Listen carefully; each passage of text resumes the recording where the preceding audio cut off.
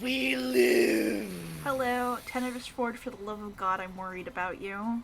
Bugs, you have spread your awful habits I'm to the sorry. youth. I'm You sorry. I'm have so influence, fucking and we sorry. never promised to be good role models, but you got people playing Fallout 4. I am so fucking You got sorry. people playing I'm Fallout so 4. fucking sorry. Thank you, Mystery Girl 803 and Punching Magoo, for following. Thank you for following. Hello, Columbo Smoking Weed. Hello, Belly Milk. Hello, Tenebris Forge. It's okay if you play Fallout 4. I'm gonna give Bugs shit for it, though. I literally, the other night, I was listening to the Too Much Future podcast again. Hey, Newt. Which Too Much Future is made by the same people who do the show Just King Things, which we're both pretty obsessed with. And the Homestick fucking made this world. valiant heroes who made Homestuck made this world. Oh my A god. podcast where one of them had never read Homestuck, and the other one had, but was also reading the entirety of was it like the Something Reddit? awful. There was something The awful. entirety of the Something Awful thread about Homestuck. Yeah. Like concurrent to where they were reading as they read it. Which hey, thank you for renewing your subs, Dax Aster, Nude After Dark, and the Gay Avery, who Thank says you. renew your subs, sir, which I enjoy. Hey, Pasu. Oh, have fun in TOTK. Oh. I've been doing some running around sewing up stuff, and Bugs mentioned this once, but I've also been finding, like, every now and then I just go, suddenly, for some reason, it's time for me to spend several days worth of playing just underground doing weird shit. Yes. Yes. It's What? time to ride a fucking skeleton horse for 8 hours. Did the stream for not fun. update? I don't know. Why are we talking about Homestuck? Oh, because it was relevant to a Bugs listening to the Range Touch producers who make the show about Homestuck. Who made it, they finished, God help them. God help them. Also do one about the Fallout series, and Bugs almost got the brain rot for Fallout 4 again. Yeah, so I had to literally turn off the podcast and listen to their other podcasts. Thank you. I'm sorry. I guess I didn't hit the done button. My apologies. Thank you for subscribing, Spare Keys. Hello. Hello. Also, someone mentioned loving the skeleton horses. I'm going to spoil exactly one thing about Tears of the Kingdom for you because it's incredibly important you know. You can feed skeleton horses apples. Uh-huh. It's so cool. They will eat carrots and apples from your hands. They will. It's if dope. you have them. It's great. It's amazing. You can't tame them permanently. But literally, I was like feeding mine apples, like as an ofrendas, kind of like. He was my buddy. I rode that horse around for a long time, and he only tried to wander off a little bit every time I got off of him. So. That's your pal. That's your pal, man. Exactly. I have one that I had one that was my buddy while I was going around hunting frogs. Oh yeah, that'll happen. The Yiga, when you upgrade it, needs Frox fangs. That shit. A few things do. Fucked up. The large fairy woman asks so much of us, and also for our money, and we go, okay. Okay. Do they immediately fall back out of their belly? No, but now I wish they did. That would be so fucking funny. Oh my god. I bet some designers literally had to debate that. Thank you, T-Stash, for Almost following. certainly. Thank you, T-Stash, for following. Yeah, well, that's the thing. There's like, it's not like there's a... Oh god, it'd be funny if like... Well, no, I can see why they didn't do this. You know how sometimes if you go through a... like a moblin or a monster camp, there's almost like a midden pile with a texture of like Oh rotted yeah. food kind of stuff. It'd be funny if one of those generated underneath the rib cage, but I could see the like, is that too close to poop? That might be too close to poop. We can't have poop. We talked can't about have this, poop. Steve. We can't have poop. We're a Nintendo game being made in modern America. We cannot have horses poop. And by the way, I have 2 card boxes with me today. Enjoy unwrapping. Oh yes, Bugs is going to be Here's opening some what card we're packs looking in the for. background. We're looking for Penguin. It's a common card. I need my boy. Holy shit, Bartolomeo's first one. Yo, my nice. boy. Bartolomeo is a minor character. No, this Perona card is super cool. Hey, it's Sanji. Ooh, nice. We are once again going to be having a One Piece night, so I hope you all are going to look forward to us talking about old men for like a while. Yay! I take notes. I make like a note of like, it's just like a skeleton of like the sequence of Who events the and fuck is information we this? need to cover. Strawberry. And it's worth noting Oh my when I make god! these. Yeah. Buggy's freak riding the lion! Oh. Jaguar! Is it the lion when it's not a motorcycle, or is it the lion when it's made up to look like a motorcycle? It's pre-motorcycle. Also, I got Ace's boyfriend from the novels, Deuce. Yeah, Ace's boyfriend who died I didn't know off he had a screen. car. No, he's still alive. He's still alive. Really? Yeah. I thought he was dead. I think he's alive. I thought the whole deal with him was that he like died tragically. No. Well, who cares? He's in the crew. We see him in Ace's Ace of Spades ship. Fucking God knows. He's definitely still important to the story and not just made for semi-non-canon side materials. He's just right over there. Yeah, he's off screen. Don't worry about it. Right over there. Hey, Don't Jinbei. worry about it. That's a good sign. Oh, but I was gonna say, hey, that works. That's on theme. You got reference. Yeah, I do. That is such a One Piece question. It kind of is. Hey, SleepyX. Also, I forget if I said thank you for following T Stash, but you get a second one. Be careful with your stash around that tea. Have you ever seen, Bugs, the special teacup designs or the special teacup lids made for gentlemen with large mustaches to literally keep their... It's like a sippy cup lid for a teacup. It's great. No, that's really scary to me. It's not really a sippy cup lid. Oh, wait! No, I have, because my papa had one! What? Okay, so... A gentleman! There's a story here. My papa, my mom's dad, had one. He went to a pool party with Bill Clinton, because it was a golf... it was a golf thing, and he was there. Did he kill him? Answer the question. And it was so cold at the pool party that he lost half his mustache. No! And he had to shave the rest off, and it never came back. Clinton! Yeah, Clinton does this fucked up. Oh, wow. Cool Kuma card. Oh, thank shit. you guys for the hype train. We do appreciate it. Don Don card. Ooh, and Sulong nice. Carrot. He lost it, it just fell off. Kind of, yeah, actually. Literally enough of a shock to hair follicles, and I'm turning and pointing at the trans men in the audience or the other trans masked people who otherwise enjoy having facial hair. It's not necessarily relegated just to being masked. There's a lot of different gender identities out there that I really respect out there. Be fucking careful! Yeah. You can end up with some unexpected patchwork. Oh man, can you ever? Ooh. Even outside of whatever random hand genetics has decided to deal you, which in my case involved my beard growing in on the left and right first. Power and abilities to you. Not in the middle. Took a little while for me to get some body in the middle, to be quite honest. I had to like good, the hippo comb them freak inwards. again. Great. Yay, doubles of hippo freak. Great. That's Does that mean you had sideburns first? No, you aren't listening. To the left and right of my chin specifically grew in hair on just the left and just the right. Not the jaw. Not the jaw line. The chin. I'm gesturing so frantically as if anyone can see to get across this Bobo the Clown ass.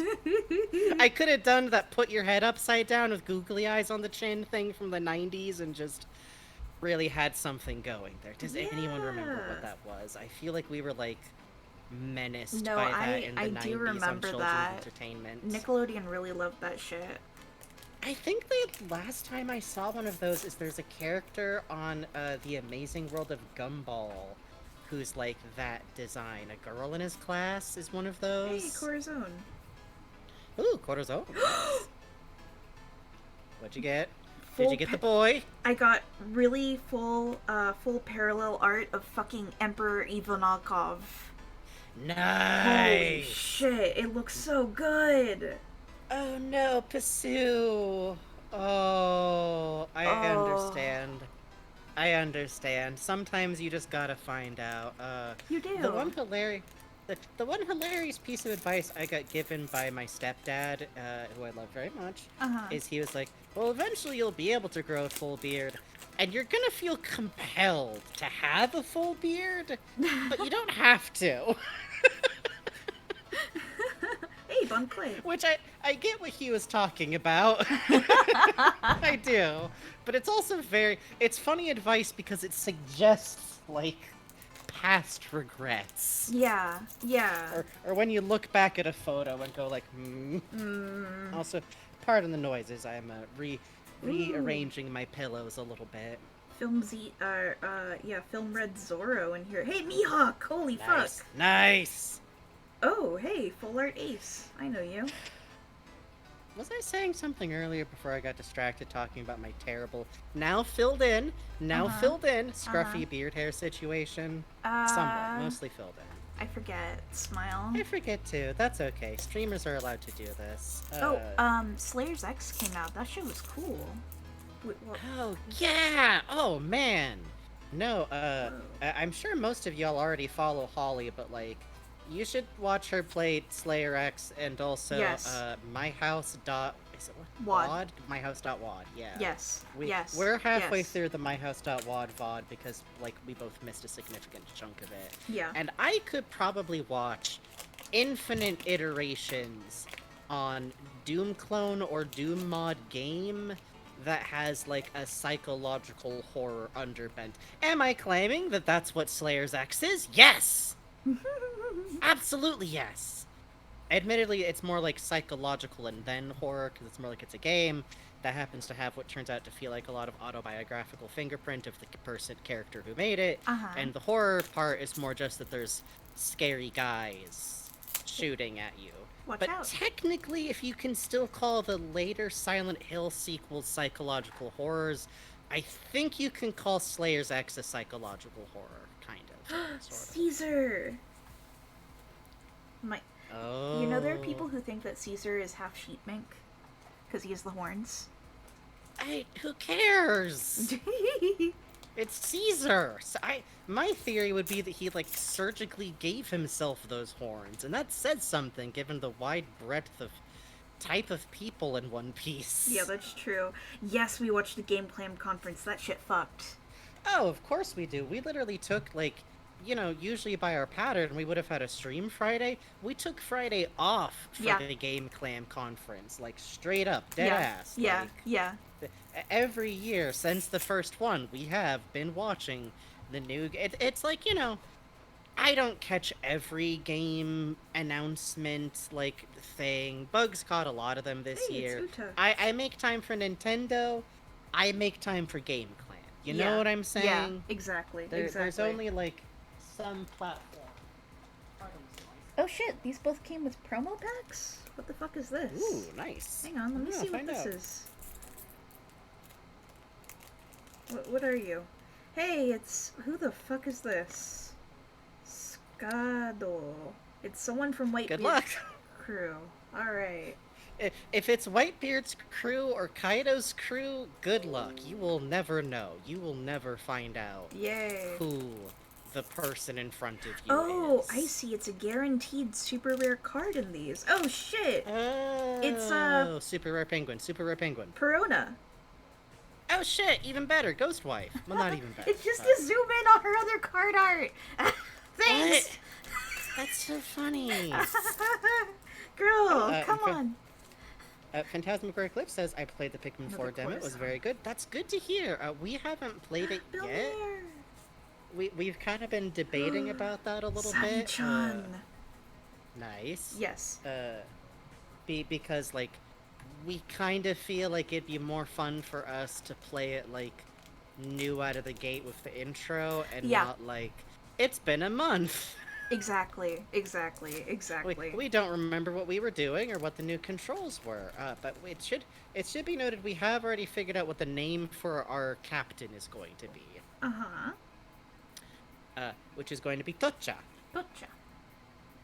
Because Bugs figured out something about Olimar's name. I saw a post about Olimar's name on Resetera that made me think. Bugs figured it out by themselves. That's so true. My brain is so big. Uh-huh. It was someone pointing out, like, oh, Olimar is Mario backwards if you look at the syllables. Mario, If you look at, Orima. like, how Mario would be spelled out in hiragana, Mario Orimar. Oh shit, it's Moria, full art, and Basil Hawkins. Let's go. Fuck yes. So chat, Orimaru, I suppose. Tocha, chatto, Chatto. smile.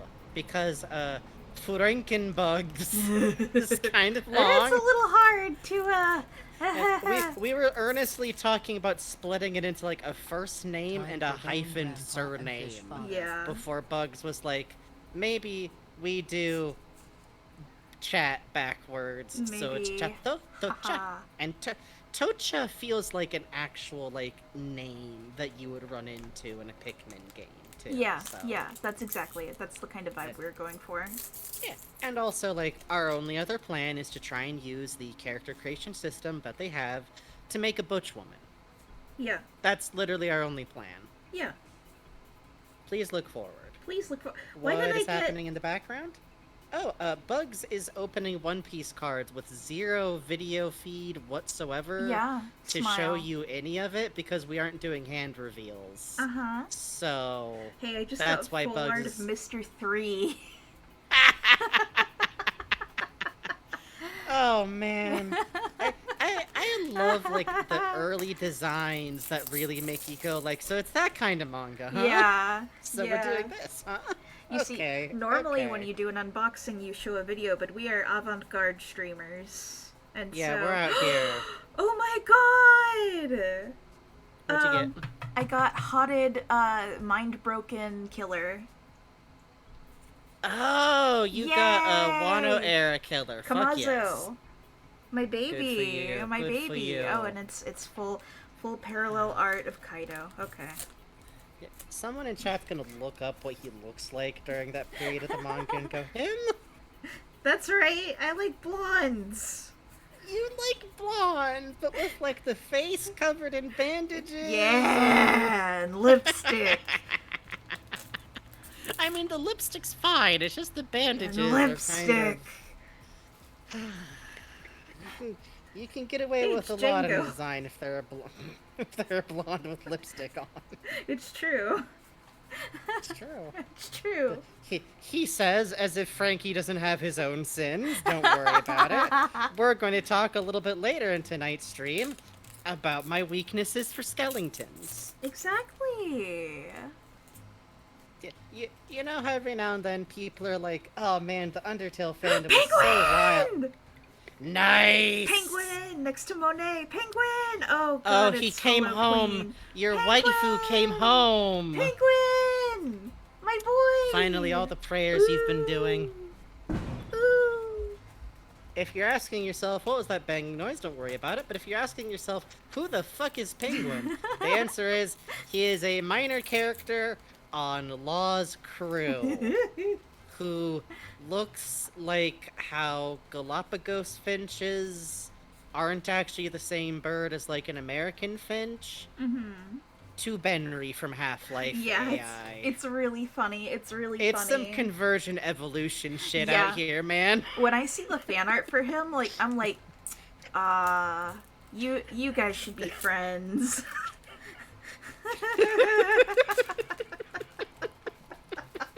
It's really good. It's really good. He has a little baby penguin on the top of his hat. He does have a little toy penguin on top of his hat, which I feel like I have to specify isn't a real penguin because it's One Piece. Yeah. So people are drawing him as a hotted anime boy. Like I said, convergent evolution to Benry. Exactly. I was there. I was there. Hey, Snail. No, hey, listen, Snail. Literally half of what our stream's purpose is to fall asleep to the soothing sound of people talking about stuff. Like, we don't advertise ourselves as like a sleep aid because we also nightmare, fuck around a lot. But you know, we do. Oh, penguin. Wait, boy. No nightmares for Snail. Nice dreams. Nice dreams. Nice oh, dreams. you're in a full wood building garage, but all of the machines make no noise, even the lathe. Kermit is there. Oh, it's so well put together. Kermit is there. Kermit's showing you how to use the lathe. Kermit so loves safely. lathe. so safely. I think actually Kermit would be the type of celebrity who has like a wood carving garage, Yeah. and you just find out about it in an interview and you're like, what do you mean Kermit the Frog is like fully able to build furniture? What do you What do mean? you mean? Why? And it's like, oh yeah, at the Fozzie Bear's like, oh yeah, Kermit made this couch. And you're like, what? Kermit feels like the type of guy where, like, as a celebrity, he'd actually have like very fulfilling hobbies. Yes, big agree.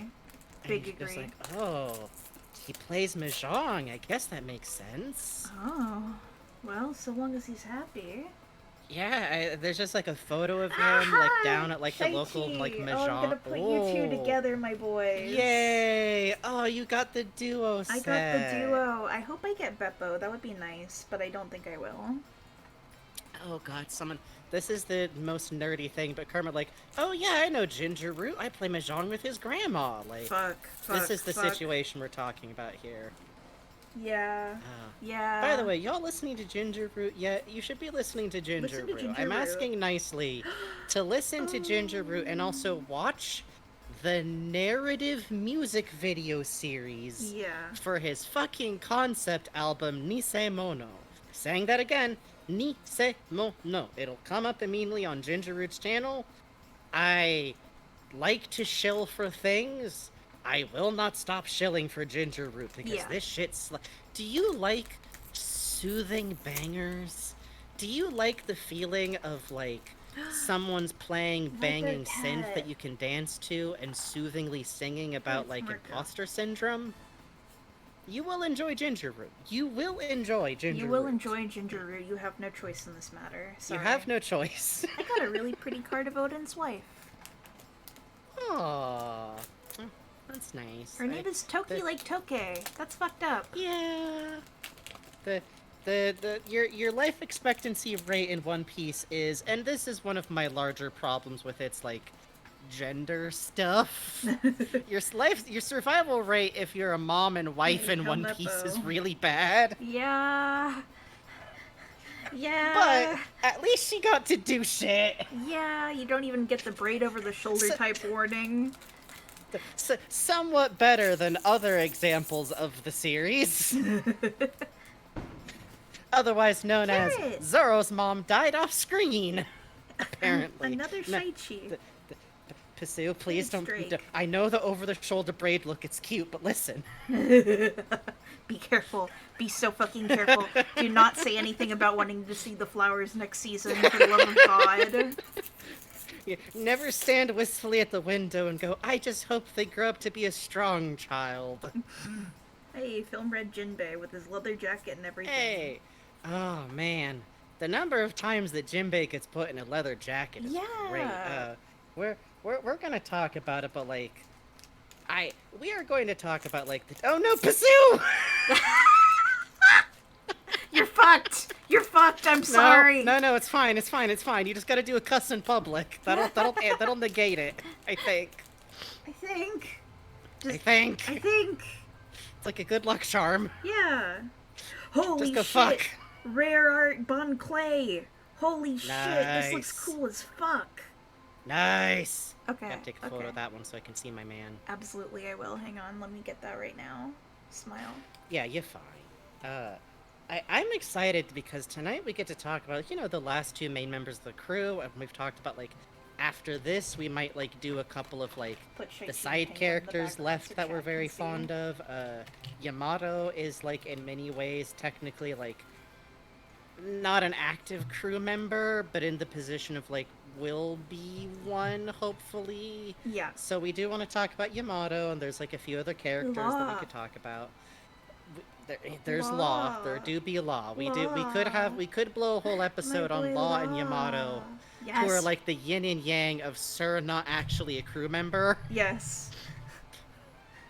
The Goofus and Gallant of not joining the crew. Goofus insists over and over again he's not joining the crew, but for some reason isn't all of the merchandise sets. Gallant is getting a Figma. Goofus but insists he after... can take on Blackbeard alone. Oh, God. Gallant has honorably decided to stay behind on his home island to stop the world government from crushing it like a fucking bug. Anyways. But after that, we might also do... We've been talking about, like, maybe doing a redo on some of the main characters for spoiler yes episodes. Because there's some shit about, like, Luffy and Zoro, Little Wallace, and God help me, Zoro doesn't have that much more spoiler. Zoro doesn't get to have plots for some reason. He just gets to look hot and, like, drink sake, and that's good. And get his family background revealed. Look at them. Their cards are connected. Look at them. Look at them. Look at them. Look at them. You have to. Now show me my man. Yeah! Oh, the prison fit, too. Right, hey! Right. It's a good look. It's a good look. But, you know, we definitely want to do a Redux episode that's spoilers yes about, say, like, Killer! Sanji. Killer with his boobs out. Let's go. Please continue. But we also might do, it might be that what we do is have Doodle and Infodump episodes where we talk about, like, specific arcs. Because, like, we could do a whole cake arc instead of, like, a Sanji Redux arc, and we could do, like... Well, for Luffy, I think we should still do a Redux, just because, like, Luffy's the main character of the manga. Yeah. And a lot of what I'd want to talk about is spread out over, like, you know, there's Wano, but, like, there's some... Oh, you want to see him? But anyways. Yeah, show the nice people killer. Okay, hang on. Point being, I'm excited because I want to talk about old men, but also, after old men, we still have plans. Yeah, I'm sorry. Because we're like this. You will continue to eat One Piece until morale improves. You will. The One Piece will continue until question mark. Thank you so much. We got a donation? What we get? Actually, oh man, I am very remiss. Hang on. We can, but no, that's actually now's a good time to talk about it. Honeyed Rat tipped before stream $20.23. Yes. I'm still off trudging through One Piece, though that has been postponed in favor of getting scared by House of Leaves. Oh, we've been talking about reading that. I've literally ordered my copy of House of Leaves because I found a local bookstore that would let me buy from them online and ship it to me. Hell yeah. So fuck yes. My request to get less scared. Brooke in his main squeeze, Yorkie. Perhaps Brooke in Yorkie's lap. Comedic, not horny, funny, goofy. Which is a good play. I'll redo this again when I, like, rattle off the rules for the donations later. Don't mind that. I technically have a stutter. I just got voice trained out of it when I was... Thank you for following, Al Boxes. When I explain the rules later, I'll cover this. But when we say no horny requests... there's an acceptable threshold. It's mostly just, like, no, like, Nami figurine glue gun incident. Yeah. Or, like, you know, probably we can't, like, draw Jinbei in a bikini. Probably. Oh, I'll draw that. Maybe. I don't care. I'll draw that. Okay, the threshold has been set at bikini. Good, honest, clean bikini. A Brooke in a bikini also would be very good. I am going to talk at some point about the fact that Brooke has a lot of his pelvis bone just out. Good for him. Good for him. Also, thank you, Robot Rock You tipped $10. Says, could you do your choice of either Brooke or Jinbei smoking a pipe? Yes, absolutely. I like your vibe. That brings us to 30. You know, if Brooke smokes, he does the, like, smoke billowing out of, like, the skull a little bit. I like the outburst in chat of, it is kind of just out there, and them hips don't lie. Listen, I love Brooke, but those hips are very narrow. I do think they actually lie. I do. Admittedly, I don't know if Shakira was talking about the motion of her hips, or, like, the general size, shape. If it's motion, yes, I do think Brooke can probably dance like a motherfucker. It's Nice. Momonosuke. Ooh. Ooh, baby. But if we're talking shapeliness, I love Brooke very much. Even in life, he was kind of shaped like a hat rack. We love him for it. Legs, though. Legs, though. Theme of Brooke not having hips. Very sad. Please cry now. Cry for his pants shopping expenditures. Oh shit, Newt. Fuck yes. Oh, that rules. Newt says, to read off for those watching the VODs, oh, BTW, inspired by these streams, I've now started rewatching One Piece with the German dub, and I'm taking notes on the specific nicknames and insults Sanji throws around. Please note that he gets really creative with Zoro specifically. There is literally, like, fan-maintained... Oh, what'd you get? A full art of King, and he's looking hot with it, Frankie. Whoa. That's Yamato's mommy. Like... No, we were talking not like that. Like, I'm looking at the audience. We've been talking about, like... So, a funny thing in One Piece is that some characters, like, who their mom is somehow just, like, isn't discussed at all. Yeah. But just in terms of relationship, King, who is Kaido's, like, right-hand man... Left-hand, is right-hand also his man, left-hand his silly man, rabbit. is also his silly rabbit. Does he call you that? No. So when we say that, we mean, like, that's Yamato's other dad, who's also terrible. They did a sitting corpse figure of him, which is awesome, but they made him white. Oh, best friend Mothman. If Jinbei Bikini is on the table. Best friend Mothman. Tipped $15. We're now at $45, Frankie. Yay. If Jinbei Bikini is on the table, holy shit! If Jinbei Bikini is on the table, May I please request a cute cuddly Brooke / Jinba? Maybe It is, apparently. yes. Thank you, Owl Boxes, who tipped $15. We're now at $60. Who says hello? Oh, no. May I please request a cute, cuddly Brooke and Jinbei, maybe drinking tea together? Yes, absolutely. Thank you. Yes. See, this is literally what we're here for. I have notes in my note list. The scam's working. I'm getting paid to draw One Piece. You're getting paid to draw old man yaoi. Are you kidding me? Yaoi. Yaoi. I don't care. Anyways, you should know that not only are my notes pretty extensive because there's a lot of history for each of these two characters. Like, my bullet point does, like, Roman numerals, and Brooks gets down to fucking IVII. Garp! Capital Oh, shit. Oh, shit. Hotted And- Garp? Kinda hotted. Attempt to be hotted art of Buggy's guy with the bangs and the green hair. Whoa, Really good. That's a rough sell. Hey, Strawberry Lemonade Gate, good luck on art fight stuff. Remember to pace yourself. Okay, last And pack. also, if you're doing... Also, okay, if anyone in our audience is doing art fight, obviously I can't tell you what to do. Have fun, chase your bliss. Find one kid with, like, a very honest-ass OC and draw them something nice. Mm-hmm. Like a sparkle dog, themself but in raver pants. Like... to be clear, I did that last one, so I'm that's sorry, where I drew opened that the last from. pack and there's another fucking penguin in here. Yay! Yay! Oh, and It a really rare Doflamingo card and art of hotted guy with shrimp on his head, Kyoshiro.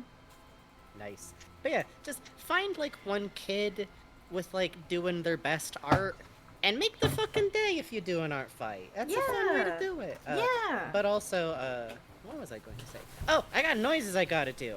For anyone new to our channel, I'll explain more about this later. Oh, wait, I remember what I was going to say. My notes literally end with my thesis on shipping Brooke and Jinbei. Is it just putting two of the hot characters together that are in kind of proximity? Yes. But I've made less work. That's true. I've made less work. That's true. That's true. That's true. Alright, what's our total up to right now before... Should I do it after our intro? After I explain the noises, maybe? Yeah, explain the noises and then do them. We're at $60.23. Jesus Christ, thank you all so much. We're already at a good start here. Well, it is also 9:05. Bugs, you ready to roll us over? Oh, yes. Yeah.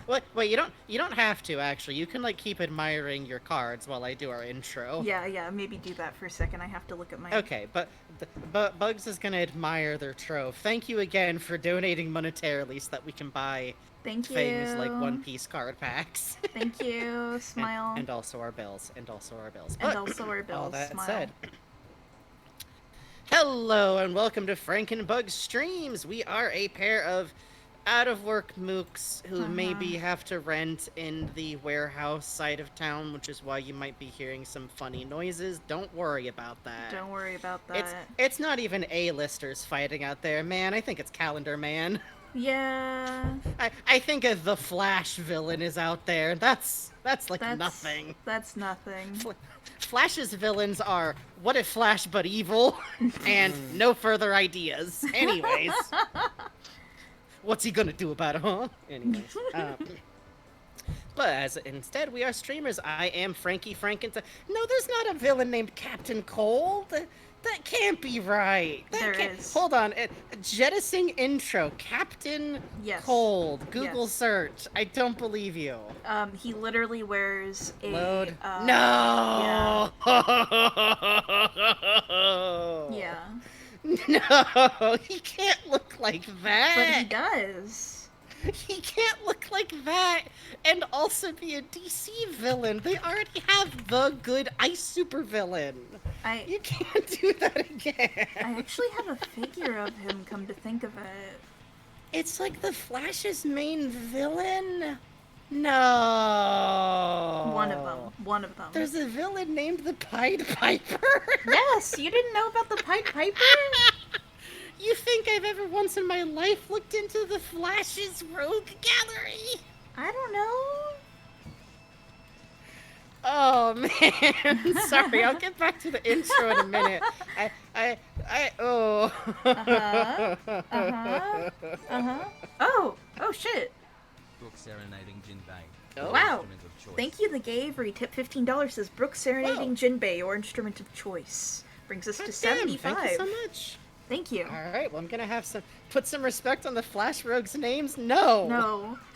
I'm the Fantastic Four fan. I'm allowed. If your threshold falls below the coolness rating of Doctor Doom or God help me, the Prince of fucking Atlantis, oh man, something's gone wrong. Also, hey, call us, anyways. No. Listen, I'm not... I would... Okay, obviously a villain whose main goal is wanting to steal someone else's girlfriend usually sucks. But it's from Reed Richards. I'm on Namor's side. Come on, girl. Girl, come on. Anyways, that being said... sorry. Got authentically distracted by Captain Cold. Focus. I wonder why we don't get work in the supervillain community. Can't imagine why. Anyways, hello, I'm Friendly Frankenstein. I am the co-host person who talks the most. Probably not, but also by volume. Listen, I know what my problem is. I'm the person who's looking over the chat. I am also a voice actor and, writer, I think. Yeah, no, right, I've been doing script work, right, also. I do, I think. I just forget because I keep forgetting to update any of my fan fictions. And I'm funny on Twitter or these days Tumblr. Please join Tumblr, please. Please join Tumblr. It's fun there. It's fun here. Honest. I'm sweeping behind me the asks you will get if you don't curate your experience. Don't worry about it. Don't worry about it. And with me, as always, actually running OBS and who will be doing all of the art tonight and was opening all of the cards, is Faceful of Bugs, aka Bugs, aka Gooster Bold on Tumblr with the cool art where you can go see it and it looks nice. Hi. They are the person who runs most of the back-end stuff, which is why, in return, I hold a big funny hammer directly over chat at all times. Speaking of which, if you're gonna be here part of chat, please remember to follow the rules. The rules in brief are: don't be a shithead, don't be rude, don't use chat instead of a therapist, never argue with us, we're always right, because we're the streamers, and also, to be entirely honest, we're both AFAB trans people. Bugs is gender neutral, they, them. I'm a man, but queer. Imitating an old white woman in conversation. You never call. What's a mother supposed to think? I'm that kind of man, like man, but like gay. That's my gender. I think you're allowed to do that, right? Yeah. Anyways, because of that, we've both kind of punched our tickets on people assuming they know things that we know a lot about more than we do. However, for tonight, I may occasionally be very open to people filling in details I may have forgotten about Jinbei's 3 fucking arcs. Yeah. Before he joins the crew. King. Jesus Christ. Oh yeah, happy Disability Pride Month, BTW. Yeah. Don't forget to use this month to support disabled people, including those with invisible conditions, but also especially those with physical disabilities who often get left behind when the conversation tends to be a lot about mental disabilities, and also, let's be real, usually the cute ones. If you don't support people with psychosis or BPD or bipolar disorder, I will get you and steal something from your house. Anyways. Folks is always alright by me, okay? That being said, other rules. Don't remember to talk with us about what we're talking about, somewhat on subject, unless we're on break, or it's kind of the winding down parts of the night, or, within reason. Conversations should go, you can have some interactions, but if you're having, like, an entire side conversation, you may be asked to move it to DMs or to a private locale of some kind. Be safe on the internet. Otherwise, if you get bopped for any kind of infraction or because we think it's funny, we don't need you to apologize and excuse yourself and explain what was going on. Just rejoin chat. It's okay to do this. I think the music's a little quiet. Oh yeah, it is. Sorry. Or maybe just this song. You got Stardew Valley Winter on here or something?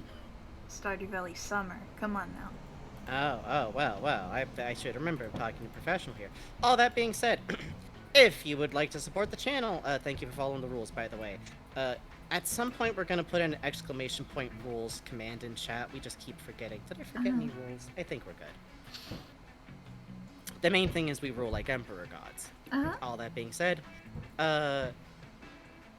if you'd like to support the channel, you can do so either via subscribing, which we do appreciate, but more importantly, you can donate. Tonight especially, because donations on any given night will get you funny noises. I have access to many funny noises. All donations are cumulative. So every $5 total we get donated, you get funny horn. Every $20 donated, you get funny jingler, which is this thing. It's not haunted. It's not haunted. It's not haunted. It's not haunted. It's not. Honest. Just looks haunted. Every $30, you get the Wiggler, aka the Flexitone. Which might sound a little bit like a rattle your bones kind of thing. If we reach $60, which tonight we have, thank you guys so much already. Thank you. You get the slide whistle, which I'll be doing a full performance of in just a moment. And if we make it to $100, which could very well happen tonight, very scary, I will play the worst, most baffling kazoo you've ever seen. Oh shit. If there's a more fucked kazoo, I'd like to see it. Genuinely. Thank you, Anonymous, who tipped $10 but didn't leave a comment. Anonymous, shit. if that's you, let us know. Yeah, if anyone's anonymous, that was your donation, let us know if there's something you'd like to draw to that. If you genuinely didn't mean to, that's fine too. But thank you so much. With that being said, tonight, if you would like to, you can also donate, and you will receive, if you donate a minimum of $10. Can you please draw Baby 5? Maybe with kind of a dumb or silly weapon I just hear, You're so good for this, Emma. Emma Hart tipped $20 and said, "Can you please draw Baby 5? Maybe with a dumb or silly weapon transformation, thank you." You understand. You understand. You accidentally blind picked one of Bugs' waifus. You win the jackpot. You did. Hooray! But that's a good way to say you can donate either a minimum of 10 or a minimum of 20, which I will explain in just a second, because tonight is Infodump and Doodle night, which is the night where we tell you a lot about something, usually specific characters, of whatever the hell the thing is we've done. I think we used to call these, like, character deep dives until we realized we could use money. Yeah. Smile. That's the one thing we could kind of use money. Which, thank you again so much for all of your kindness. The rules for donating to get a doodle are... I'm thrilled she's the one I love best after Robin. She's so good as the Thing. She is. I literally have a screen cap of her turning into a knife that I like to keep to hand when I try to recommend people, like, read One Piece. Because I think it's funny to go, also this happens. Yeah, it's good. It's good. It's good. It's very good. Here are the rules. A $10 minimum donation allows you to request one specific doodle. In this case, on the theme of involving either Brooke or Jinbei, or both. Other members of the Straw Hats or someone Bugs can quickly draw are also okay at the $10 minimum donation. And to not be coy, Bugs can fire off a law or a Corazon, but like real fast is what I am saying here. I'm saying if you want a law, I'm not charging you $20 fucking to make Bugs draw a law is what I'm saying here. Because if you'd like to get a drawing of a character who we'd have to look up on the wiki, or isn't one that Bugs can fire off as quickly, basically, it's $20. Thank you for understanding. Smile. You'll get your Blobo. You will. You'll get your Blobo. Don't you worry. Don't you worry. No refunds or revisions. We reserve the right to Jesus Christ. We refuse the right to reserve a request. Great. We reserve the right to refuse a request for any reason. This is a donation with a doodle request as a thank you, not a extended commission, which is to say you're getting like a quick pencil drawing, and if someone submits like, I want Aka Inu ripping off Ace's head, we get to go, no. If you go, I want all of the main characters doing a can-can dance, we get to go, no. You go, I want Marco making out with Ace, we go, no. And Banny from chat, he's like 10 years older than Ace, guys, Jesus. Nah, 20 years older, goddamn. Jesus, really? Yeah, he's like 40. Rough. Yeah. I was gonna say, wait, actually maybe 10 is fine if they are both adults. No, Anyways. Frankie, speaking of which, nothing too horny, nothing shitty, nothing too complicated involved. The horny cutoff is bikini. We have decided this, apparently. Yes. If someone could perform an action on Twitch's front page, but they're in a hot tub, so it's fine, it's probably fine here. Just... Please look forward to Jinbei licking a microphone ASMR. No! Anyways, nothing too complicated involved in respect to the spirit of cheap sketch requests, and that goes for when you're not watching this stream, too. Never go up to someone going like, hey, emergency commissions, they're like $15, and go, can you draw my D&D OC? In their chainmail cape, it has runes on the bottom. Never do that. Never do that. Like, you can get your D&D OC if you have good visual reference, but, like, maybe be like, hey, I want them wearing a simple outfit, you know? Have, like, an alternate sketch sheet. But they have the Crown of Kings and a special gauntlet that they never take. No! Stop! Anyways. We're flexible. I'm the commission bouncer, so I've been given permission to be mean. Bugs isn't being mean. The artist isn't being mean. They're not who's doing this to you. That's right. I am. Look at me. Don't look at the artist. Don't look at the pictures I came in with. Hey.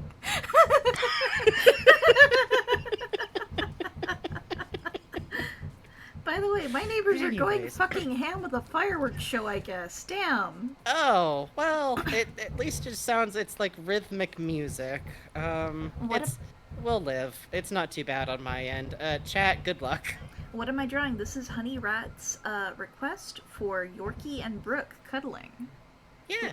Which final thing from the rules? Oh, we'll get into who's Yorkie.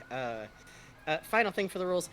We appreciate your support. We're flexible. If you can't donate, don't. Never, like, overextend the amount of money you're spending on us. We're funny streamers. But thank you so much for your support. Bugs, if we run out of commissions, that just means Bugs gets to freestyle for a little bit while we chat. And now I'm going to fire off all the noises that you guys already bought, and then we'll start talking about old men and explain who Yorkie is. Frankie, we are at $105. What's our total? Jesus H. Christ. I know. All right, let's go, baby. So that's going to be, let's see, 1, 2, 3, 4, 5, 6, 7, 8, 9, 10. I got my window open, too, so good luck, the neighbors. I'll close that in a minute. At least it's Saturday, so it's, like, somewhat okay. So that's 10 of each, and then I owe a couple of slide whistles, actually. I think No, just one, sorry. If we get, like, another $20, I'll owe you guys another one. I'll do the slide whistle after one of these, then. Oh, that was a good one. I like that. Yeah. That was loud. These, and then... Yeah, sorry, that's how they are.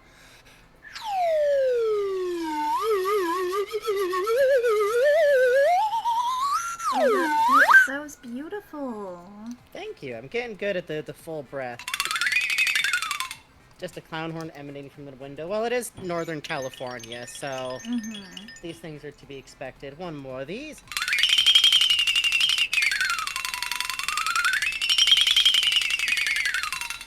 Sorry about the noise level bugs. It's okay. Just rattling bugs around in a jar. It's so sad, but I need the money, so it's fine. More of these. And now, I think there's only one song I can do, considering the subject for tonight.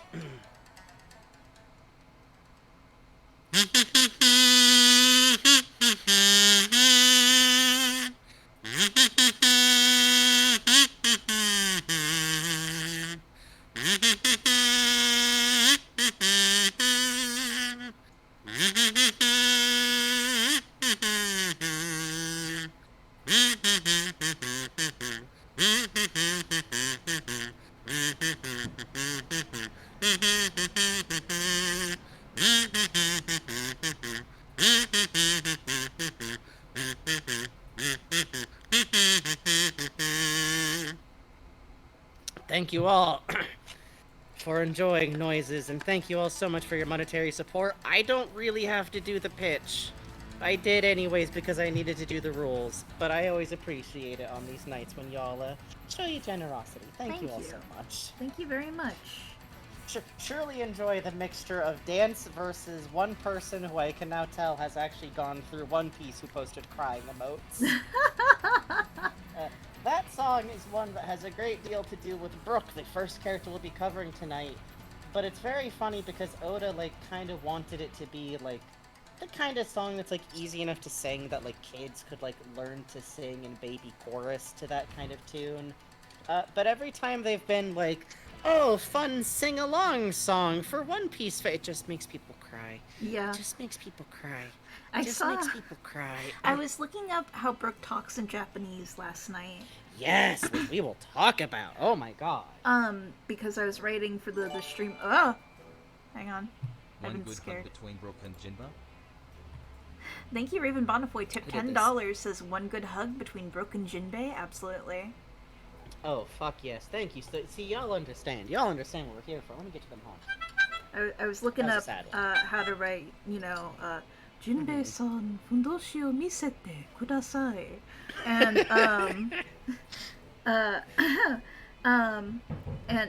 they did a, Brooke is the new character in One Piece. Come to the Pirates Cafe and watch Brooke play live. And it's him playing Binks Brew in the middle of this restaurant while the patrons are all just kind of like eating like, Experience existential sadness. Yeah. I wonder if that's part of why Oda gave him, like, a new fun song after the time skip. I wonder. Yeah, so Brooke is, maybe the saddest backstory ever of the Straw Hats. And when I say that, that's not like, oh, everyone else has normal childhoods. No, you guys have been here watching this. And if you've read One Piece, you're, like, mentally holding up, like, well, Sanji. And, like, admittedly, we don't know a lot about how Brooke's childhood went down. I have theories. But just from what we do know, it's a lot. So, let me get out my notes while Bugs draws. Thank you all so much for coming tonight. Enjoy autism. Enjoy. We're autistic. SpongeBob holding his hands up under the truck shadow meme. Enjoy refreshing, cool, straight from the tap autism. Thank you. Yes, basically. So, a general introduction. It should be noted Brooke and Jimbei were returning back to separate halves of the night kind of format. Mm-hmm. God help me, I think that means I have until midnight to get through Brooke's story. Oh no, we might have to do 2 streams. That would be horrible. I would hate to draw one but it would piece be more an than uneven that. amount Fuck. of like a Oh thing. no, Okay, fuck. Sassy, okay. Brooke is a tall, musically talented 8 to 9 foot. Okay, Mm-hmm. I'm holding up a hand really early here.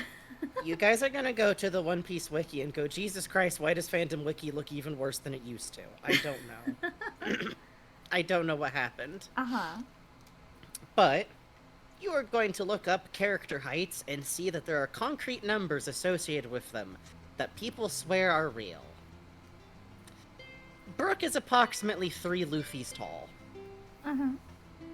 And I think that is the easiest way to put... Yeah, I guess 2 Luffys tall, technically. He is the tallest crew member. And he is what I would say is, like, a good rule marker for, like, how tall anyone is. Mm-hmm. Is, are they taller than Brooke? You might Yeah. be surprised. You might be surprised. You might be a little bit, taken off guard. Because he's very tall. He very wears a tall. funny hat. He's a skeleton. Mm-hmm. He speaks in such, and this is something that, like, doesn't necessarily hold through to the English translation, just because if it did, there wouldn't be enough speech bubble space for it, and Yeah. also Japanese just has, you know, if you're familiar with language, Japanese has much more structured levels of politeness. English does too, like American English does, but it's not quite as codified, direct, and to be quite honest, concise to put out. Like, I was goofing on tonight's alert on trying to, like, mimic Brooke type speech. It takes some doing. But he speaks in such a refined, polite manner that it kind of loops back around to ridiculous. Especially because sometimes he just says very ridiculous things. But, like, we're talking full on, like, my good man, do excuse me, but if I could have the pleasure of speaking with you, I would be very much honored and humbled to do so. Levels of, like, politeness in Japanese. So much so that it actually kind of indicates, would you say that it loops all the way around to, like, maybe indicating a foreigner? Yeah. I would suggest so. I'm not sure if that's intended, but in modern Japanese, like, it's very common for, like, someone speaking a specific level of politeness to mean they learned the language. Yeah. Because it's taught by default. Like, Yeah. like, I'm learning Duolingo, and I'm learning the full, like, tabe masu, like, Yeah. Instead of level of politeness. tabe. Yeah, Yeah. tabe instead of just, like, eating a tabe masu, which And is every good. You sentence do want to with speak des. politely. Yeah. Every sentence has the full des. It does. Honest, for real. Yeah. Honest. No, nobody ever No. leaves that off. No one would ever do that. You're not going to be left lost by actual casual conversation at all. No. No. Albox says, I've been taking Japanese lessons in the last few months. Hey, good for you. Me too. I'm Hell yeah. climbing my way through. Defeating the owl in combat. And soon as I could get a better understanding of Brooke, I was like, wow, he is so polite. Yes. Yeah. Hilariously so. Does he occasionally use that sense of politeness to ask to see panties? Yes. Yeah. It's maybe the one holdover of this manga being 20 years old. I will say this, he only ever does it once, to adults, and I think he's just goofing. It's still dumb and bad, and I wish it didn't happen, but it doesn't happen constantly. It's one not of those on the scale of lovable anime sex criminals. We are well under the Moroku middle scale. Yeah. And if you're thinking to yourself, the Moroku middle scale, isn't that the guy who from Inuyasha who asked every girl he meets if they would bear his children? Yeah, that's a 5 on this scale, homie. Yeah. The scale goes places. Dark places. Dark places. Sanji fans in shambles. Technically, Sanji and Brooke are on the same level, which is like a 1 or a 2. the scale is bad. The scale needs to be recalibrated. A little. A little. Anyways, that being said, you have to talk about these things. Hey, good night, Senator Bob. We'll see you. Good night, Senator Rob. Anyways, Brooke has a combination personality that I find very fascinating. He is gentle, thoughtful, refined. He is heavy with grief, but he's also the most ridiculous, joke-cracking, like, goofy, giddy member of the crew in a lot of ways. Yeah. Like, he speaks super politely. He uses it to say silly things. He is a refined, tea-drinking gentleman. He does dumb physical gags based on being a skeleton puns. Yes. He literally sometimes just says a bad pun and punctuates it with skull joke. Like, yes. We're gonna talk a little bit about why he might be like that, but it is worth noting that even when he was alive, we see that as, like, I think he was actually, like, first mate on the crew fairly officially. He would wake up the rest of the crew by, like, kicking in the door. Hey, thanks for following me, Lord 465. A lordship has come. All rise. Anyways. Sorry, my parents worked at the Ren Fair. Every now, it's genetic, comes out of you. It's hard to, it's like an accent. When Brooke was alive, he'd kick in the door and wake everyone up by playing a really rowdy song as loud as possible. And they're like, oh my god, stop, dude. Please, why? And he's like, oh, white handkerchief. Look out, there's a squid. Look out, there's a squid. It's very, very good. But it is worth noting that, like, he is an experienced pirate who, before he was a pirate, was a soldier, like a high-ranking soldier in an army. I think kind of like a royal army is what it's implied. Well, no, outright stated, sorry. He captained a ship. He served on a ship. He has a breadth of experience that, like, really most of the crew, besides the other character we're going to be talking about, Jimbei, like, he has served as a pirate, and he has a lot of experience and knowledge, which I think is really fun to add, because, like, other than him, the main person with experience is, like, Robin, in terms of, like, being a captain, or, I mean, sorry, being a pirate, but, like, she doesn't have experience being a leader, or even really being part of, like, trustworthy crews. Brooke had a crew. And if you're saying, boy, you sure keep using the past tense a lot, well, come along with me, my friends. Thank you, Honeyed Rat. Thank you so much, Honeyed Rat. This extremely rules. Ooh. Ooh. Oh, you forgot his little... Oh, I guess the pearl is on the other side. The pearl string. Oh, no, I have it right here. Oh, you're right. Sorry. Glasses are muddy. Anyways. Sorry, I just love that Brooke, when he was alive, had a gay little pearl string to keep his fucking glasses on. Jesus Christ. Absolute king shit. Let me emphasize that a little more, actually. King shit. So before we talk about Brooke, I gotta back up and talk about a whale. Yeah. Which is a great statement, and why One Piece is the greatest manga ever made. Not like why, but you understand. So, back when the crew, which is the original crew that came from East Blue, which is Luffy, Zoro, Nami, Usopp, and Sanji, came onto the Grand Line, which is really fascinating because the way you get onto the Grand Line is, like, you have to take water that is pressured to go up a mountain through this, like, narrow stone hallway into the Grand Line. So literally, if you want onto the Grand Line, you gotta do some, like, your driving test is taking you through a tunnel that has construction in it, kind of like... Yeah. Pinball alley type shit. Did your parents ever call that kind of, like, concrete stop, put up a pinball alley road, or is that just my parent? Yeah, I've never heard that term before in my life, but that's it's a amazing. Good one. Pinball that's alley. Good. That's good. Start using it. Confuse your children. Okay. When they get off the Grand Line, literally the first thing that happens is that they almost run full speed into a giant fucking whale.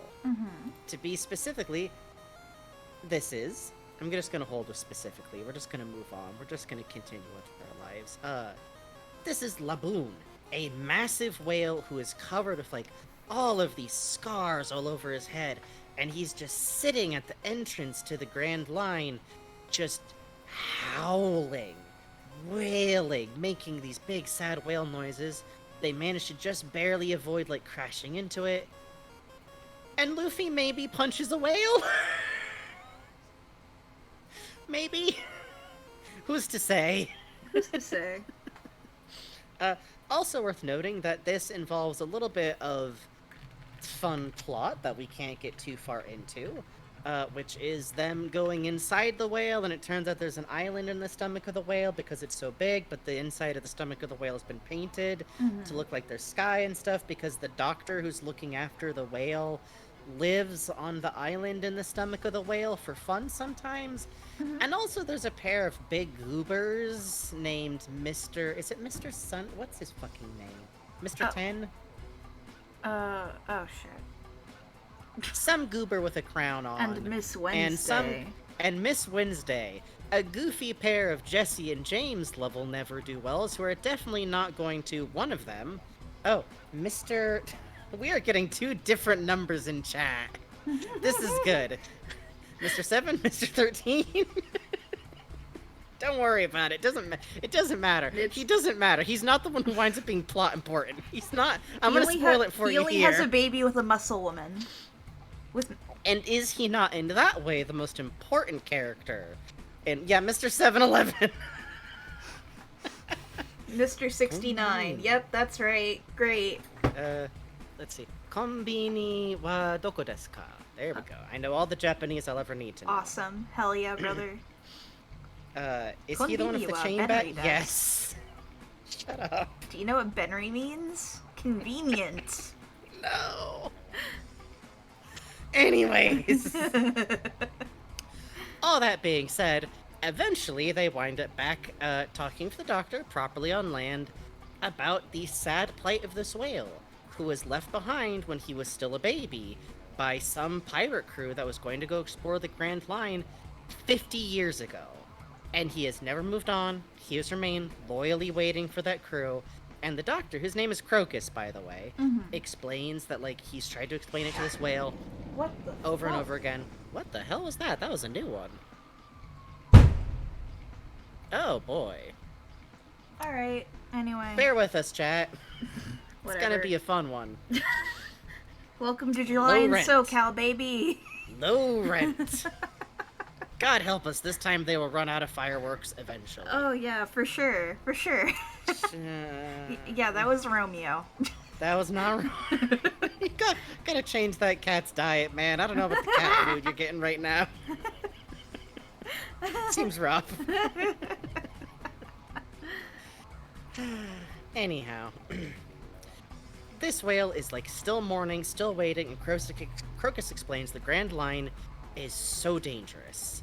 It is almost certain that those pirates either died or they abandoned their quest and left the Grand Line via the Calm Belt, which people do in desperate times. The Calm Belt, by the way, is the completely still, no current having band populated by giant sea monsters that surrounds the very narrow amount of ocean that is the Grand Line. Those of you who know anything about currents, don't worry about it. Yeah, don't worry about it. Don't worry about it. It's fine. It's fine. It's probably not artificially generated in some way. It's fine.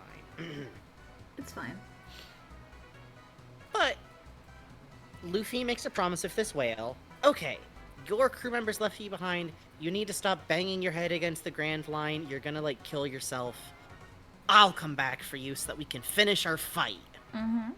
And to show the promise between them, Luffy paints the Straw Hat's pirate flag on the whale, which, unfortunately, Luffy is bad at drawing, so it doesn't look...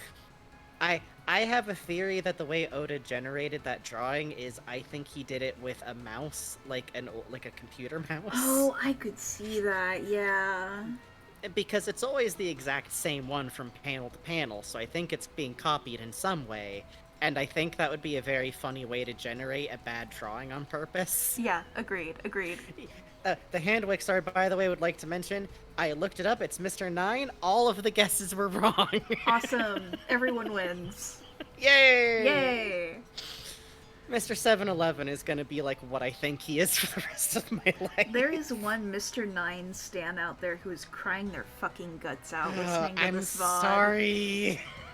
He's still alive. Yeah, he had a baby with a muscle woman. He had a baby. He had a baby with the one hotted muscle woman who exists in One Piece. He won.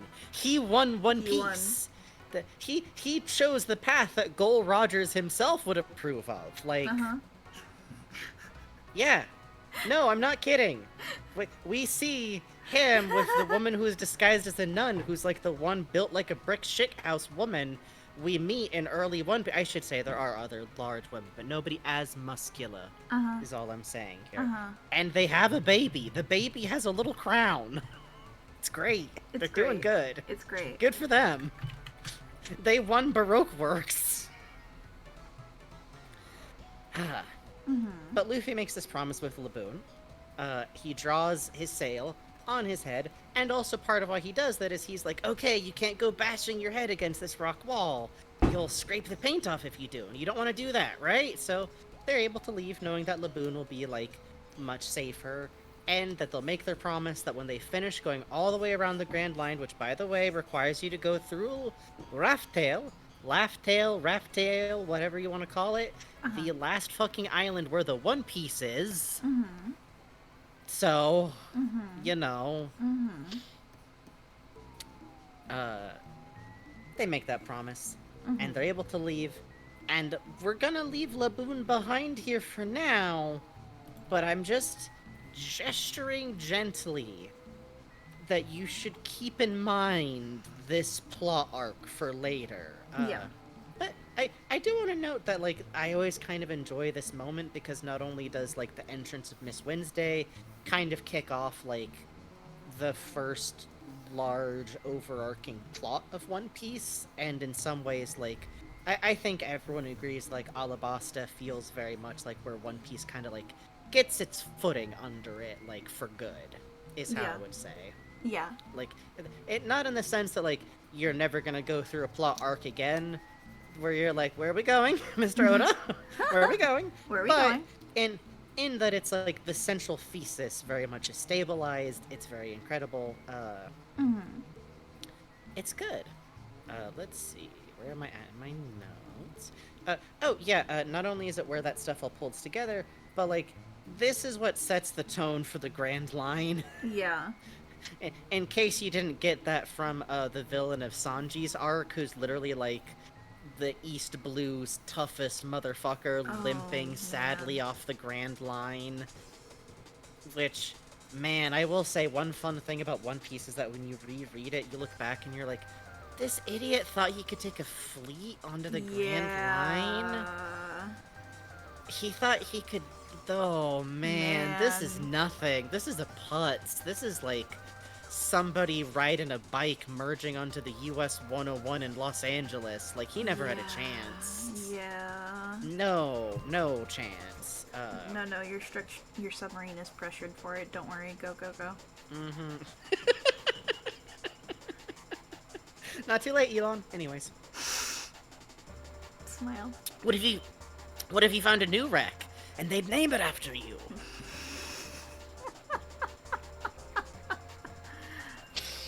Anyways. Go to the Mariana Trench, please. Please. We'll name it after you. Go. So, to now kind of, funnily enough, kind of pick back up where we left off last time after the end of Frankie and Robin's bit, I want to point out that when we first learn about, not Brook exactly, but where we're going, is actually the end of Water 7. Kokone specifically warns the crew that, their next... Kokoro. Grandma Coco. Help. On their way to the next place on their log post, which is, by the way, Merman Island. They're not getting to Merman Island for a hot second. I'll tell you right now. No, not for a little bit. Hey, random 00 factor, so are we. I am here for the old men. We have some hot men's to be drawing. You know what? I'm gonna shorten Brook's jaw here, actually. I'm a little too papyrusing. I think you're allowed to. Yeah, there it is. I was papyrusing him. The muscle memory, the muscle memory. It's no good. That's true. His skull isn't that long, but just to fuck you up, it is a little bit long. It like, is just enough to mess you up. Yeah. Yeah. Anyway, we'll talk. My apologies. We'll talk about our love of skeletons. Uh-huh. No, listen. It's our stream. If we want to stop and talk about you actually drawing, I think that makes sense. What? No. I know. On their way there, they are going to have to pass through a place called the Florian Triangle, where ships pass through intense fog and wind up with their crews missing, and there are reports of ships crewed by the dead. And Luffy's immediate response is, I get to meet a living skeleton? Yes, actually. Yeah, actually. Yeah, actually. Which is great, because when he says that, I think Zoro is like, how the fuck is that what you got out of this conversation? But we do get to chalk that up on another case of characters in One Piece having clairvoyance, which definitely isn't just Oda thinks it's funny for children if there's, like, comedic ironies. No, clairvoyance. Clearly. For some reason. I do think we have a case with Usopp, though. There's something... We're gonna find out Sniper Island is real, man. A little. But also, literally my notes here say, look silently at audience, next bullet point, the gang meets a living skeleton. And you know what? Good for him. Fuck. Tenebrous Forge says, Luffy got hit with the dodgeball of prophecy there while it was still bouncing off of Usopp. Fuck. That's actually a really good way to put it. Yeah, I approve of that. Yeah, that's good. So, I mostly detailed this bit out a little bit because the next arc, Thriller Bark, is like Brooks. I feel like Brook is almost like the last character who gets a like almost East Blue Romance Dawn, like the arc is Brook's introduction and kind of focus. Yeah. I suspect that maybe at the time Oda was going, oh hey, I'm like 35 now. Oh, fuck. I don't actually know how old he was when he introduced Brook, but every now and then you can see him like, okay, I gotta focus a little. Yeah. And then he went, but what is Jinbei? Please enjoy By the the way, egghead looks arc. like what if I introduced a hotted sumo wrestler looking guy? Yeah, and what I gave him like 3 different arcs. He is right for this, is the problem. I can't say he's wrong for this. Like, no, they're gonna pull up to Sniper Island and there's not gonna be a fake Usopp. There's gonna be a statue of the fucking Sniper King, real historical figure. Yeah. Who like sailed with Joy Boy. Like, yeah. It's gonna be some shit, man. Yeah. They're gonna go to the Island of the Giants and find out, like, but once this island was known by a different name. Sniper, you know? Like, yeah, he's gonna show up to Elfab and like, and this is the Sniper King who is 9 feet tall. You okay, Usopp? I'm gonna get every disease I ever talked about. I think I have pox. What kind? Pox! Chopper voice, except these are drawn on. Anyhow. So, here is how this arc opens, just because I think it's very fun. Please forgive me if I went into too much detail on my notes, but it's fucking One Piece. It's fucking It's One really Piece. hard. Help. Zoro, I'm just highlighting it's Zoro because this cracks me up, spots a random fucking barrel on the ocean, which I must assume may have at one point smelled like sake. This is it looks like an offering to the gods barrel, which I think Nami is who explains, like maybe her and Robin, because they're like the most versed in this kind of stuff, about like, oh yeah, it's a barrel which has a sign on it that says like to the sea gods, and it's a barrel of like alcohol that you set adrift as like good luck, but it's okay to drink the alcohol as long as you replace it with new alcohol. Like, oh, it's aged, and they open it, and a fucking flare goes off because it's a fucking trap.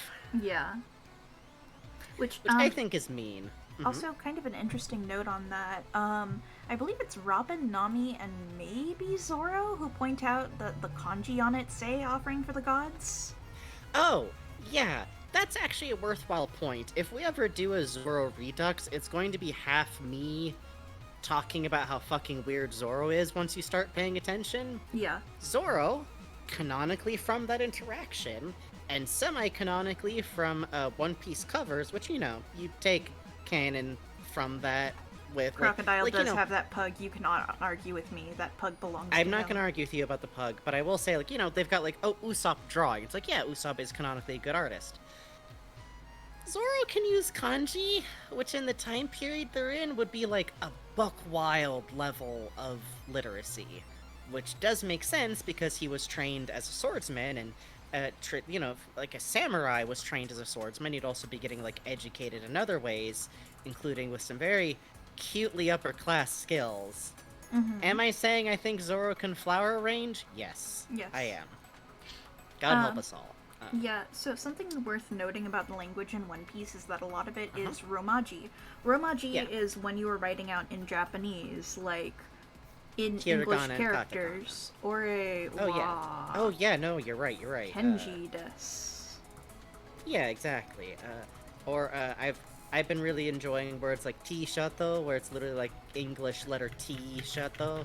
Yeah, so when you see language in One Piece, it is typically in Romaji, right.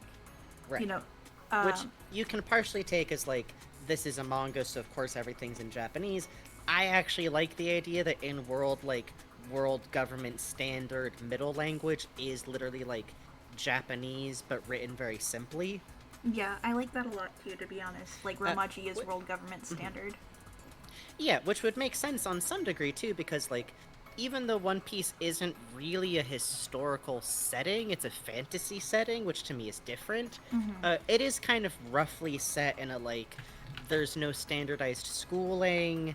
I would say it feels like it's meant to be old-timey enough in a way where I don't think it would be overstepping to say a hallmark of Japanese historical fiction or historical truth is at a certain time period, knowing kanji would be a mark of upper class or people who have reason to know those kanji, merchant class type people who for some reason have received special education.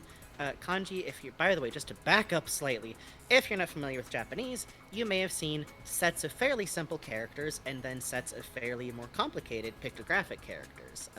That's the difference between hiragana and katakana and kanji. Kanji are singular characters that contain words, expressions, complicated things attached to them, which can be translated out into Romaji, but it is easier once you get the hang of it, because you're which of these words meaning does this word have? Look at the kanji. Romaji is non-Japanese words written in Japanese or katakana. If it's in katakana, it's a loan word. You might be surprised at what's a loan word. Let me see.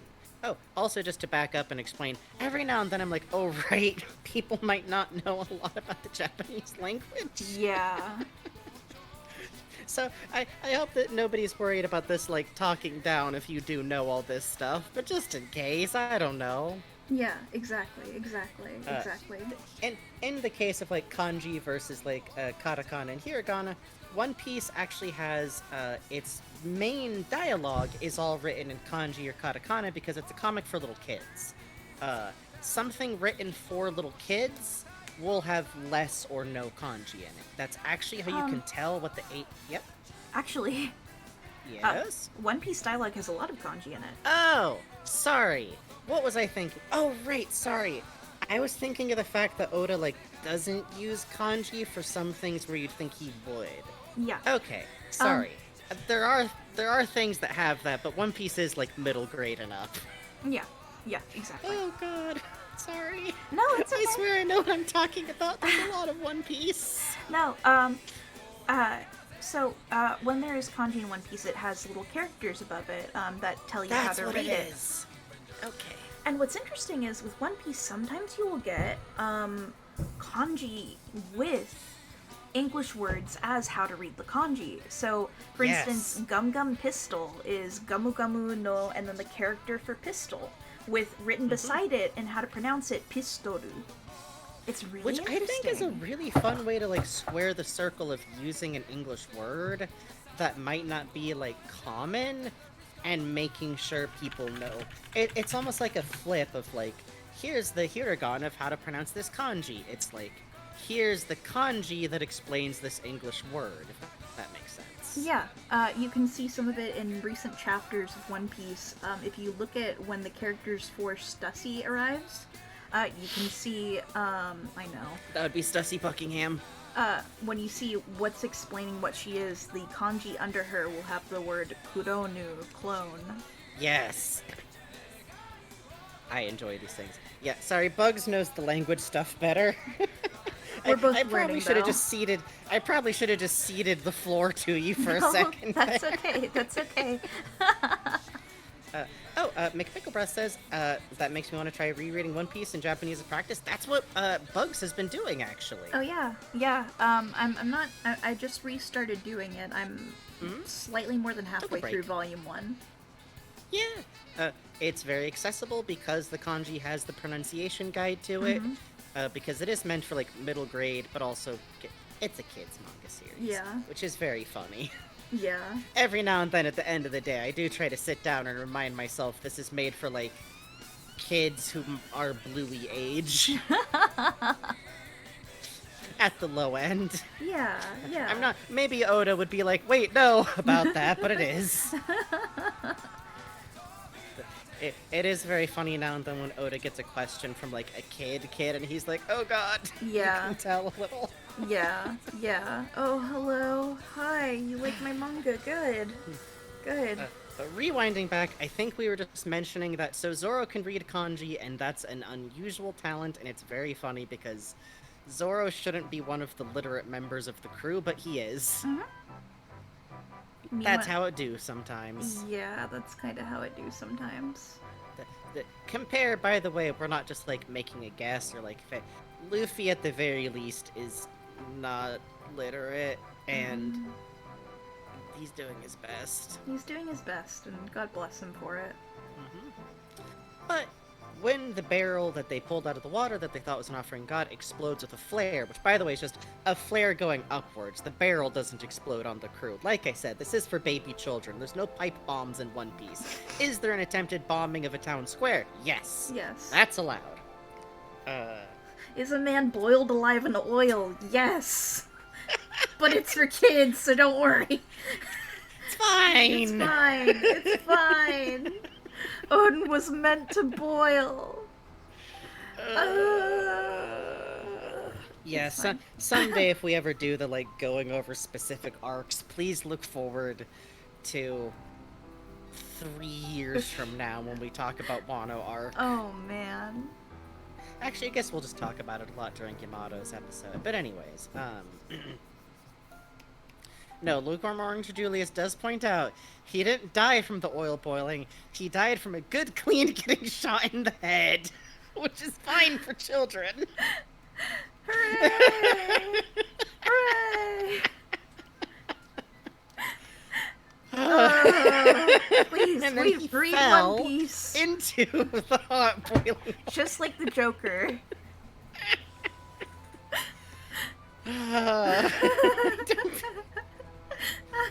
So the ship is immediately consumed by fog. Uh-huh. Uh-huh. It's a good series. It's a good series. It's almost the first break. I haven't gotten to where they meet Brooke. This is my scam so I can draw more One Piece. I don't think you need a scam. This is my There's scam. a lot of One Piece. But by the way, since we're close to breaks, I'm just gonna bullshit a little bit more for a moment here. Yay! I should note that every now and then I like to talk about, like, us someday doing a tier list stream, except it's us doing it, like, as co-op. Are they smoking the Zaza? Are you kidding me, Brooke? They're okay. Ranking characters on the One Piece most likely to know what good weed is. Yay! S rank. Grandpas, obviously. And they know how to get that good chill uncle weed. Just saying. Sanji will get you the brother weed. Sorry. No, yeah, Sanji's a line cook. He's getting you the kind of weed that you can do to stay on your feet for 6 hours. It's not good. Like, yeah. I mean, if it's what you need, Nami it's will fine. pay $40 for a pretty girl to give her oregano, and that's okay. We respect it. Regrettably, even though normally Nami would be really good at getting a deal if it's a girl dealer, we're sunk. What was it we were joking about? That one of the crew... Oh yeah, Robin's gonna bring back weed that somehow comes in like an Instagrammable cute pouch, and we're just not gonna ask questions about it. Yeah, like, yeah. And you know what? We're Good just for not her. gonna worry about it. Good for her. Good for her. Chopper is 10. Chopper's Moving 10. on. Moving on. Part of the reason I requested because I wanted to know which Straw Hat would roll the worst blunt. Oh! Oh. Now, here's the thing. Usopp. I can't say it would be... Luffy! Luffy. Come on, Luffy. No, Luffy it's not kicked Sanji. off a grand line. No, Sanji would roll a good blunt. Here's the thing. I know people want to go Sanji because he's a white boy, but you have to listen to me. Sanji's a line cook. Yeah. Being a line cook overrides whiteness in some very specific ways. And one of them is that he definitely knows how to roll a joint. He was raised by like 40 other line cooks. Yeah. Yeah, he rolls his own cigarettes. That's right. Yeah, he also does literally roll his own cigarettes. He's got that Jigen, which, by the way, remember, he was originally going to use guns. He was originally going to use guns. Oh my God, He's the fucking right. Jigen. He's the Jigen. He even had a hat. Yes. Also, Luffy rolls worst joint ever seen, asked to leave Grand Line. Hooray! Thank you, Robot Ruckyu. Thank you so much for that donation. We're going to take our first break of the night. When we get back, I swear to God, I'm getting through. We're gonna talk about Brook. We're gonna talk more about Brook. There's just a lot of One Piece to talk about. There's just a lot of One Piece to talk about. There's just a lot of One Piece to talk about. We're gonna take a quick 10 to 5 minute break. I'm gonna close the window so I do not cause torment and horror to the community. Thank you so much for those of you who've donated already. If you want to get up, get a stretch, have a snack, pet a cat, now's a good time to do it. We will be right back. Hooray! Enjoy Meat Circus.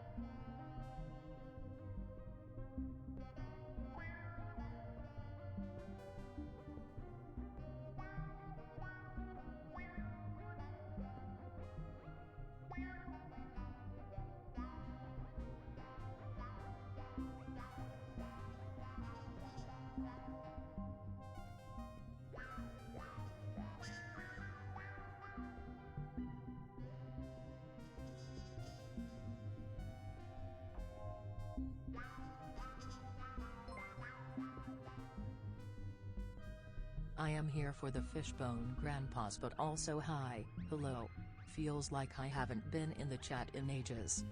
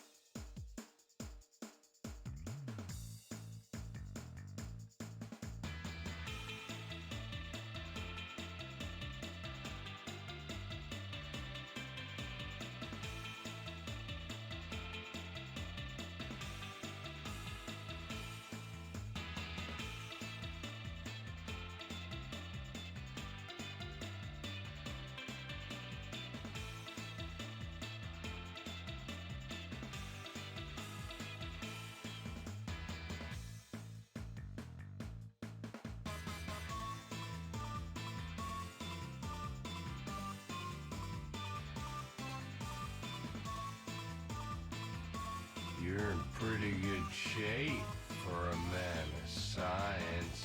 Bababu AE, the grandpa bones be dancing and playing a funny little pirate tune. Wow, wow, wow.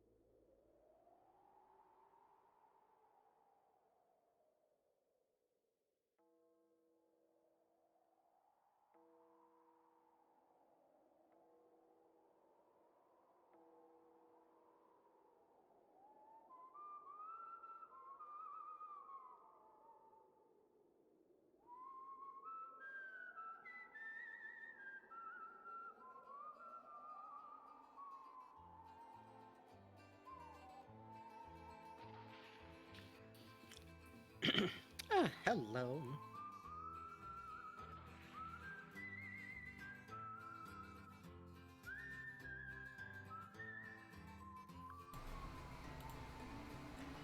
Hello. Thank you to Here Comes Grandpa, who tipped $4.20 and says, Baba Booey, the Grandpa Bones be dancing and playing a funny little pirate tune. Wow, wow, wow, wow.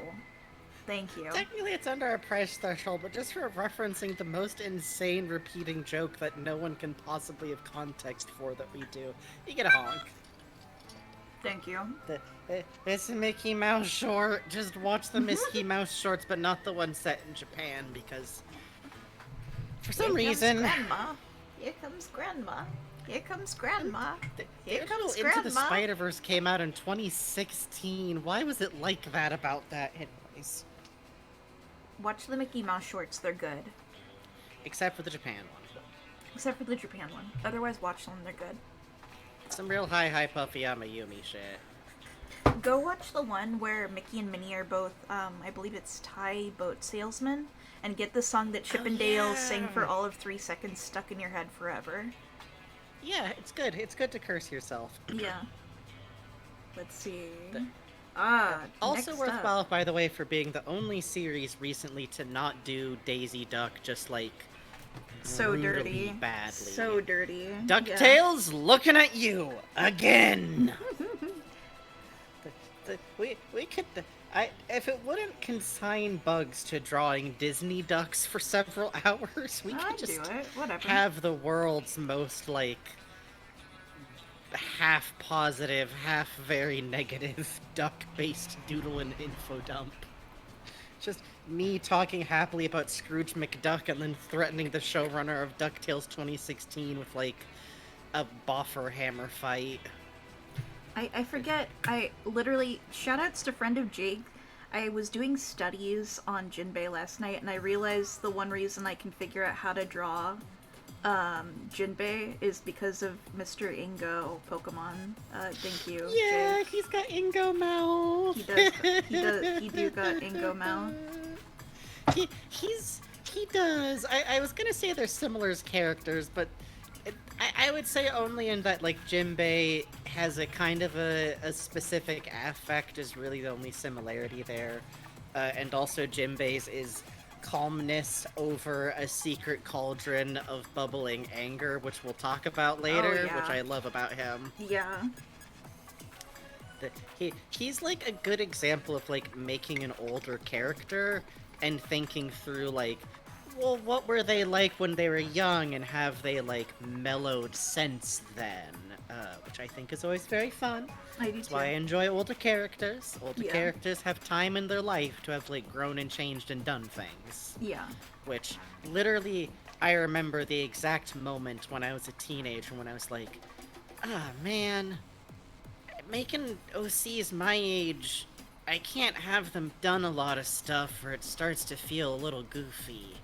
But if I make them older... Exactly. Like, you know, there's, like, people joke about, like, the moments in your life when you feel the, like, spore, like, close-in brain growing slightly moment. That was one of Yes. mine. Yes. Exactly. Anyhow, so... The introduction of Brooke is great because it is the most, like, ocean, goofy, ghost, scary moment as the introduction for the arc that is, like, I'm convinced that Oda has seen Nightmare Before Christmas. Oh, no, he out and out cites Nightmare Before Christmas for... God fucking bless him. Yeah. Between that and Rocky Horror Picture Show, I desperately want to know his, like, American movie favorites. Dude, like, he has a life-size Terminator in his office, in case you're wondering what Frankie's based holy on. shit, yeah, no kidding. But has he seen Tu Wong Fu? Thanks for everything, Julie Lamar. I think. You know? I'm just saying. You know? I'm just saying. You know? I think he's seen the Birdcage. Anyways.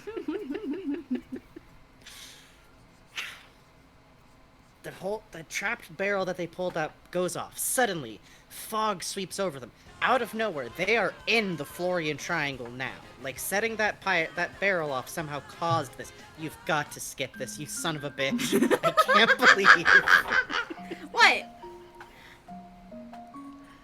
I have been burning rangered. No, that's too many times. That's the song from Sniff City from Paper Mario Origami. Oh my god, you fake that's fan. Right. I've only played You Paper fake Mario fan. Origami once. Mean to me. The turnaround. Put that on our TV tropes page. Okay, anyways. Okay. No. You're not allowed. we are not going to be the webcomic entry page that was clearly put there by the author.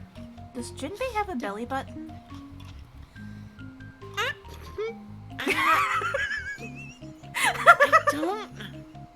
No. No, I don't think so. I'm turning to the audience. Do fishmen have belly button? Please answer. Theme of do fishmen have belly button? Literally. Because here's the... Wait, hold on. I think he might. Fishmen and humans can have babies, remember? Oh, that's right. Okay, here we go. So it can't be, like, a totally different, like... Because, like, we literally see a kid who's, like, the grandkid of a mermaid, and she's just, like, a human. That's right. Okay. Belly buttons, yes. Okay. Belly buttons, yes. Okay. It's all coming together. Okay. So, sorry about that. One Piece is very funny because there's a lot of different types of human, and they are all still humans. Mm-hmm. And they are all capable, as far as we are told, of having kids. So, like, giant? Yes. Long arm? Yes. Long legs? Yes. Big Mom is proof of this. Yes. Technically, she's not even really a giant. She's just a really big human. Yeah, it's kind of fucked. It's great. Good luck. Good luck. Do your best. Do your best.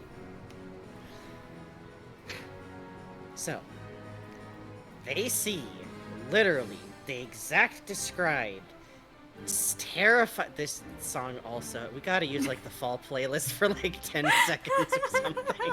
Okay, hang on. Just while we're doing Thriller Bark. Thank you. You're welcome. In the fog, they see an empty ship. Like, dead ship on the water. Skeletal. Flags torn. Rotting. And as it passes by, they see a living skeleton just humming. This just... Which, as usual, I always recommend reading the manga first. The anime has... I promise you, even if you're a slow reader... You'll eat it, the I manga promise. will... Just go. Don't worry about it. Also, the art and, like, pacing and, like, paneling is all worth looking at on its own, right? I genuinely think Oda is an amazing artist, and seeing his designs and the way he works is really beautiful. He's insane. Hey, nice to meet you, King of One Piece Luffy. But also, you should look up clips from the anime of characters as you meet them, and please look up Brooks' voice actor. Oh my god. And, like, scenes where Brooks sings and talks. Please. Actually, maybe here, with Brooks' introduction, we should take a second and talk a little bit about his voice actor. Bugs, you know a little bit more here than I do. Would it put you on the spot too badly if I asked you to tell the nice people about Japanese Mr. Rogers? You know, it's been a long time since I've been like talk like that, and I feel like at this point I'm no longer on the spot feeling about it. We've bullshitted so much on the air. Yay! Mr. Brooks. Brooks's voice actor is a children's show host. Like a live-action children's show, which is why I compared to Mr. Rogers. So let me actually see if I can pull up a picture of him. Oh yeah, that'd be a great visual aid. You can actually find, like, some bits from his old show on YouTube. I've watched one, I think Bugs found one that was posted on Twitter. like, there's some very cute stuff where he'll, like, go and, like, explore a neighborhood and, like, talk to people in the neighborhood, and he comes back and he'll draw, like, what he saw in the neighborhood, like, as a map. Very cute, very engaging, very calm. Hey, that's glad to hear, King of One Piece, Luffy. If you're new to the channel, we do ask you stay on subject with what we're talking about. We're having a Brook and, well, I'm trying to talk about Brook. I keep getting distracted with Brook, and then later talking about Jinbei and doing drawings along with it while we talk. Hope you enjoy. Alright, King of One Piece, Luffy. I'm holding several hammers. Be polite. I'm giving you a hammering for this, but if you come back, I actually consider this funny enough that I'll allow it. Right. Oh, okay. You're on a delay. Oh, okay, sorry, hold on. Closing the moderator Brooke. panel. Sorry. Let me undo that for you.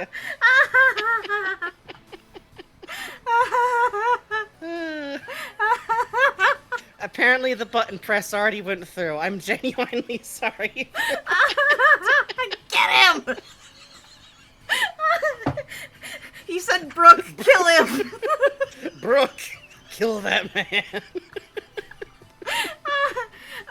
The long and short of it, though, is that he was a children's show host in Japan. He did a lot of singing of songs. His whole thing was playing a kind of goofy character who would go around riding his bike, exploring the town, interacting with characters, very much like we compare him character-wise to Mr. Rogers, but think more like Big Bird in personality. Yeah, that's actually a good way to put it, especially since, like, Big Bird, I've talked before, but, like, Big Bird's special movie where he, like, went to Japan and I imagine made some people in Japan in the 90s have the most interesting day of their life. Yes. When they turned their head slightly and saw Big Bird walking by. Yes.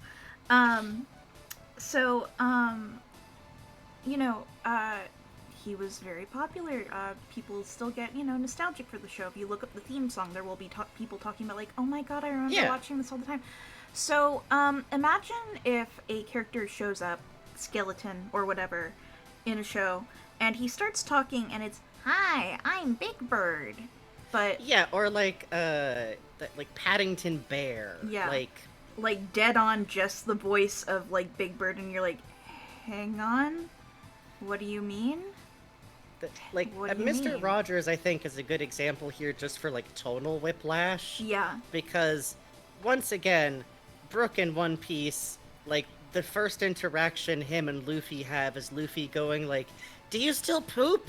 And he goes, yes, I do! Yes. Yes. Yes.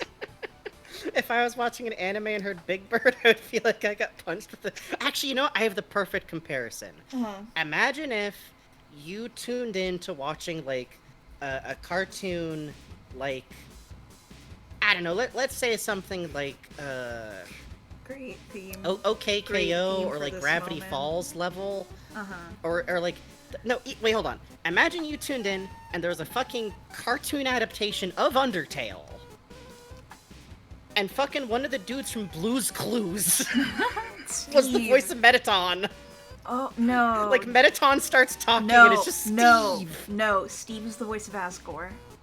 Yes. Yes. That is, like, the level of disconnect that had to have occurred. Yeah. When Brook opened his mouth and it was this guy. Yeah. Please imagine experiencing that.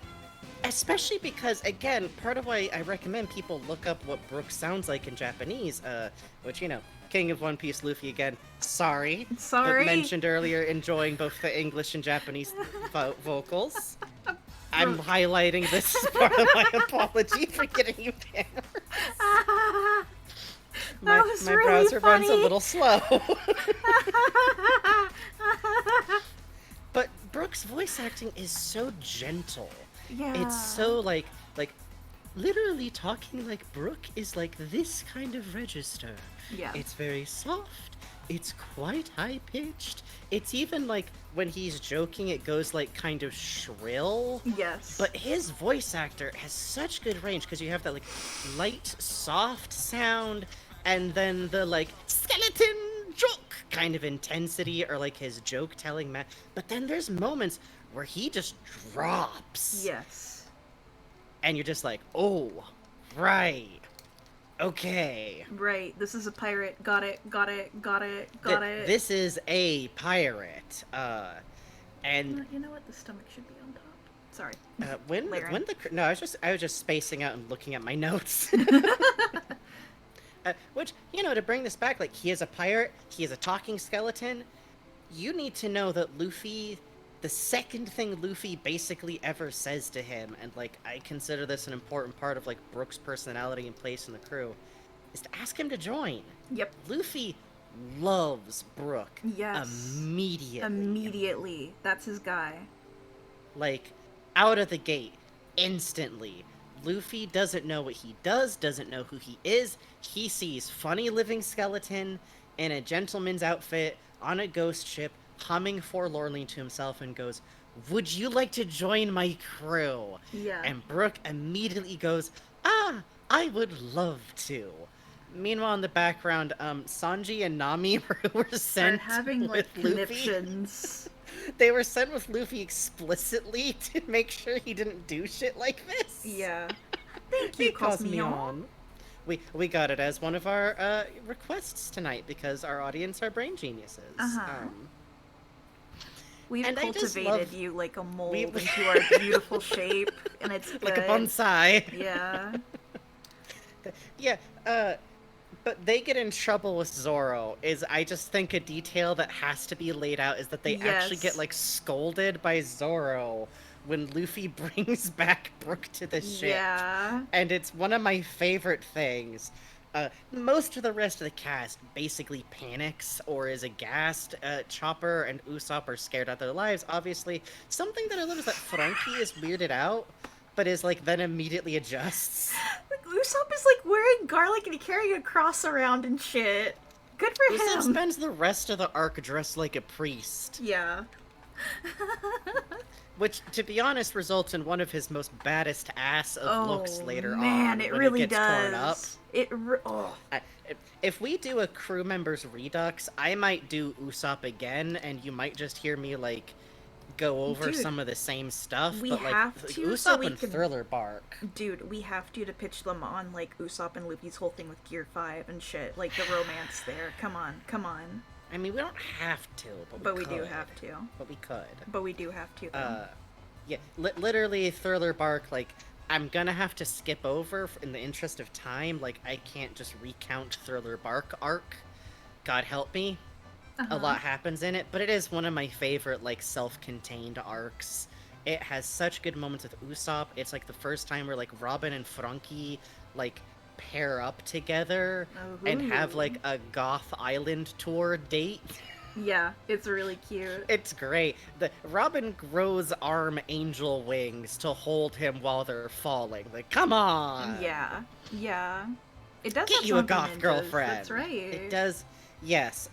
It's Thriller Bark is great because it's literally just like, what if there was a fucked up haunted island full of no one is more. And what if I my put my wife, OCs? My wife was there. What if my wife was Bugs' there? wife specifically. This isn't us saying as Oda. This is one of Bugs' personal wives. In the collection. Hey, what's up? Do you need a slug, GF?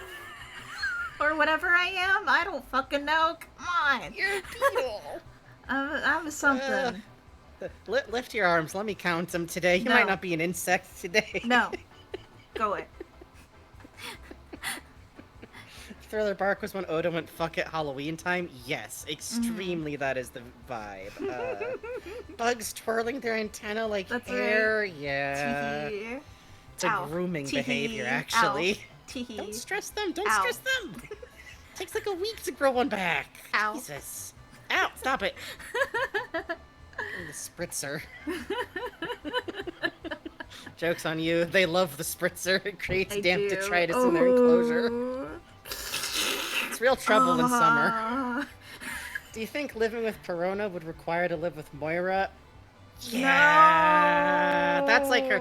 Bugs. It's literally canonical that that's kind of her dad. Oh, I missed it. Daddy. No. Moira literally has been canonically raising her since she was like 10. That's actually like SBS canon. She's got like one adopted dad and then like her other more adopted dad who she's gonna get at it. I'm just saying.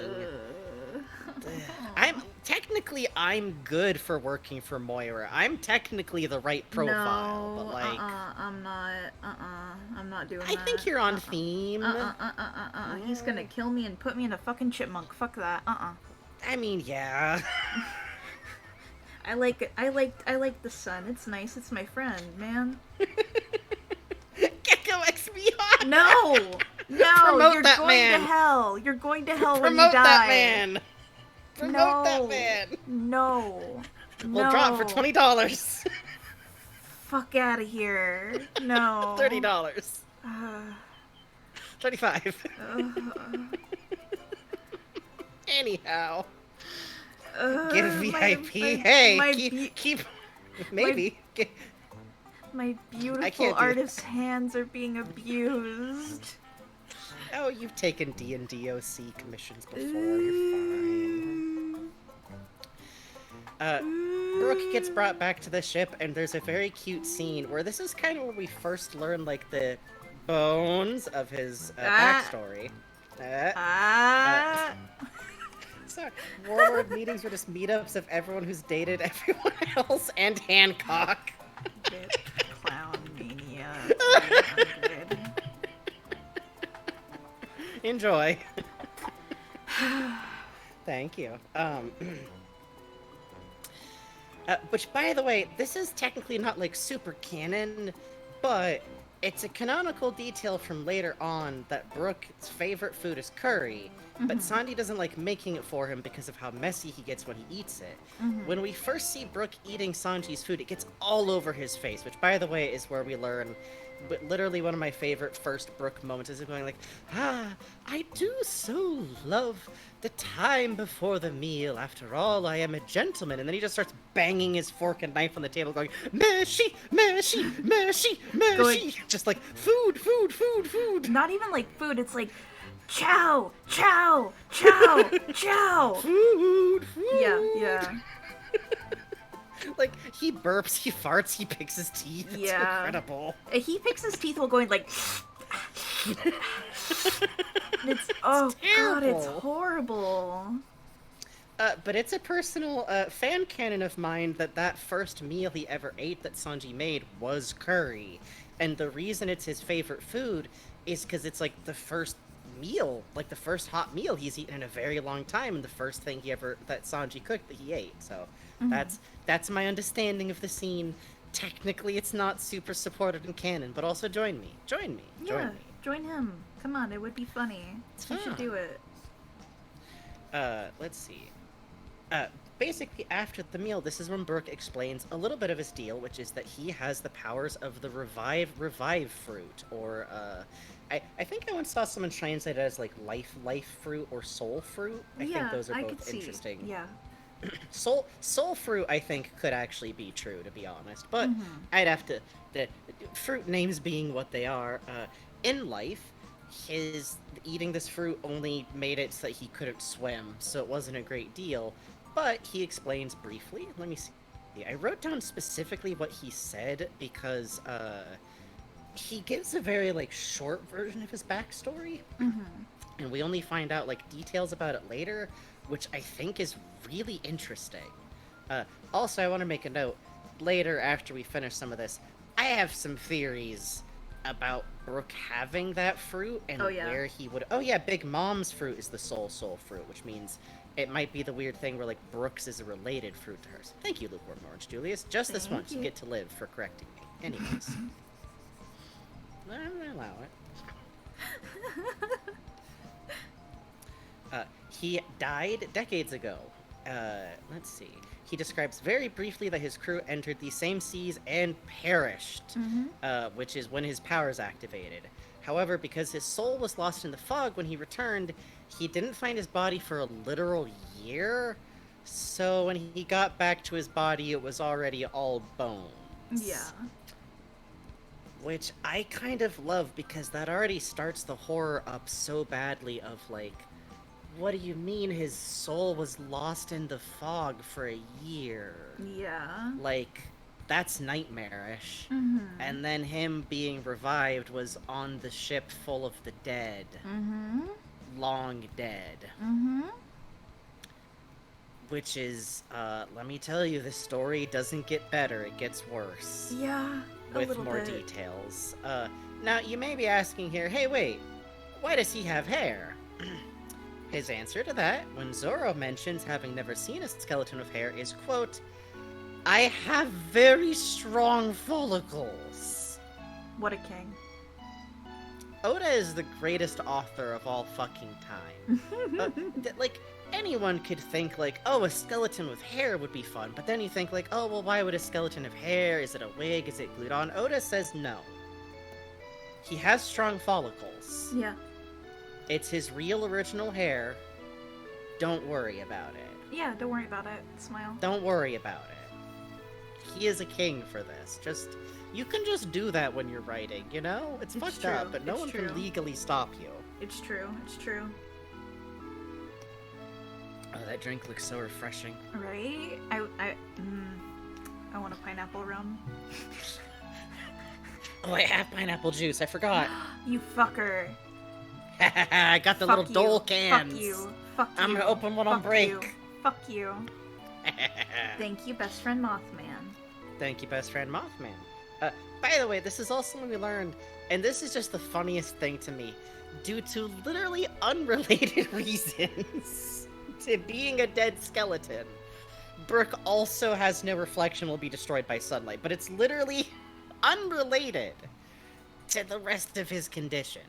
That's because someone stole his shadow. Okay? Okay. Sir, Obviously, if someone steals your shadow, you no longer have a reflection, and going out into the sun will turn you into dust. He knows that's what happened. He saw someone else who got cursed this way turn into dust because the sun hit them. One Piece is a great series. And I just want to highlight... Oh, let me see. I see why Automod caught that, but this is why AI cannot replace the human eye. No. He's fucking Jinbei. Let's get that straight.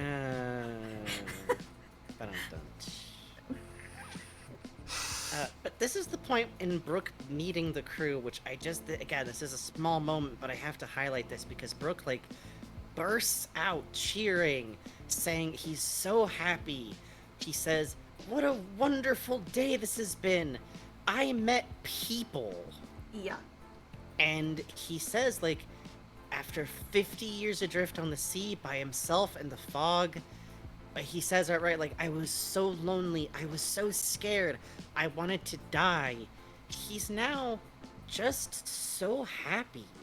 Doesn't he? To have met people. He actually out and out says, like, oh, I'm sorry that I didn't react when I first saw you. I simply thought I had hallucinated you. I think that's an anime line, but yeah, he outright says, no, you might be right, because he does just, like, drift by them on his ship. He outright says, like, I'm sorry, I thought your ship was another hallucination. Oh, Grandpa. But also, that's when he chooses to go, like, but I'm so sorry, I can't join you. Because he explains because his shadow is missing, if he left the Florian Triangle, he'd never be able to go out in the sun. And he's sworn to, like, take his shadow back. So he basically sets up to just, like, go back to his ship alone. However... Oh, wait, I forgot. There's a note here. Luffy immediately goes like, okay, well, who has your shadow? I'll go get them. Oh, like, Luffy. It's really cute. He just, like, immediately is, like, super defensive of Brook and, like, wants to run off and fight whoever. Like, he just loves Brook so much. Brook is like, but I'm a musician, so before I go, I'll play you a song. And Luffy goes like, please join my crew. Please. It's worth noting, Luffy, like, since he met Zoro, when Zoro first went, like, hey, we're gonna need, like, no, even before that, when, like, talking to Kobe about it, he was Yep. like, I'm gonna get a musician. Yeah. And Kobe goes like, what, a musician? Aren't you gonna be a pirates are always singing? Like, Ooh. it's really cute. He's just like, so like, please join our ship. Yeah. I want music and merriment. Uh, and however, this is where the crew runs up on Thriller Bark, which, by the way, is the name of a moving island in the Florian Sea, which we later learn is somehow, question mark, also a ship. I'm making just like a big cartoon shrug motion. The audience, it's like canonically mentioned that it's like originally from the West Blue, like it's a West Blue island that got turned into a pirate ship being run by Gecko Moira, one of the Seven Warlords, who's the guy who has the Shadow Fruit, which is why he took Brooke's shadows and a lot of other people's shadows, and a lot of the crew gets their shadows taken, and maybe there's a moment or two where it looks like some members of the crew got fucking obliterated by the sun. It's fine. It's fine. Fine and cool. Sanji just stands For there with children. his hands in his pockets. And Robin just kind of like standing there, smiling cheerfully, not really reacting about. They're fine. They're fine. They're fine. They're fine. Would that fruit be called the Kage fruit? It might be. I forget. I never remember these things. Probably the Kage no Mi. Probably. Let's see. Oh, I also wanted to note here, like I said before, this is a personal favorite. Along with like the Usopp fight, which you talked about, we got like plate breaking gags. Oh, We got Chopper getting disillusioned by someone who he like looked up to. This like Dr. Hogback dude that Usopp like super adored for his theories. He thought he was like this amazing like doctor, and it turns out he's the worst.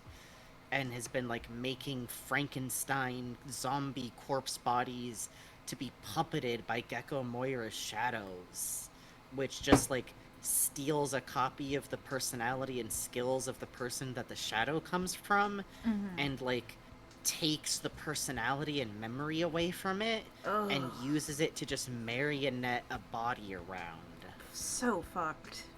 It's really fucked up. Like, it's outright implied at one point that like someone's body has some memories of who it was before. Yeah. And also that the shadows themselves, like, the longer they've been under his control, like, lose their original personality over time. Yeah. But it is worth noting, by the way, that Zoro and Sanji get their shadows stolen, and it turns out that even their shadows cut from their bodies and used to animate corpses. And I should note, having been under control long enough, that something like Sanji's refusal to fight women, like, that Sanji's shadow loses that. Like, it is so far from being Sanji, it's willing to hit a woman. It's still obsessed with fighting Zoro. They will find each other in every universe.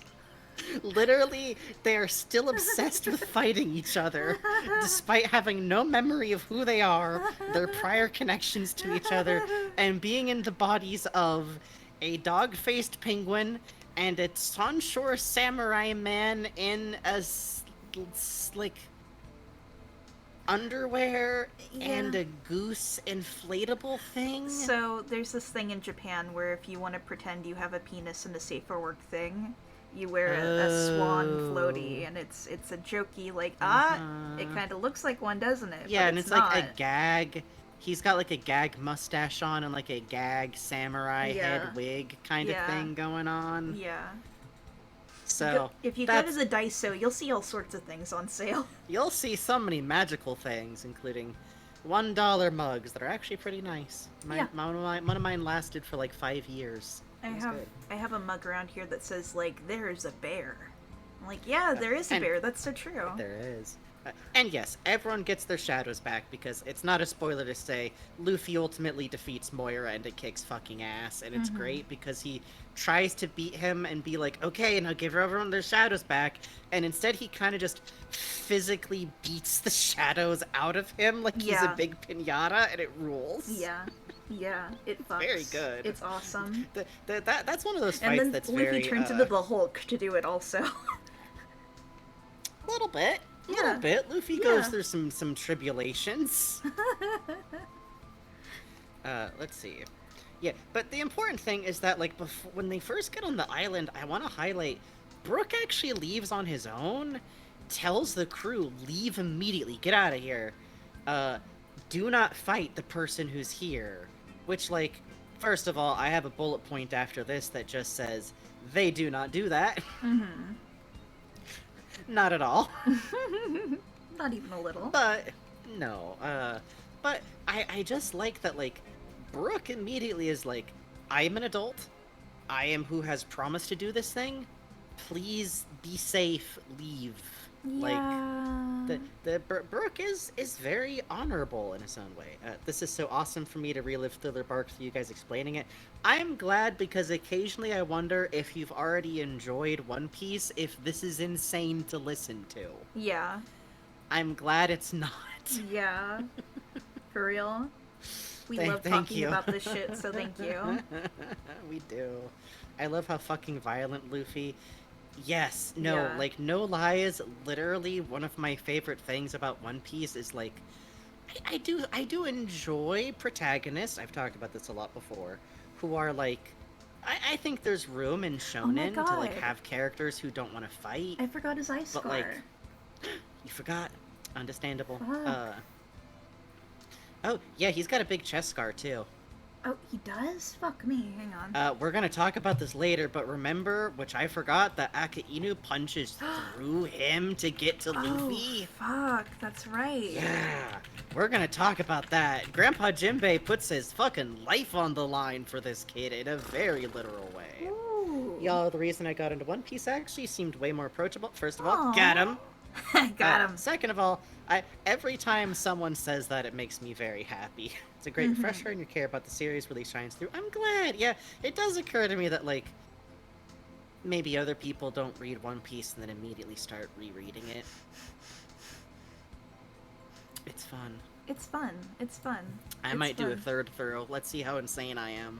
Yes! Do it, though. Join me in my fun. Japanese quest. I might. Maybe I could find a... I'll look around. But anyways,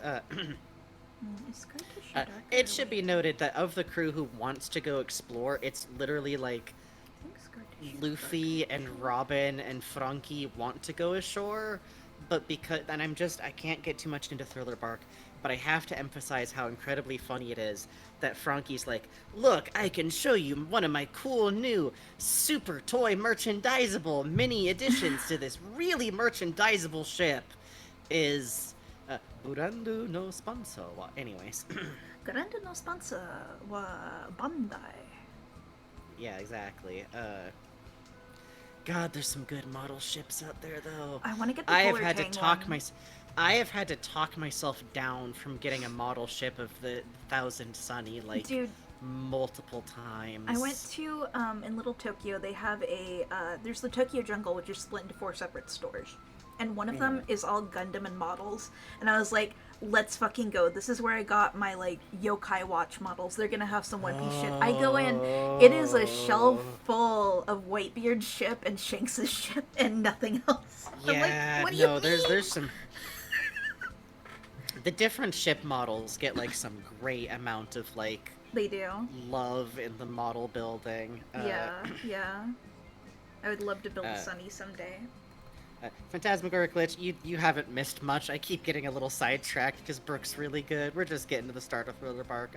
But also, real quick, Tenebrous Forge says, I always enjoy a main character who can talk and be kind, but also, Luffy just deciding, fuck it, we fight. Yeah, it rules. It rules. Oh, that's powerful, Clown Mania. Oh, that's YouTube cool. short series where a guy goes through every chapter of One Piece where he tries to find out which are the best panels? Ooh. That's fun. Yeah, I should note, like, One Piece has some great panel work, y'all. Man. I could go over a chapter of One Piece and just have a lot of fun, like, pointing out what, like, beautiful but also shockingly efficient comic work it is. Yeah. Like, for all people joke about One Piece's length, I think it is a testament to what a good comic artist Oda is, that it is as short as it is for how much story it tells. Yeah, and like for the real. chapters just go, man. That's actually more the center of his chest. So let's see. I have personally found that anytime people say that an arc has pacing problems, it's always like they were reading it live, so Yeah. they're a week in between updates, or they're talking about the anime, which good luck with Dressrosa, us. Oh, boy. man. It's Woo! We're gonna It's see Coruscant so many times. I'm excited. from behind, not talking in a long shot. No, we're gonna see that, but also we're gonna see, like, here's that clip again. You remember that clip? You like that clip, right? Oh, I love that clip. clip. Do whatever you gotta do, man. Also worth noting, so over the course of Thriller Bark, something that I love is that we find out that actually Brooke already has a reputation on this terrifying island full of zombies as, like, a nightmare entity. Yeah. They call him, like, the Humming Swordsman. And as far as the zombies know, he is an invisible presence, a ghostly hum that, like, goes by them so fast they can't see him, Yeah. and all they see is him, and this is his special. You need to know, I'm grabbing your shoulders. Brooke is the character who gets the Goemon Ishikawa, you have already been cut shit. Yeah. It's so Like, cool. literally, his, like, standard move is he clicks his sword back into his sheath, and someone's, like, cut in half. Like, just cut.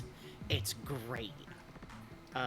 It is very charming to me, personally. It's also fun because he uses fencing sword style. Oh yeah, he does. It's really cool.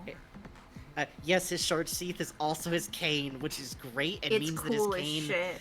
It's cool as shit, and it means that his sword is, like, really long because he's really tall. Yeah. And he's got such long arms, like, his range is, like, 10 fucking feet, man. Yeah. It's and that's insane. without getting into the fact that not only is he, like, very fast, like, that, like, as far as, like, battle goes, he can actually cross water? Despite Yes. being a devil fruit user, because, and I need you to just bear with me here, because he's only a skeleton, he's now really light, so he can just run really fast by doing cartoon running. Like, literally later on, he teaches other people how to run as fast as him, and it's like teaching them how to do, like, bada bada bada bada bada, like, Yeah. cartoon running. Yeah. It's very good. Like It's Tomas very, Mother very 3. good. Yes, literally, like, Looney Tunes, like, old manga style. Like, the fucking Matsu brothers know this technique. Like, but it is also worth mentioning that we find out from Brooke that from his perspective, what he's doing is running really fast and humming so that he doesn't get scared of the zombies. Yeah. It's really good. He's like, if I go really, really fast and hum to myself to comfort myself, I can't get scared. Yeah. Absolute king shit. I love him so much. Oh, very good illustration. Thank you. That actually does a very good... That is what it looks like. He can run on fucking water. He's great. Let's see. Oh, and it's worth noting again, like, even when he meets the crew, like, he runs into Robin and Frankie, which I really enjoy. Frankie, like, asks him what he, like, we see him go, like, I just gotta ask before you can go off on your own, and then the next time you see Frankie, he's just sobbing. He's just, fucking like, sobbing and crying. Sobbing and howling and crying, going like, that skeleton is such a man! Yeah. And Robin's like, are you okay? And he's like, I was just really touched by the story.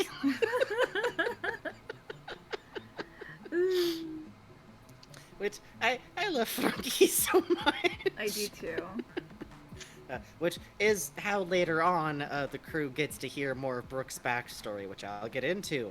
But Brooke separates on his own, and his shadow has been put in the body of a fucking legendary samurai.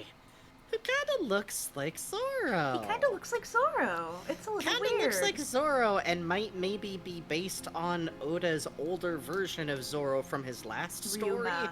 Who's Out and out, who it's is, him. It's just he literally Oda is a fucking king. He took his like teen years OC and made him a historical badass fucking zombie who gets possessed so that he can fight more as a cool zombie. Mm-hmm. Oh, Frankie is so cool in Thriller Bark. Yeah. He has giant metal nunchucks he shoves into stone pillars to make bigger nunchucks. Yeah, he builds a bridge out of nothing. In like 2 seconds, and he's like, give me a second. This bit of handrail's a little bit wobbly. He's the best. He is. I'm gonna draw Brooke sitting miserably Seiza style. Yeah, I think that's correct. I think he does this. But Brooke's shadow has been attached to that stolen body, which is really interesting because, like, it kinda has Brooke's personality, but with, like, none of his memories or context. Yeah. So it's a samurai using a fencing style, but with so much power, it's like drilling holes through stone. Yeah. Which Brooke can't do. Oh, thank you, Big Pickle Breath. Aren't they lovely? Shucks. Brooke, Brooke fighting is very tragic in this, because it's literally like Brooke fighting himself, Ugh. but strong, with like Zoro level physical strength. Yeah. And, he's at a massive disadvantage, we find out, because while the zombie with his shadow feels like no connection to him and fights ruthlessly, Brooke has to protect himself, mainly his hair. We find out for some reason he has to protect his hair, and his hair won't grow back.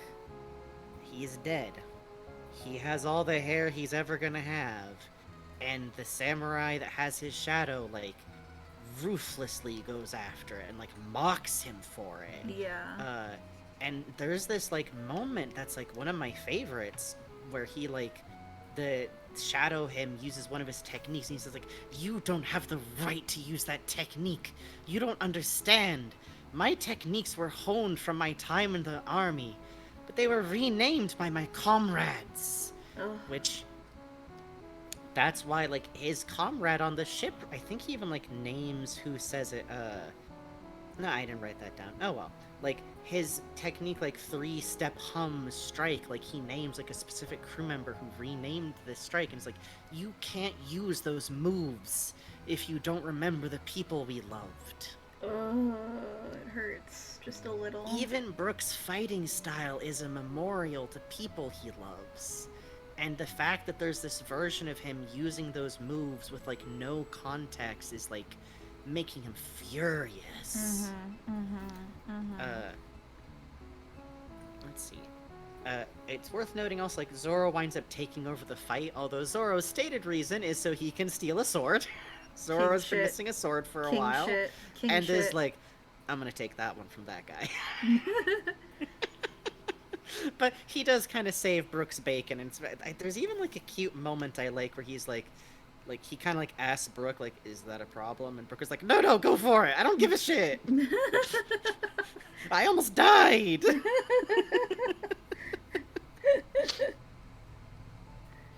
Let's see. But it's a little bit after when all these things happen. It's very compressed. Reread Thriller Bark. It's fun. You'll enjoy yourself. Yeah. Frankie is who relays the story, which gives context for this. Him and his crew left a dear friend behind, one they promised to meet again, who Brooke mentions later in the fight he's preserving his hair because he thinks this person might not recognize him after 50 years, because he's a fucking skeleton now, and the only thing left that he has that he thinks they'll be able to remember and know it's him is his hair. Mm-hmm. And that person was a baby whale. Well, it's named 11. Laboon. Well, it's 11. Hooray! I'm in my groove now. I think it's doable. I think it's Hell doable. yeah. Hell yeah. I will not be defeated.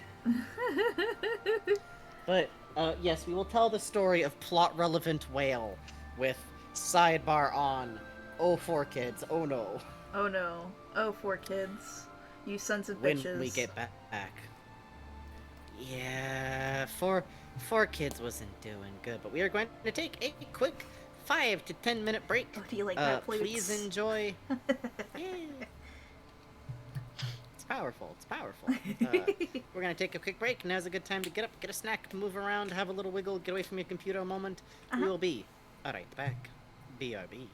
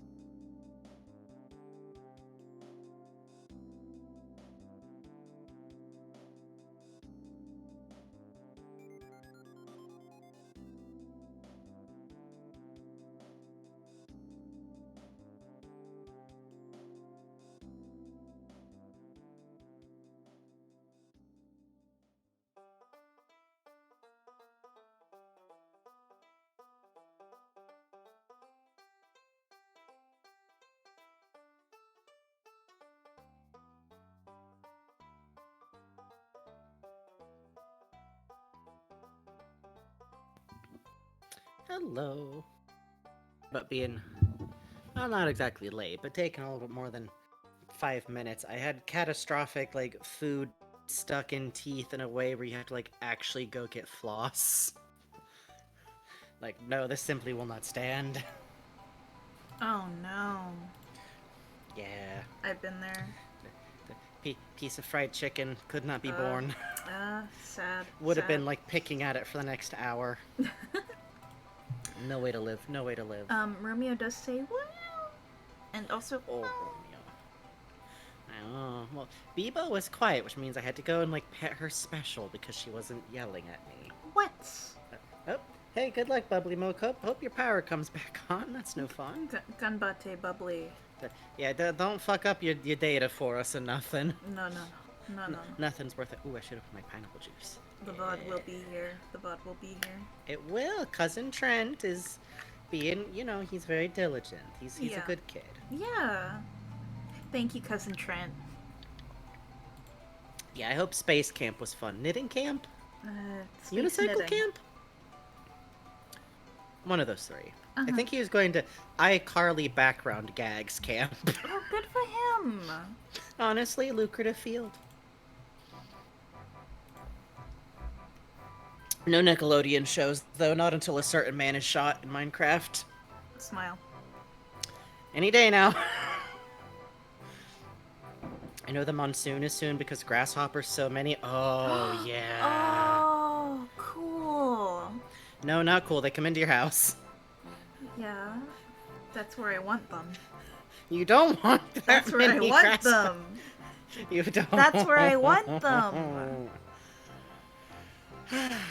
Alright, let's see. Where were we? Right. So Frankie is who brings back the information that Brooke has been who knows, like, I know this person we wait behind. They might still be waiting for us, and how sad that would be. How agonizing it would be if they're still waiting for us, and our promise, they think we've broken our promise. I can't bear it. And there's a quote that I, like, actually wrote down, which is Brooke's words exactly.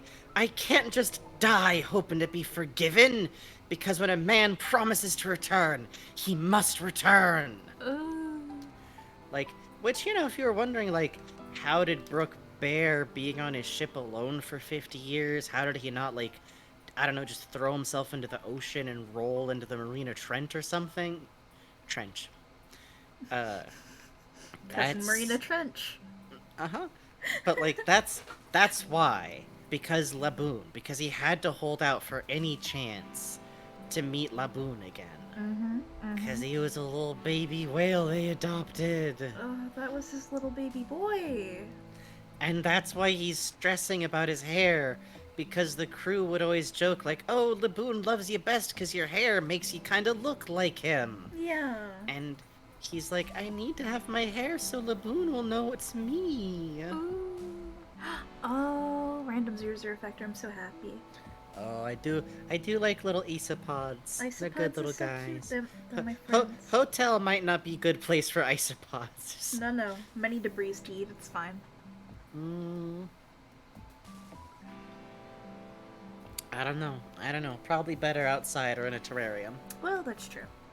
Or a basement. A nice basement. Oh, That's nice okay. basement for isopods. So safe to let isopod in your basement, please. So It's safe. like renters. It's like renters. We'll pay you in fresh soil. And all the deep minerals are out. You hate minerals in your soil. You hate heavy metals in your soil, please. In our last house, them. actually, the I hate basement, them, so, like, please. my room was a finished little room, You like, have to down give at me the your bottom of the nickel. house, across from the basement. Uh-huh. But the basement didn't actually have a floor. It had Oh. dirt, and because the house was built on a hill, it had, like, a slope, so that, like, the rafters got closer and closer. So if the light in there was off, and I say opened the door across from my door, directly across from my door, across from my door directly, the effect was kind of a sloping nightmare-scape of, like, dirt and darkness. I can't imagine why you had nightmares about, like, concrete nothing. To be fair, those started when I was a child and continued, but yes, they did ramp up a little bit. The Concrete World nightmares did ramp up a little bit while in that house. Side note, I often considered sending a photo of it to Trevor Henderson. Please. But I literally didn't because I was like, I can't. He's gonna draw, and I'm gonna have to still be living here. I'm gonna, like, still. But now I should go back and find one. Yeah, Anyways. yeah. I was like, he's gonna put the fucking, like, owls with human teeth in what there. you do is you take that photo, and then if he draws something, you just mail it anonymously to whoever lives there now.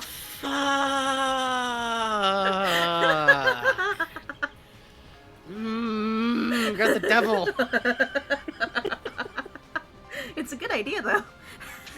It's an evil idea. It's really funny. Trevor Henderson's great. The podcast series recently, let me look up the name of it. It's like on my iPod. That's like inspired by that he like worked with to make like a little mini series of episodes like about the monsters in his work. Oh shit. Let me find it. Mayfair Watchers Society. Personally speaking, there's a few episodes that I'm not a big fan of at all. My recommendation is that if you're listening to one of these episodes, they're very cool about, like, they have warnings about what the contents of the thing are that you might have problems with. So, like, say, there's an episode that has a lot to do with suicide. They warned me upright. I walked away not really liking having listened to that episode, but, like, that's purely on me. Most of the episodes, bangers, very fun. My favorite one is, like, it's the audio from, like, a town meeting. Oh, fuck. And an old, like, lady who, like, carves, like, antlers stands up, and the meeting leader's literally like, "Now, ma'am, you're not... Fuck your notes. I've known you since you were 13. I know your sins." Mayfair Watchers Society. I'll put it in chat, too. Mayfair Watchers Society. It just recently finished up Season 1. I haven't listened to the finale episodes yet. Like I said, episode to episode, some I wasn't hot on, but some of them I love so much and are really fun. So basically, like, if at the beginning of an episode you're not into the content or what's going on, I tap out. Also, sadly, the one episode that has a trans character is one that I'm not super fond of, but also, at least, thanks for having stuff. Well, specifically a trans male character, but also as, like, a shithead teenager, which I do enjoy. Trans people were also shithead teenagers once. Yeah, we're out there. Making bad decisions. Oh, man. Fine to play in abandoned houses when you're a teenager. Don't know. good. You're going to anyways, but I did. Don't. Sit on an old lady's lawn and yank up all her grass and wonder why she gets mad at you. And why she hates you and your friends. There's no possible reason she could hate you. Confusing, really? Yeah. Who knows what's up with adults? No, being a teen is great because you still kind of have the impulses of, like, your child self for a hot second. Yeah. So, like, I wasn't making potions in the backyard by, like, taking dirt and leaves and putting them in a glass bottle anymore. No, I was just making potions by taking one of every energy drink that I could afford and making a drink that I still think of as simply the drink. I just can't understand why the school's landscape lady fucking hates that we keep ripping shoots off the street and uses swords to whip each other in the tits with. I don't know. I don't know why. She's so mean to us for no reason.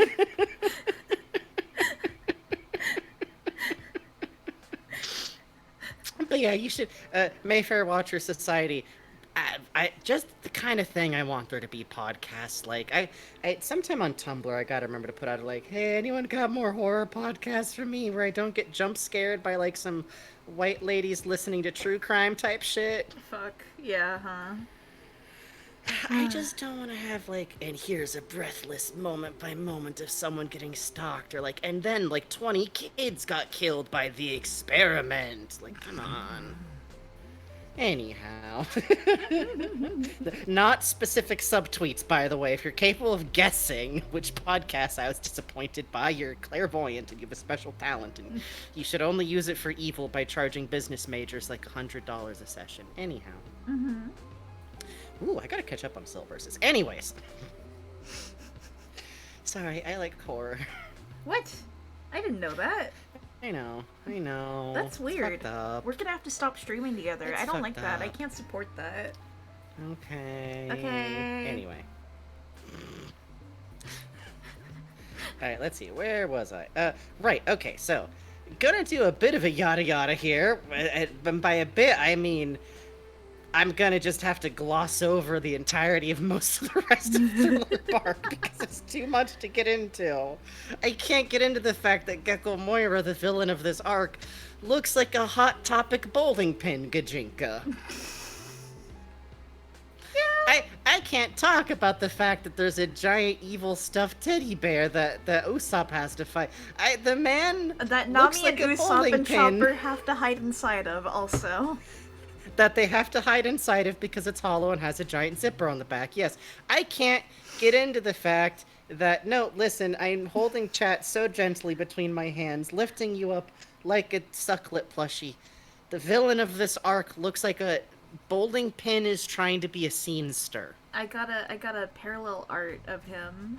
So cool. Very cool, ultra rare art card of a fucking bowling pin with hollow He's all shaped over like it. the penguin from Wallace and Gromit, but he looks like he's seen Oingo Boingo live multiple times and He will looks not like shut up he's about like it. a member of Oingo Boingo that, like, you know, like, you hear about, and you're like, oh yeah, the bass guy, yeah. No, I know him. Brongo. Luffy does call him Onion, yes. Yes. Which is really good because Luffy's shadow gets stolen and it also calls him Onion for a little bit until the mind control like sets in all the way. Very good. Very really good. Really good. Which, by the way, we're also yada yada yadaing over Giant Zombie Gundam. Yeah. Please read One Piece. Please. You have to. Please. You have to read One Piece. We're not even going over the character that I'm most glad actually canonically got killed off screen, which is Lion Bottom Face Man Awful Pervert Invisible Fruit Have, who needs to die in a fire. And did off screen. Yeah. And did off screen. Yay. Worst character in One Piece. It's an incredible fight to the bottom, given that this means I have to hate this character more than the guy whose ability is turning into a swamp and tried to steal mermaids to sell into slavery. But he did it. He did it. He did it. Thanks, Blackbeard. And then you just see Blackbeard's face in the background with like a big thumbs up. Thank you, Owl I know Boxes. that's... Thank you so much. Oh, look at Brooke. Oh no. Yeah, he has no ass. You can't do this to him. He has no ass. He has no ass. I have no ass. I have no ass, and I must work. Anyways. I don't know what I just said. I blacked out. Okay, cool. Brooke did that. Okay, no, I'm glad. That's good. Which, by the way, we super can't get into Kuma showing up at the end of this arc. Oh, damn. That might actually be the subject of Zoro Redux. Yeah. Zoro again. Zoro 2. Zoro harder. Zoro 2, Zoro harder. Oh, Oda says your entire family is dead, actually, huh? Oh. That might explain a couple of That things. might explain a couple of things, actually. About your behavior when you think that maybe all of your new family, your crew, might die? Yeah. Well... What do you mean Kuma showed up? Nothing happened? Yeah. Yeah, that's right. Nothing happened. Nothing happened. But it is worth noting that Brooke is actually one of the only... can we turn the music down a little bit? Oh, you don't like Mad Rat Monday? Sad. I love Mad Rat Monday, but I think it's still on break volume. Here you go. Thank you. Brooke is one of the only witnesses to what happened. Which... Uh-huh. He is who tells Sanji what Sanji missed, shall we say. And Well, no, he doesn't. Actually, he just lets Sanji know that he knows, which is very cute. Yeah, he's a good man. And actually, it's like when at the Zoro's beginning at of the the part, grave, he doesn't really talk to Zoro about it. He just kind of like doesn't talk about it so aggressively that it feels like they talked about it, if that makes sense. Yeah. Like, he's very polite. Like with Sanji, it's like at the beginning of the party, and he goes like, I think it's something along the lines of like, I thought you were very valiant, and that's where Sanji has his normal straight person response of, I wasn't a hero, he was. I just looked like an idiot. Yeah. And then Brook pointed at him and went, trans woman! And then went right back to playing piano. Yeah, I think that's what happened. It's in the anime, Blu-ray edition. Yeah.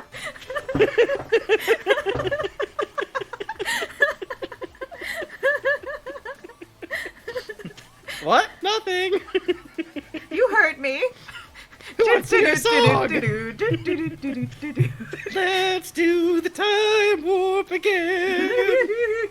Who likes the Macarena? Fuck. Piano edition.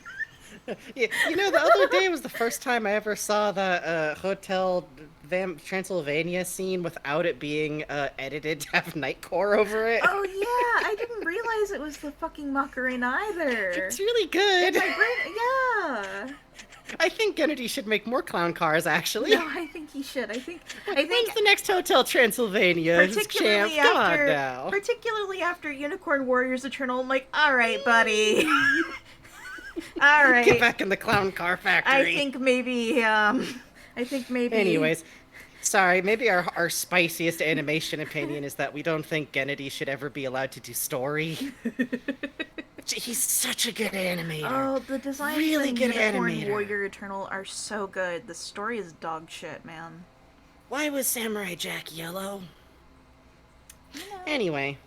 There's a few designs in Unicorn that are like, woof, man! It's 2023! Yeah. You don't have to take that over from Popeye! Mm-hmm. No, some aspects of Rubber Hose style should be taken up back into Shaw. Anyways. Yeah.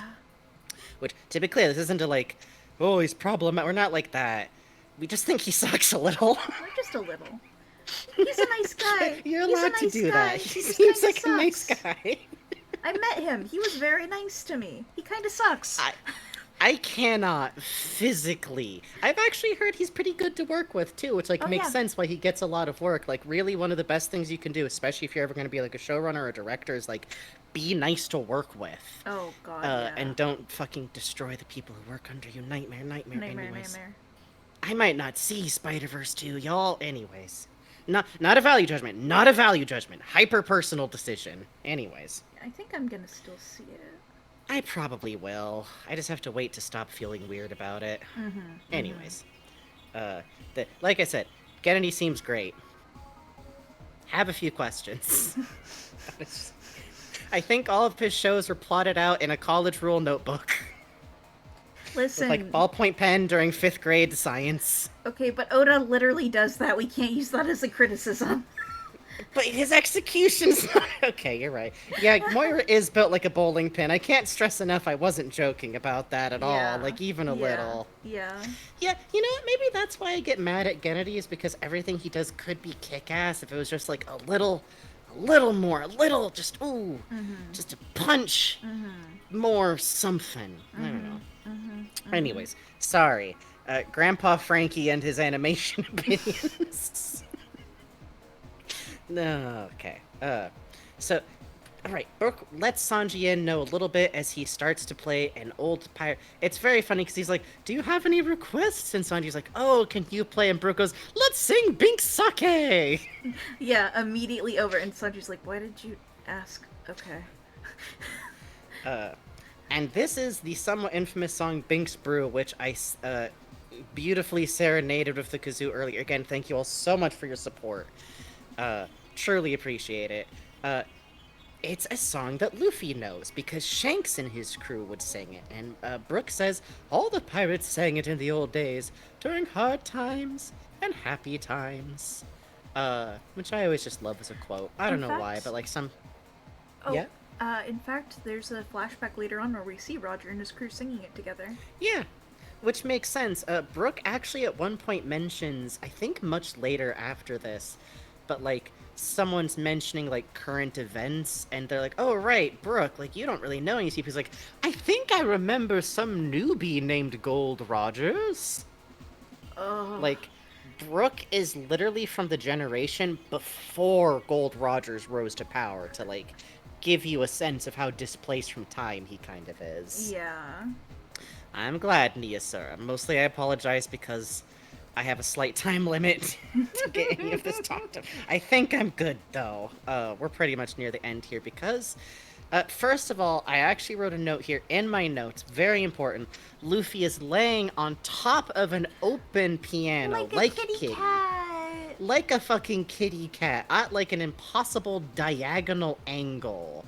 Arms crossed under his chin, just like... It's really cute. Yeah. And Brooke starts to apologize to say, like, I'm sorry, I don't know if I know you said you wanted me to be on your crew, but there's someone I have this promise to, and Luffy goes, like, yeah, I know, Laboon, right? And Brooke learns about them meeting Laboon, and is like, gets to hear about like how he is, like how big he is now. Like literally just like, oh, how is he? Oh, he's really big now and strong. Oh, he was so small back then.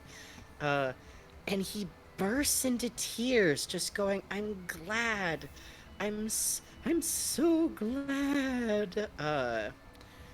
And this is when we learn the true full tale of Brooke, the singing Rumbar Pirates, Captain Calico Yorkie. Oh, God. The crew, strap in. Oh, the door's God. locked. Oh, Yorkie. And the singing pirates who brought smiles to children's faces. Which is what we learn is, like, what his crew was like, is that they very specifically were, like, a band of pirates who could all play music. And they're, like, literally their captain would go, like, we are the Rumbar Pirates who bring smiles to children's faces. Like, they were these joyful pirates. Oh. We basically learn in flashback as kind of woven in with Brooke taking out a tone dial, which is a piece of mollusk shell-based technology. Just go with it. Oh, from that his we skull. learned about. Yes, he hinges the top of his skull open. Sorry for not saying. And pulls out the tone dial, which is a shell that can record sound and play it back at a later date. Basically, like, this is kind of One Piece's answer for, like, cassette tapes, because Oda is an insane genius, and I literally suspect that he came up with dials working backwards to be able to do this. Genius. So, we kind of have this flashback told first through, like, his memories of Laboon, and then woven in with him playing this song a little bit, because Brooke, basically, after he was some kind of royal knight, which we have never seen in flashback, by the way, pausing a moment here to just say, we see nothing of Brooke's life before he was a pirate. Like, his memory that he has held on to, that is very much implied to be important to him, is his time on this crew. Yeah. He was second in command to his captain, the original captain of the ship, Captain Calico Yorkie, who is a man who has really distinct facial tattoos. Just to speak on that a little bit, his name is Yorkie. Yep. One of his eyes, there's the katakana yo. Is it this or is it this? I think it's this. His tattoos are literally just the katakana yo. Man who put his own initial on his face. Yeah. Which is really funny, because for a second when I saw those, I was like, whoa, there's meant to be, like, Polynesian facial tattoos, or, like, maybe they link him with Skypiea, which, like, has, like, native characters who have, like, face tattoos, like, Which could still be, because it could still be true. Dial. Brooke does have a dial because, well, that makes sense though, because something worth noting is that when Brooke and his crew entered the Grand Line, they took the same route that everyone else, they took the same route as the Straw Hats, because you pick a route going through the Grand Line that, like, branches into a specific set of islands. So yeah, they had to have gone to Skypiea. Which, who's to say? Who's to say? I thought there was music notes tattoos. That would have made sense, wouldn't it have? It's possible he's a bit of a goofy motherfucker. No. Oda would never do that to a character. No. Go look up Fortrix. Evil. Oh, please, Fortrix TCG card. Please, you've given me every other Smile Fruit freak. I think that'd be good. It would I be think funny. that'd be good. But basically, when they were pirates sailing the sea, at some point, this little baby whale, Balloon... Laboon. Thank you. Laboon started following the ship around and just wouldn't leave them alone. And would, like, rescue them when they fell off into the water in battle. And just love the music they made. So they let him come with them onto the Grand Line, and then, like... They actually tried to, like, make him leave on his... They did the full, like, go on, get out of here! We don't want you here anymore! Like... And he just cried and kept swimming with them. They, like, didn't sing or play music for days, hoping he'd leave, but he followed them onto the Grand Line, and that's why they left him on the cove, because he was still a baby, so he could have gotten hurt, and, the manga hyper-cruelly, like, I think immediately contrasts that with, like, yeah, remember he dies. In, like, 2 years. 3 years, actually! Which, you know, it's worth noting, the Grand Line takes a while, because we find out on the Grand Line, at some point on the journey, Captain Calico falls sick. And with him, like, a number of the crew also get some kind of plague, which, my theory, by the way, is because they took the same route through the Grand Line, Nami got sick in Little Garden with, like, an uncurable disease. Oh yeah, from the tick. Which had a fever, sweating, and would have led into skin discoloration if it's based on Lyme's disease, which is my personal theory for what it might be based on. Yeah, because we see Yorkie has that similar skin discoloration. The bullet point.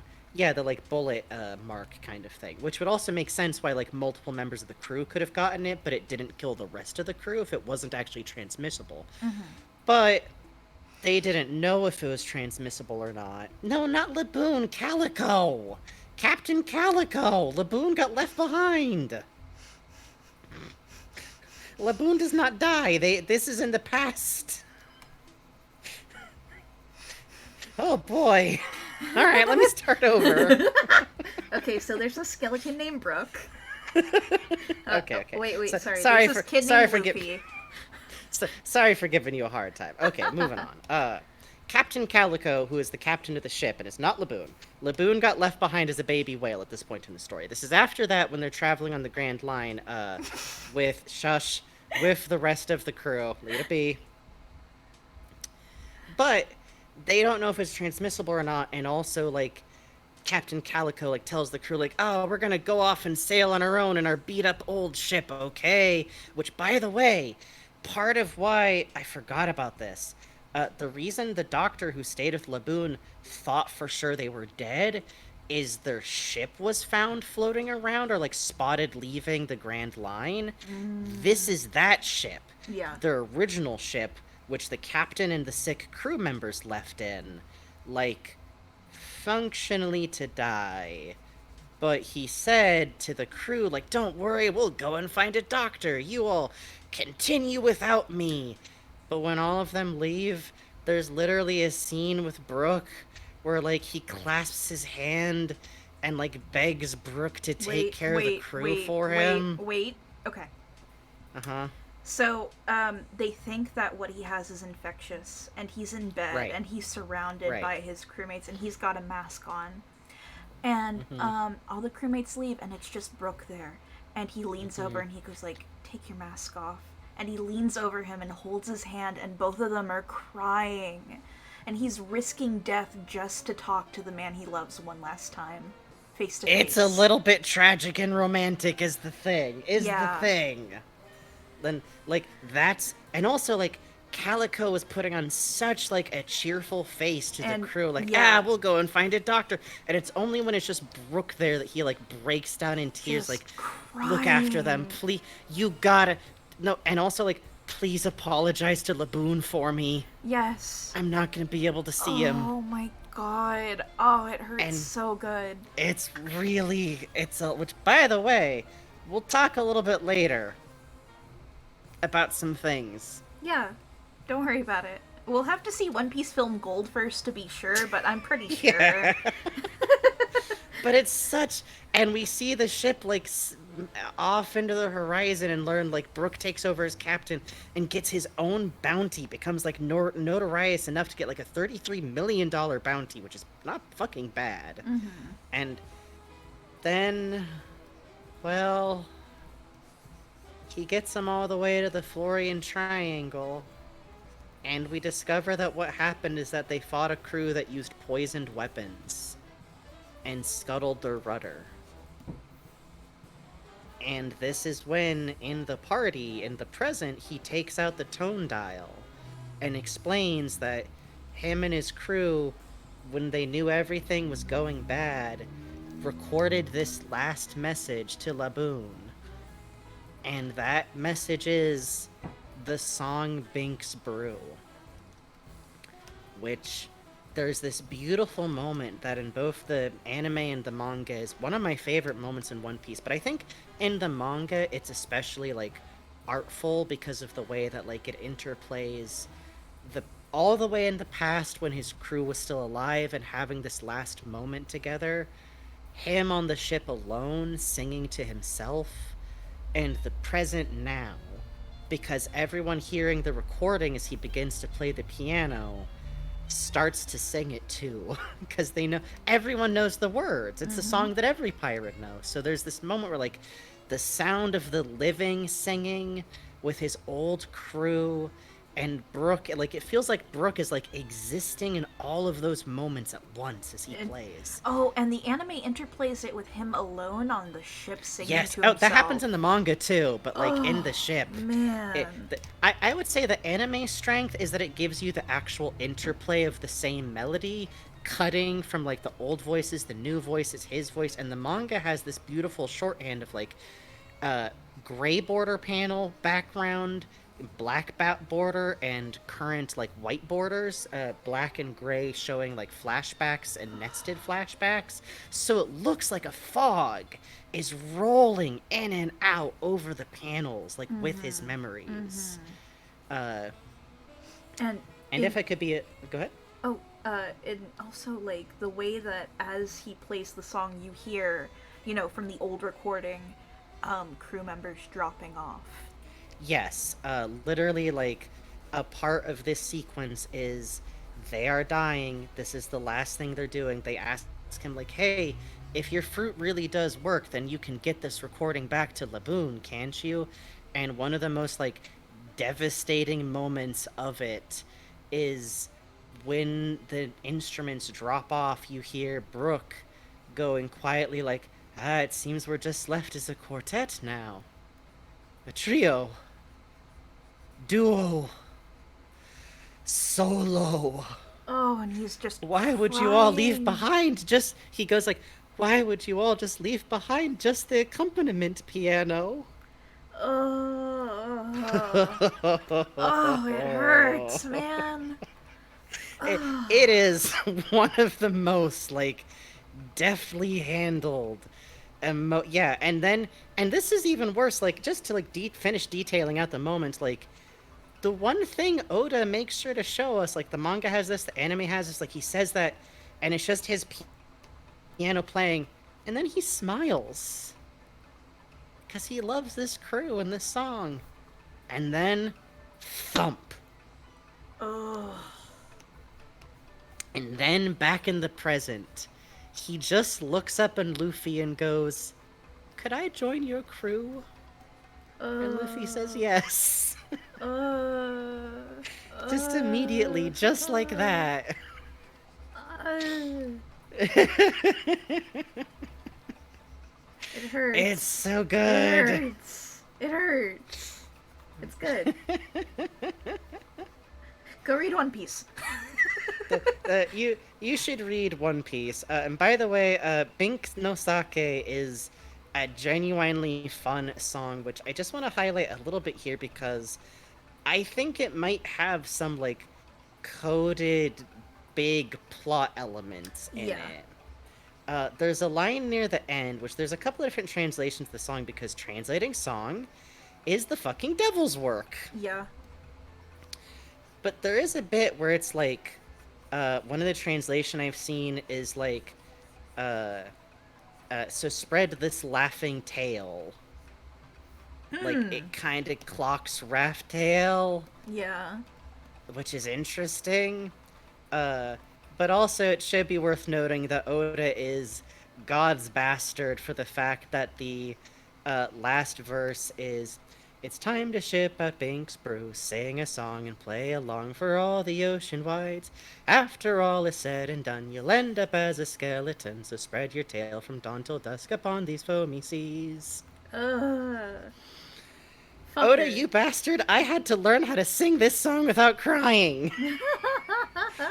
And let me tell you, you'll end up as a skeleton is really the challenge marker. Oh, man, yeah.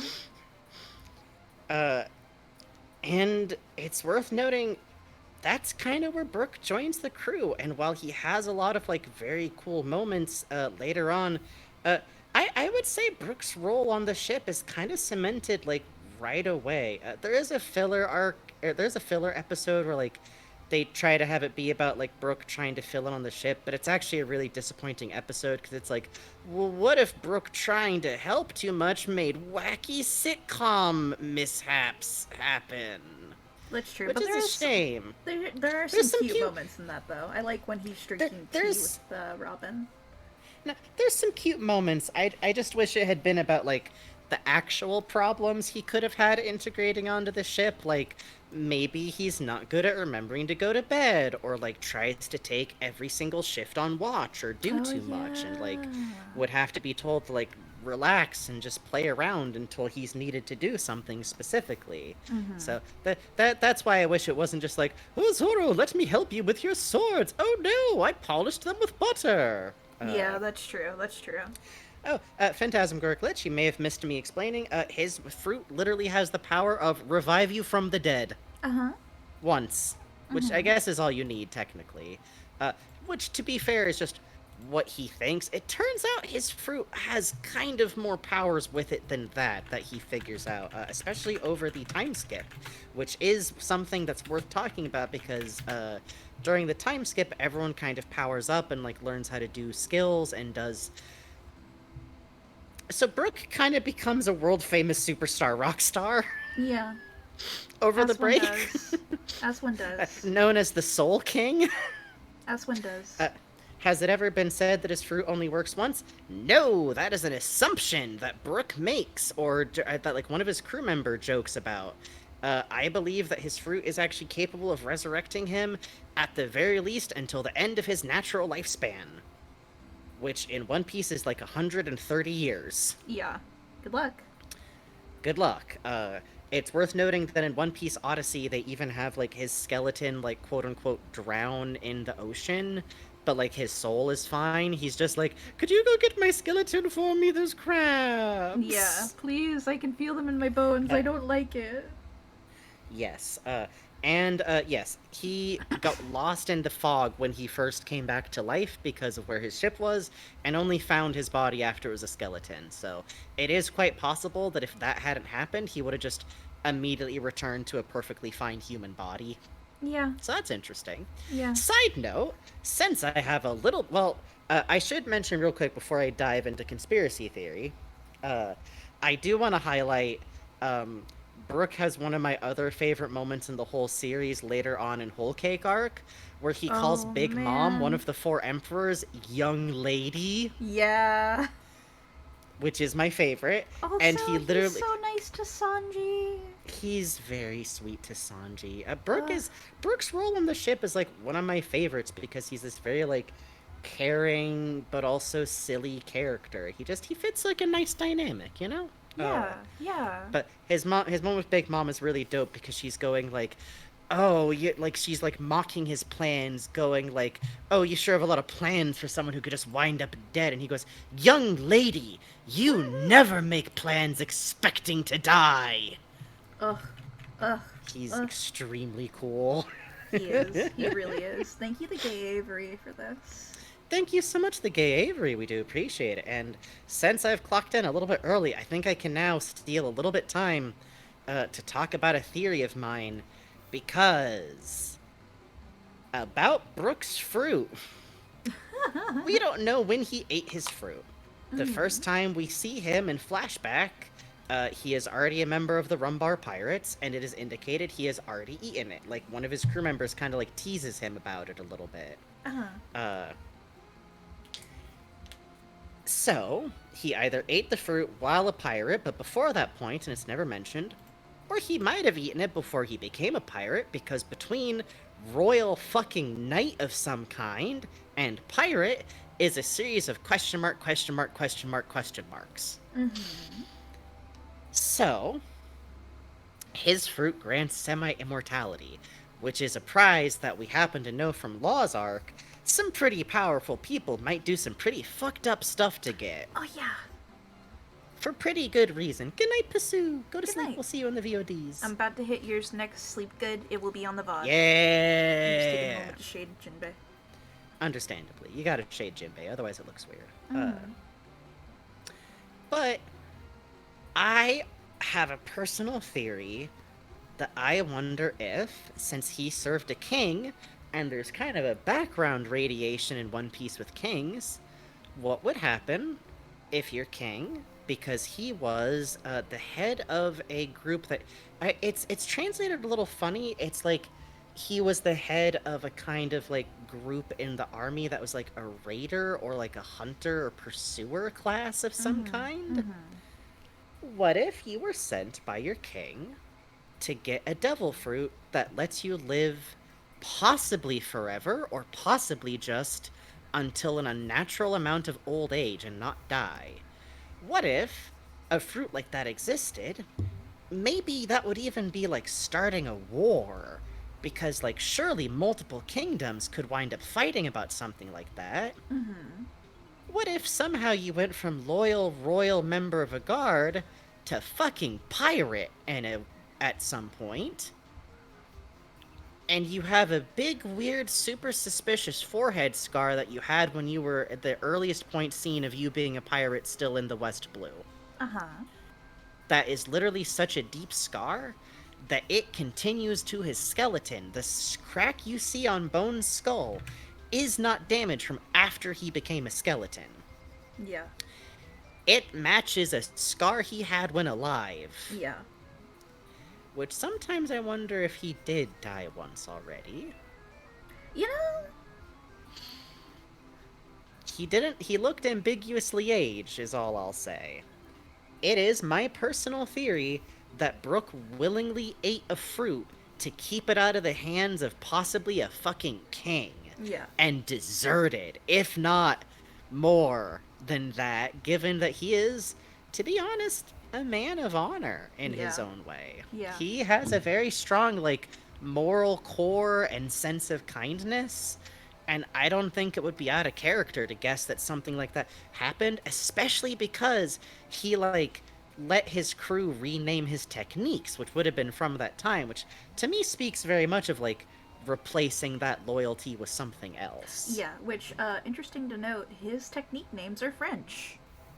Yes, which typically in One Piece is mostly associated with the North Blue, which is interesting because he's from the West Blue. Yeah. But it would make sense if there was, like, kind of some cultural drift, or maybe for some reason islands that are on opposite sides of the big unnatural straight lines could share matched culture. That would make no sense. No. Unless maybe there was some kind of weird 800 years ago thing that happened with that. No.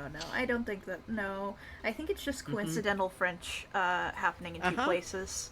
You know how it is with French. Fucked up when the big line got dropped on the globe and France got put in 2 parts and one side had Paris. No, Flea Vance. Flee Vance. Flee Vance. Finally, the north of France is free! Free! Side note, I do like to imagine that him and Sanji can both speak North Blue or, like, an equivalent shared language. Like, you know how sometimes you get, like, well, this is, like, Plattdeutsch and this is German, but you can still talk to each other? Yeah. They're like that, just bitching in the kitchen. Well, it's funny because we've joked about this before, but Trafalgar Law coming on the ship and speaking his own North, and the fights that ensue of like, what do you mean you call it? That's not what you call this. What the fuck are you talking about? What the fuck do you mean it's an extra thick baguette? It's a baguette-ette. Law, and that's how I was standing in a Frenchman's kitchen pointing to bread, and I said, "What is that?" And he said, "That's a baguette, Law."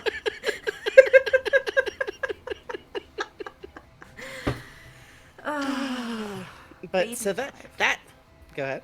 Oh, I have to look up Baby Five. Yes. My wife. Your wife. My wife. One of your wives. One of my beautiful No. wives. No, not like that. Okay, just checking. Lifting up an axe. Anyways, but that's my theory, is that I think Brook leaving his kingdom has something to do with his devil fruit, especially because, like, he had to decide to become a pirate without being able to sing. And okay, also, like, while I have a little bit of extra time, might DM you folks about Sanji's origin, because there's a specific region near me that's basically a mix of French and German. It would make perfect sense. Ooh. You know, that would do it.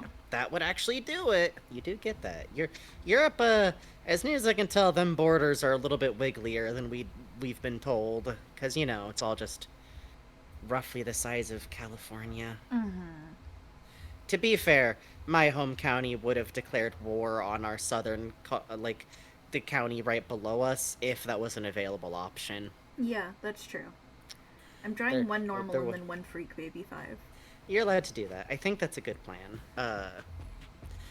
But just imagine, like, you're Brook. You have been this, like, honorable fighter. You're, like, a knight equivalent, at the very least, like, a very high-ranking soldier. He was the leader of his group, which implies to some degree, like, I think that Brook is pretty implied to be, like, a fairly high-class, like, kid. He definitely, like, learned instruments from a young age. We can presume, like, he came from, like, a middle-class or maybe even, like, upper-class background, just given, like, info about him that we have from, like, personality-wise. Or, you know, could have been, like, lower-class and got up in the ranks. Either way, you have, for whatever reason, possibly through incredible personal betrayal and theft, left, like, everything. You are no longer a soldier. You might be, like, actively wanted. You have been fighting for so long, but you know how to play, like, the violin. When Oda draws him as a kid, he still has a violin bow in hand. So, like, yeah. To me, that implies that he, like, has had violin as a passion since he was a little kid. And I always like to think probably learned piano as, like, a tutor kind of thing. Yeah, I like that. I like that.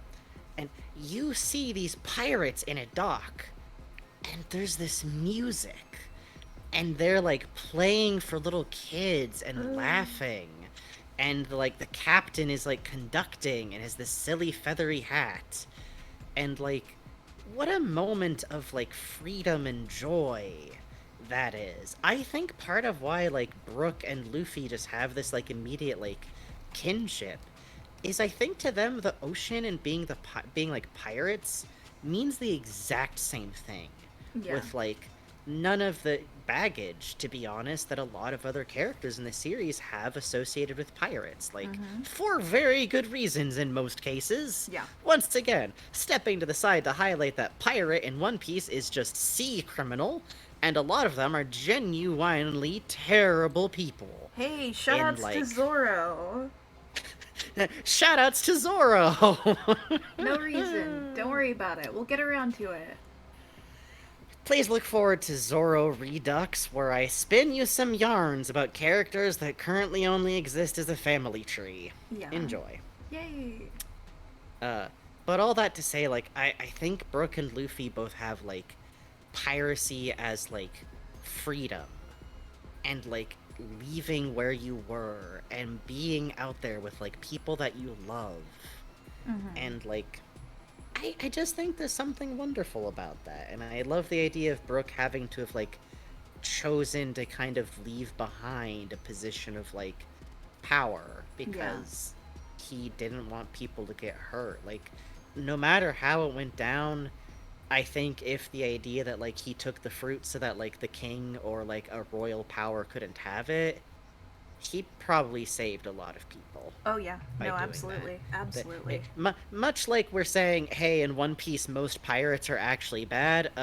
In One Piece, it is literally extremely like exception for there to be good kings. Even though we meet a good number of good kings, it's like 3 out of 150.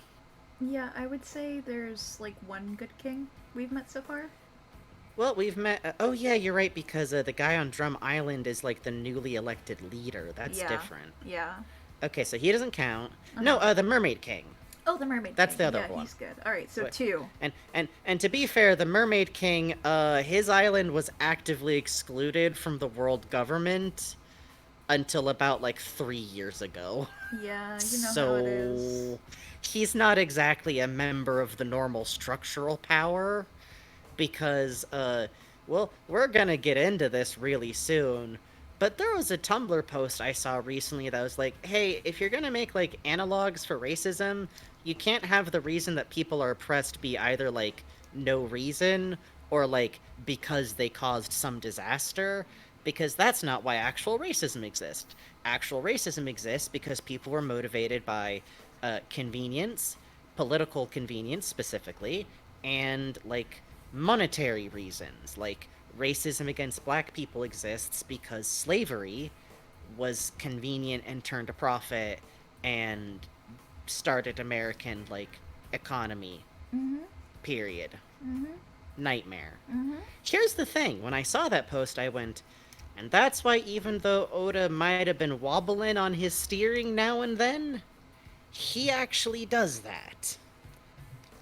The thing in One Piece where like fishmen and mermaids, etc., merfish folk, are like discriminated against isn't because like, well, you see, it's because the fishmen are so powerful and scary, so humans, nope. It's because they are commonly enslaved in the slavery system that exists in One Piece, specifically for the upperest of class, who seem to very deliberately and repeatedly cause there to be structural bias against mermaids and fishmen. That's why. Because they make good slaves. I just drew her the cutesy pose that Corazon does when he's shooting the bazooka. God damn it! Fuck me. Hang on. We're connecting the dots. Fuck me. Alright, let's start this over. Silly Billy's with cannon Fuck shooters. me, Well, man. it's also break time, so maybe you can take a moment. Yeah. I was so busy thinking about my wife, I was also thinking about my wife. You got your wife wires I got crossed. my wife wires crossed. This is great. Oh, hold on. We gotta do a fusion now. Speaking of, let's see, after this there's one more. If anyone else wants to get any more requests in after this one, we have just one more, and then we'll be all caught up. Yeah. We have some rooms in the slots if anyone else wants to get a One Piece, especially Brook or Jimbei related, but in general, any of the main cast and Law and Corazon are $10 sketches. Anyone who we'd have to look up on for like reference because Bugs isn't used to drawing them is $20. You know who they are. You know.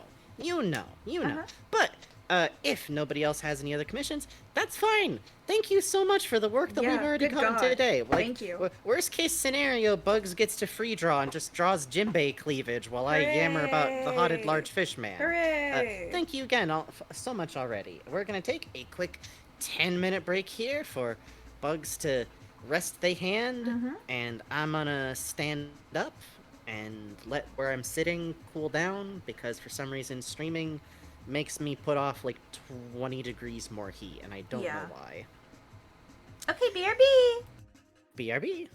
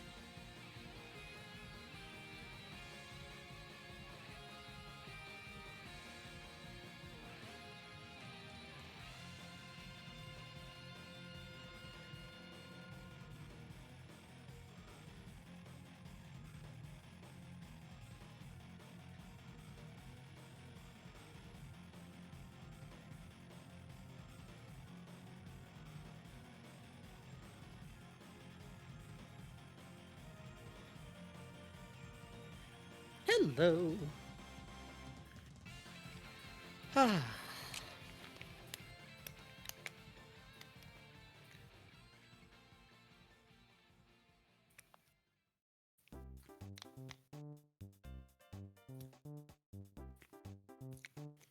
Howdy, howdy.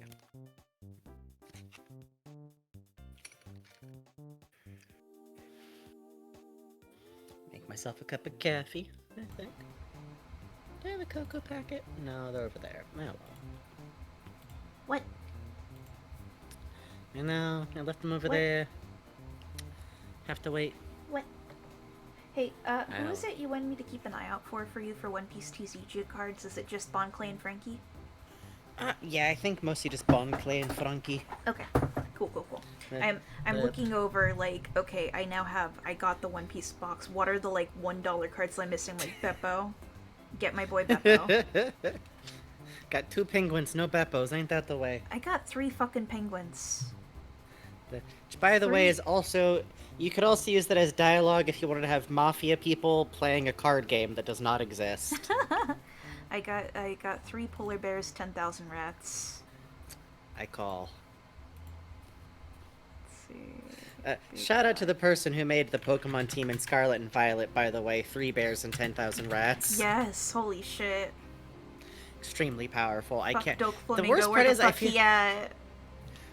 The worst part is I feel like that's probably a pretty scary team to fight if you set it up right. Yeah.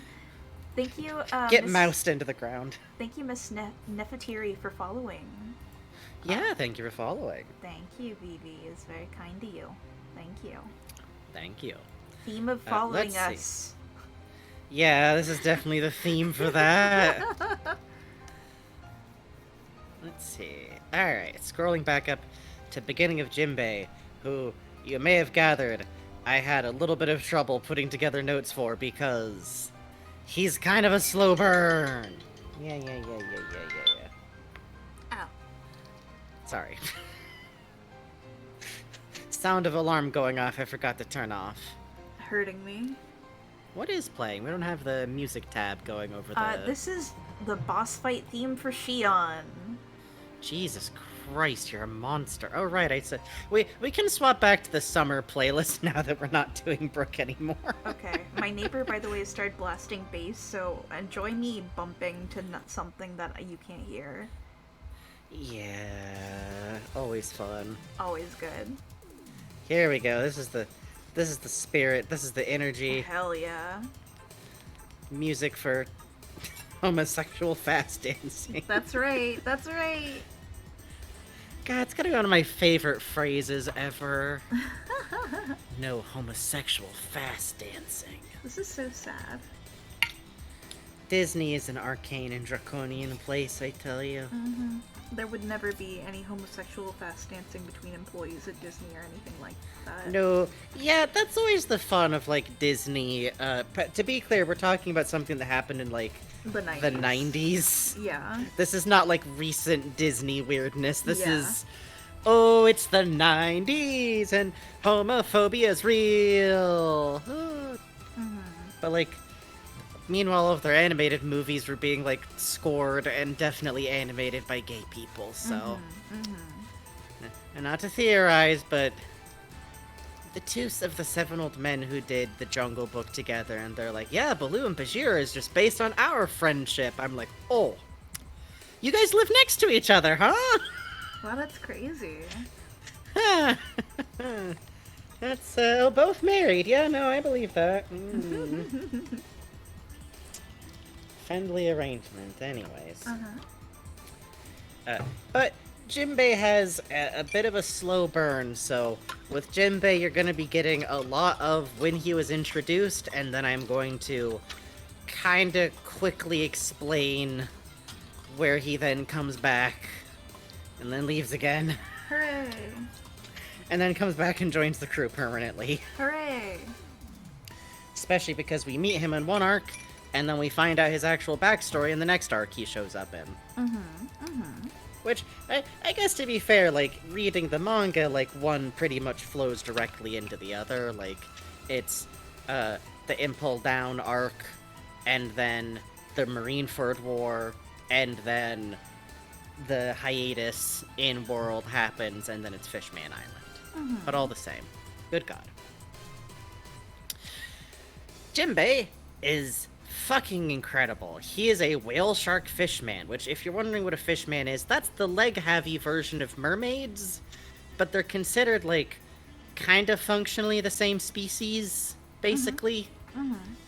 Again, I will note, all of the types of people in One Piece are at base, in some way, human enough that, like, mermaid can have a baby with a human man.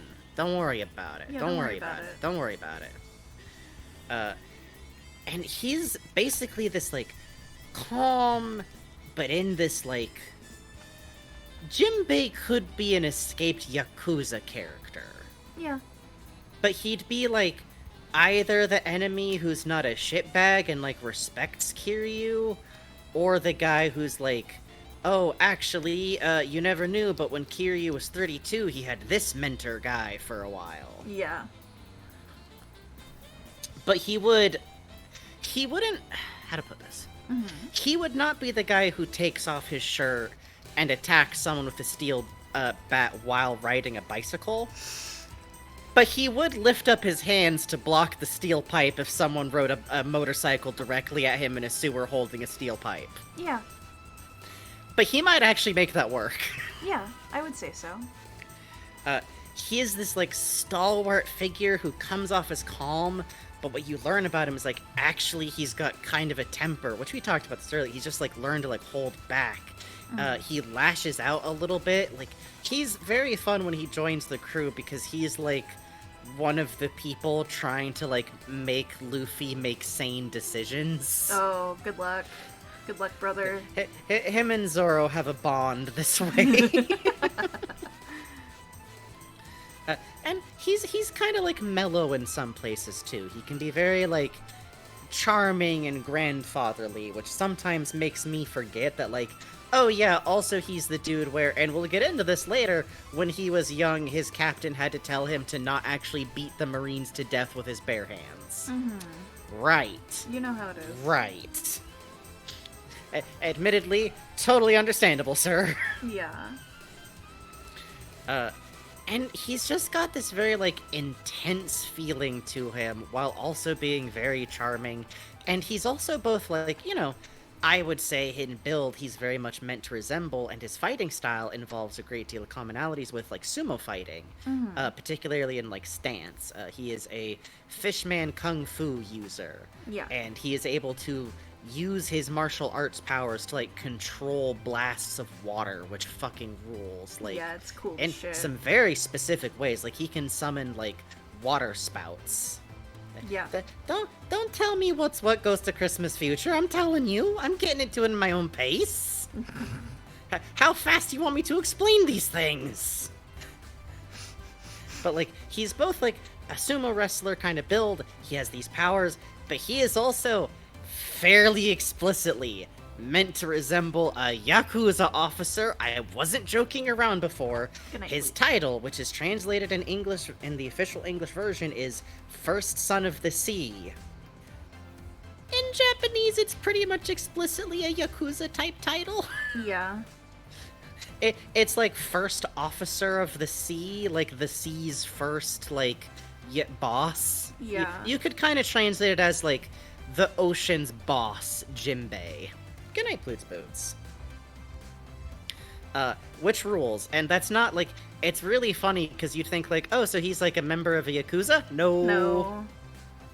Oh, so there's, like, a fishman Yakuza? No. He's just like this. And good for him. Good for him. Honestly. I honestly wonder, I'm like, there's gotta be someone that he's a little based on, right? There's gotta be. Oda, Yeah. Oda, That's tell. one of those things that's always kind of hard about One Piece is when you're reading it as a fan in a different language. You know, hey, Yeah. this person is based on a famous actor, and it's like, aw, man, this is like when they had, like, you know, when they brought over, like, fucking Warner Brothers cartoons, like, who the fuck is this big-eyed guy that Bugs Bunny keeps imitating? Why is there this one voice that is used in every cartoon that sounds like this? Yeah. Yeah. Which literally, like, we enjoy getting into, like, stuff like Lupin the Third, because let me tell you, there's a lot of context Oh, man. that you will get from knowing what Lupin the Third is. Yeah. Otherwise known as, why is the shorthand for guy who shoots good that goofy hat? Good reasons is why. Uh-huh. But, so, Jinbei, like, I've already mentioned this, but, like, it's in my notes here, like, he's a little bit of an odd figure to talk about because his presence as a character and to, like, him joining the crew is the longest of any character. Yeah. Because, like, technically, the first time we learn about Jinbei is actually in Romance Dawn, the first 100 chapters of One Piece. In Nami's home island arc, aka Arlong Park. Jinbei is a character that I believe has been planned to be a part of this story in some capacity for maybe the longest of anyone besides the main characters. Yeah, in fact, Oda revealed after Jinbei joined the crew, his concept art that he was always showing off of the crew when they were first designed. He revealed, like, and there was a manta ray guy here the whole time. Yeah. The Jinbei has been planned to be a member of the crew, like, from the start, in a way where, like, we've talked before about, like, you know, some characters got redesigned. Frankie was originally going to be, like, a ship fairy kind of thing. I think Jinbei mostly just got, like, refined character-wise. Knighted Link, you are correct. I believe he is the first warlord, and he is where we first learn about the concept of warlords in the story. Specifically, he is the head of what we're told is the Fishman Pirates, which Arlong, the villain of that arc, is a splinter, like someone who left that crew with, like, some members of his own. But just having that, like, association with Jinbei, who's one of the warlords, is enough to, like, kind of lend him some authority and clout. Yeah. In a way that is very interesting when you later learn that being true is one of Jinbei's great regrets in life now. Yeah. Like, he greatly regrets being in any way part of why why Arlong was, like, let loose on the ocean, and it even contextualizes, like, why Arlong went to, like, some middle-of-nowhere island in the East Blue, I think is so that Jinbei wouldn't know what he was doing. Yeah. Like, straight up. But Yeah. that's the lead time from first hearing about Arlong, is just knowing he is in some way associated with Arlong. One of... No, I'm gonna say, like, the series' first, like, most hateable villain. Yeah, I would say Like, so. like, you know, nothing against, like, okay, Kuro on Usopp's island is Hateable. also very hateable, and he's got that good thing of, like, you know, oh, he's taking advantage of this sick young girl, and the shitty guy who's the Navy guy, the Don woman who Craig. had, like, yeah, the Don Craig, you got, like, him, you got the Alvida. woman who, the Buggy all-timer, obviously, but, like, Buggy's, like, fun. Yeah. Buggy sucks and did, like, Yeah. burn down a dog's store. But he was silly doing it, and that's what's important. We stay silly. We do. Arlong is not silly. Arlong is, like, son bitch supreme. Yeah. But, like, that's where we first associate Jinbei from, so, like, I think, like, the first time I read the series when, like, suddenly Jinbei come up again, I think probably everyone's reaction was like, oh shit, what? Yeah. Yeah. Like, obviously, if shonen narrative convention applies, one day Luffy's gonna have to go fight this guy who's like, why? Arlong, was he... so... it is worth noting, I added this back, we do learn a little bit more when Luffy lands on the island of the Amazons, which is kind of before all this stuff kicks off. He learns about Fisher Tiger, the original captain of the Fishman Pirates, mounted an attack on the home capital of the Celestial Dragons, which is the class of hyper-rich who kind of control the world government and are the worst. As one does. And are, like, hyper-billionaires who live in a special city run entirely by slave labor. Oda has heard of metaphors. Let me put it this way. Garth Marenghi would approve of Oda's writing, but I mean that in the best way possible. Yeah. He'd be like, it's great! I was reading a little bit of it, and I got to this wonderful island. But get this, it's a pirate island full of zombies! He's a genius. Please watch Garth Marenghi, by the way, it's really good. Dark Place. Yeah, one of the actors from that was in the Fable promo video, actually. Oh, that's so weird. It was so cool. I was like, good for you, get that money. Yeah, honestly. But anyways, we learned that about, like, a little bit of info that's relevant about the Fishman pirates, because he freed huge numbers of slaves and did, like, the most damage on the city of the fucking billionaire uber wealthy as anyone has ever done. Mm-hmm. Fucking radical, to be honest. Yeah, cool shit. Which, okay, so now we're like 400 chapters later from Arlong Park. This isn't an exact number. Don't worry about it. Yeah, don't worry about it. When we actually meet Jinbei, we learn it's because him, alone, of the seven... Well, I forget, we might have seen Jinbei, like, maybe in, like, a background warlord scene at some point before this. I think so.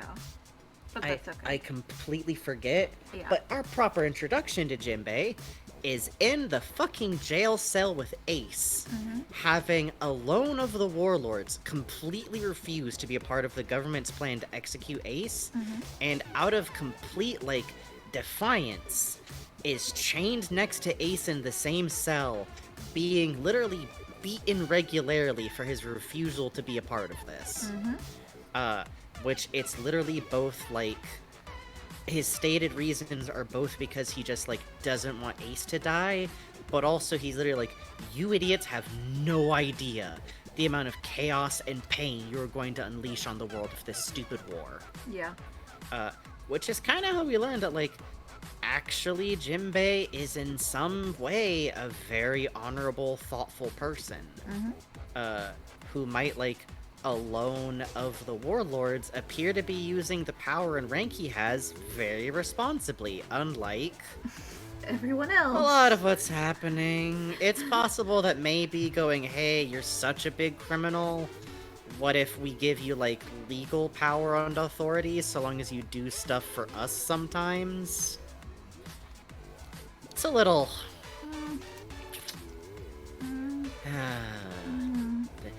Hey, Marilyn Manson, how would you like to work for the CIA? Like... Would I? Do I get dune buggies? Yes, you get all the dune buggies you ever want. You don't even have to pay for them anymore. Please look forward to Dressrosa. Yeah! Dressrosa is like if someone was actually as good of a cult leader as Manson. What was it? Yeah. Anyways, don't mind us. Don't mind the uncle talk happening over here. Yeah. It's worth noting, by the way, that when he learns, when Ace and, this song is distracting me. I'm in, like, the middle of a Splatoon level in my brain. I'm navigating. Keep going. Keep going. You can do it. When Jim... When? Oh, you want to take over talking while you render out Baby 5? Okay. So Baby 5 is like Law's sister, but hotter.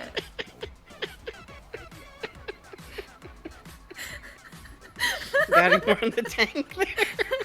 So Baby 5 is like Law's epic sister, who's hot. Okay. Yes, she smokes weed. And yes, she smokes tobacco. Unfiltered, baby. Only camels. Anyways. Only camels.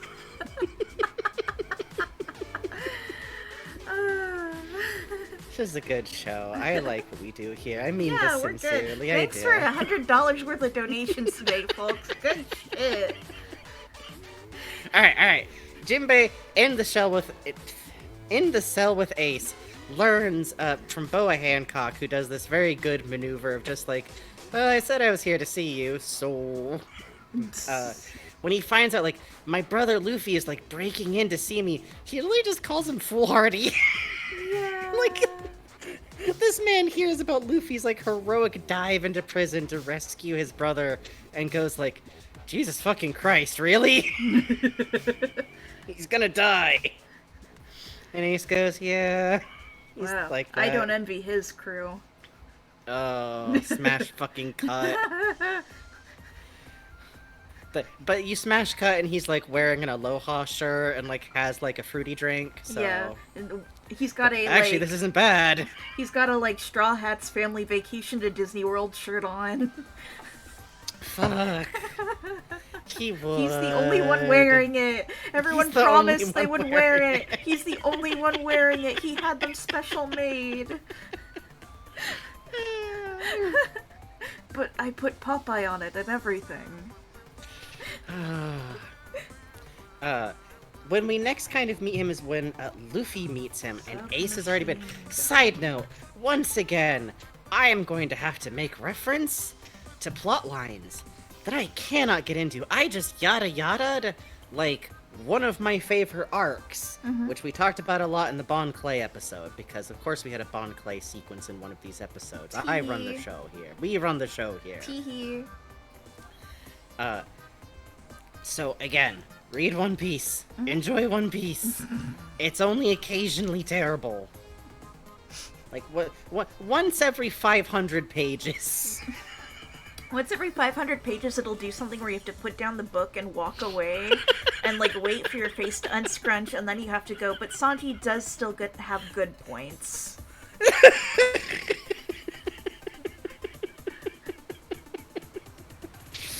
Yeah. I want a chapter of the crew at theme park. Good news, and nothing goes too wrong. Bad news. Please look forward to Baron Matsuri the movie.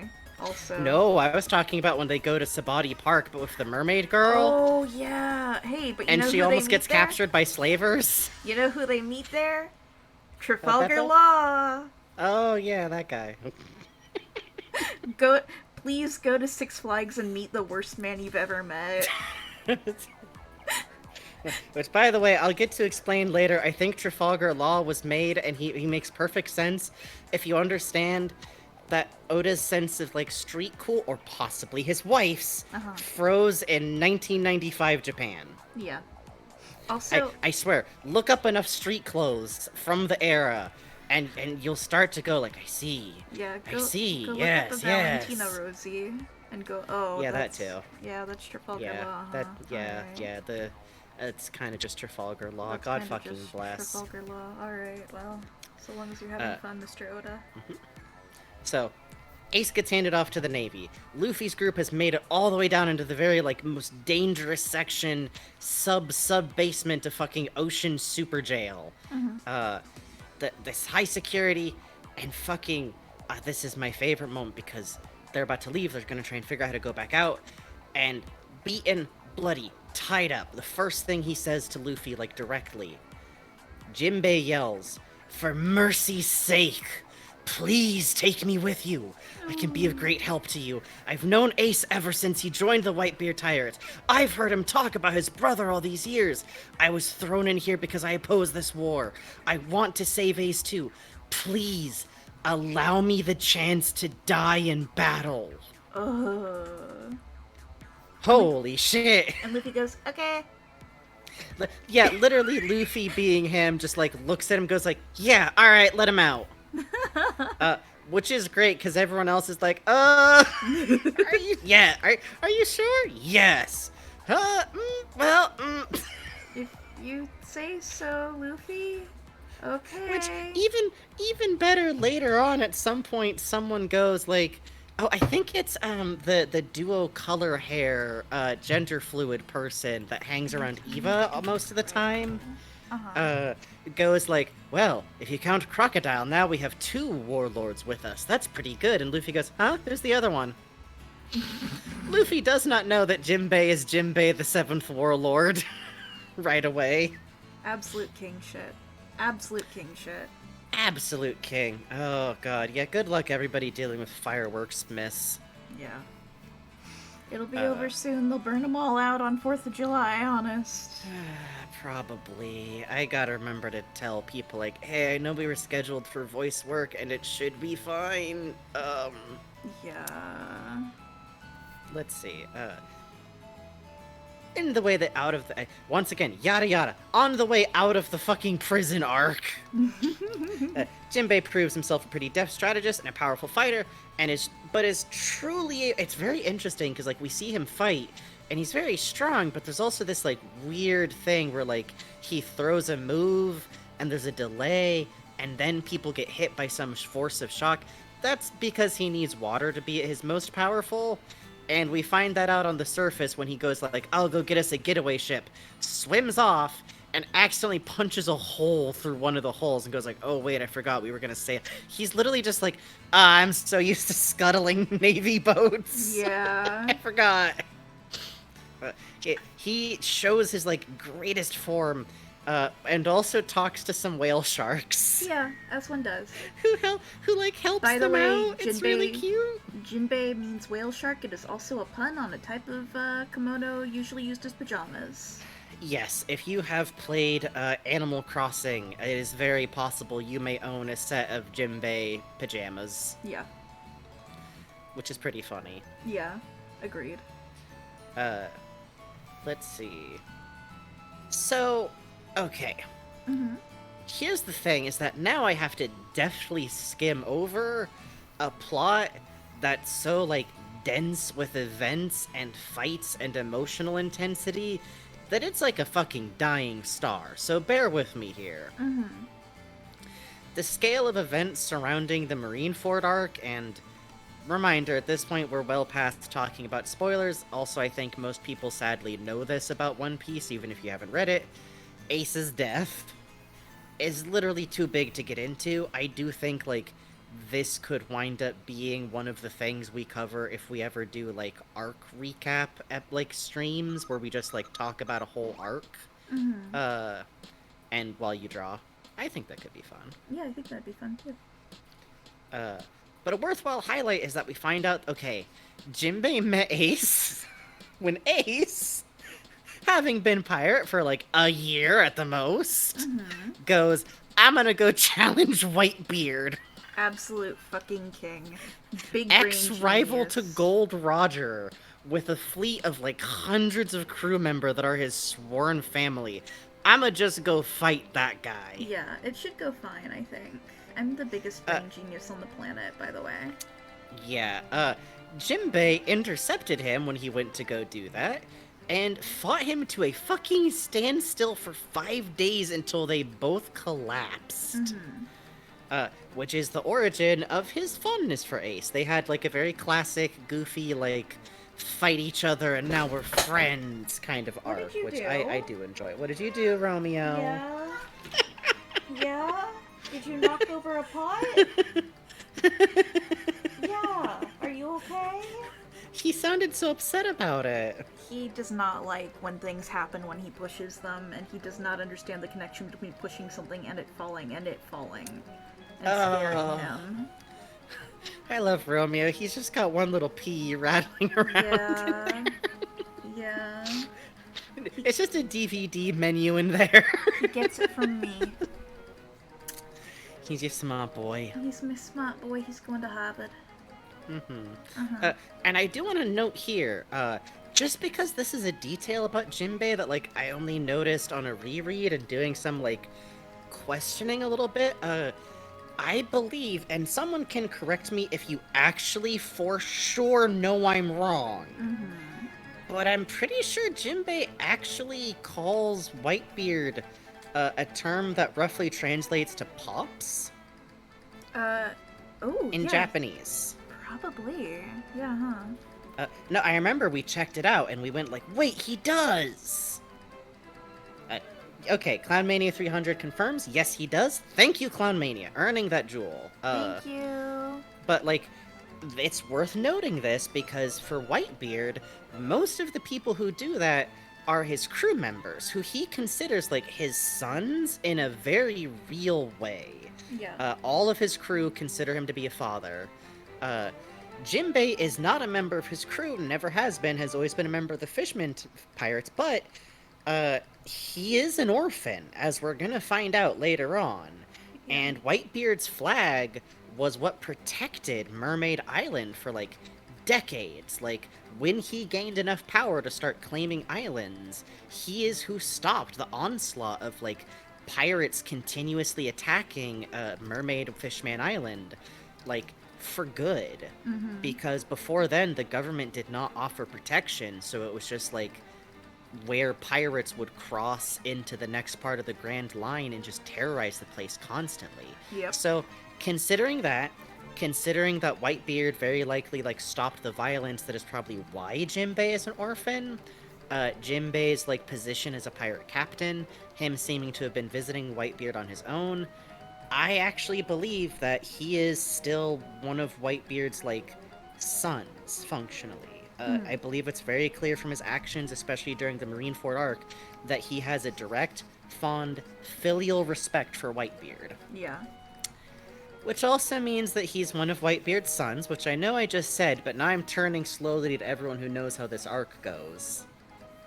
Because that means he's also one of Ace's adopted brothers. And, like, I know I just mentioned he has a lot of love for Ace, but, oh, man, Jinbei. Thank you, Sue. Thank you, Pasu. Thank you, Pasu. And now, Bugs is officially out of the queue. Nope. I'm gonna say... One more. Okay. But this is still enough time. If anyone else wants to get any last Doodle requests in, probably the cutoff point will be, like, 1:30 or, like, 1:20 or something like that. So, Yeah. hey. Yeah.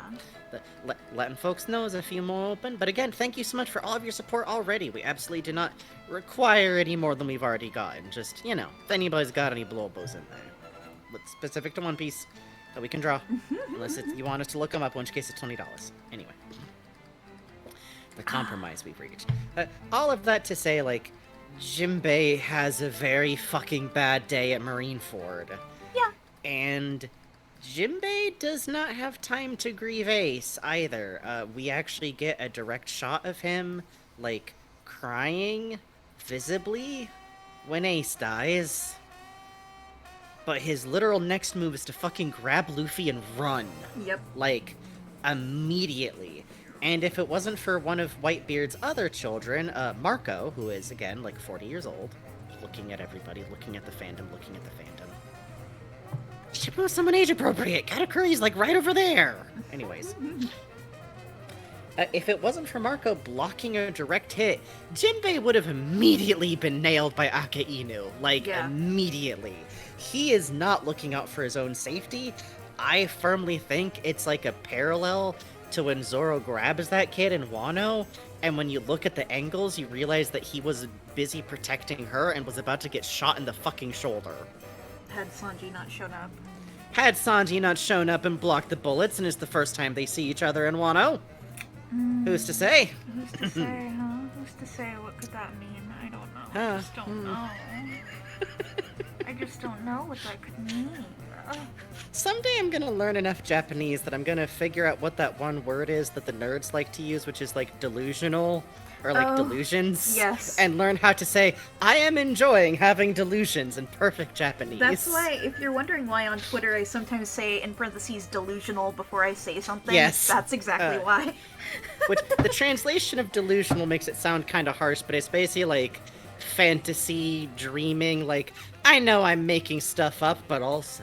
Yeah. They're in love. Exactly. Which exactly. I feel a great deal of kinship with. Exactly. Our fandom cousins. Our nakama. Yeah. Which, side note, nakama is used pretty casually for stuff like we're in the same fandom. Yeah.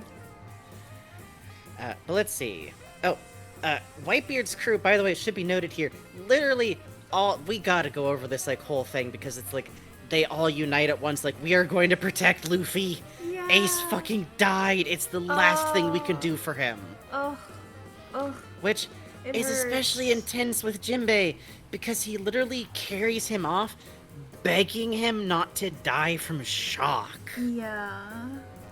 Like, you gotta stay awake, like, stay with me, like, just carrying him full speed, and we get this flashback of him talking to Ace in his jail cell, and Ace, like, trying to make him promise that if he died, he'd look after Luffy for him and take care of him.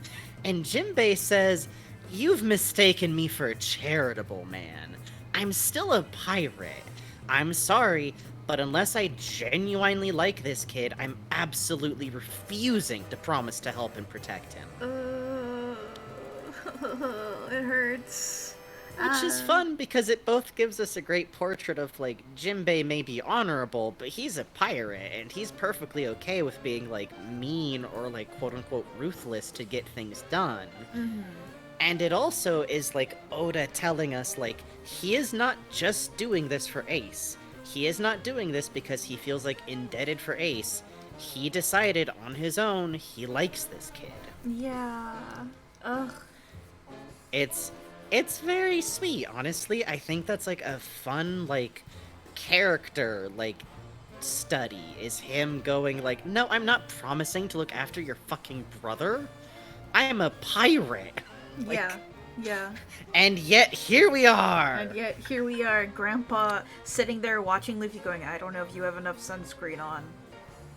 And also with Jinbei literally getting punched through the torso by Aka Inu, the lava fruit eater fucking navy bastard, to shield Luffy, but getting punched so hard, Luffy gets punched, Aka Inu punches through For children, there's help kana pronunciation on the kanji. It's fine to do this. Children act, and not without it, this isn't me kidding.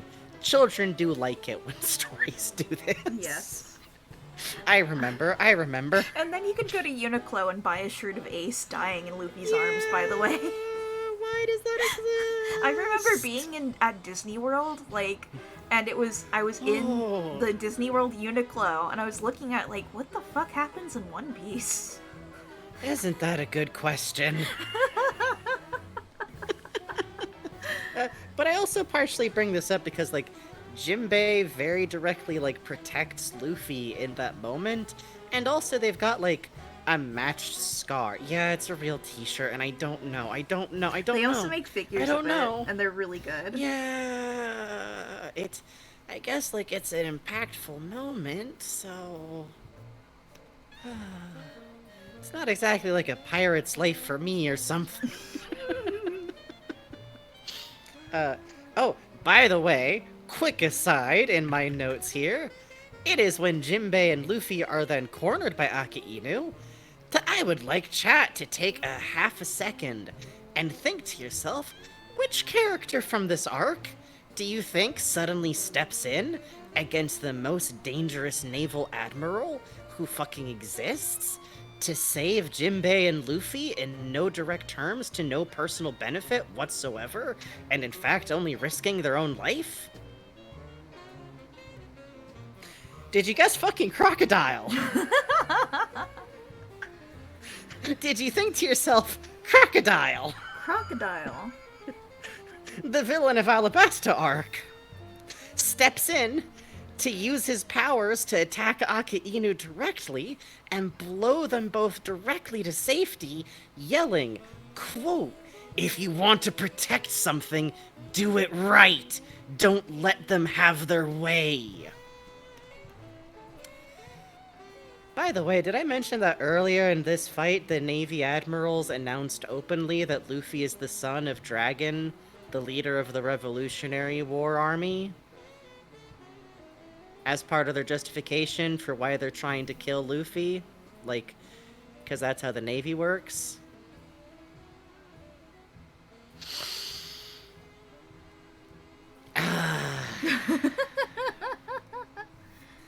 That's just a whole aside. That's weird. Anyway, I guess that won't mean anything. Smile. I think sometimes my favorite possible option is, in some perverse way, I almost love the idea, like, what if it does never come up again? I do too. I think it's funny. I think there are certain things in One Piece that I never want an answer for, to be honest. Yeah, like, at this point, I kind of think it'd be funny if One Piece ended without ever getting into Zoro's backstory in, like, any detail. Yeah, or, like... outside of, like, oh yeah, here's his family tree, bye-bye. I actually think that would be great. Why does he look like a clone? I don't know, it's over. Bye. Oda just speeding off into the horizon. What do you mean? Get back here. Bye-bye. I'm off to buy Dragon Ball figures. Back to my own dimension. The curse is lifted, and then he just floats up into the sky. Oh, Christ. I did it! I made everyone care about pirates! Take me back, Davy Jones! Oh, Christ. Dear Mr. Oda, I do not know why I gave you that voice. I am sorry. Please look after yourself. When you work long enough in manga, that's how your voice changes. It's very sad. That's what happened to Tezuka. Infamously. Yeah, but he's still like Tezuka, so he's like, the true meaning of life is death. Jeez. This is my mouse wife. I haven't slept in 7 years. Here's her slowly, painfully transforming into a human. Listen. Would that every artist who dies has such adorable material found in their desk. Yeah, you know, that's the voice true. of a whimsical gnome. I think that's what Oda is. I think on some level he's kind of a gnome to me.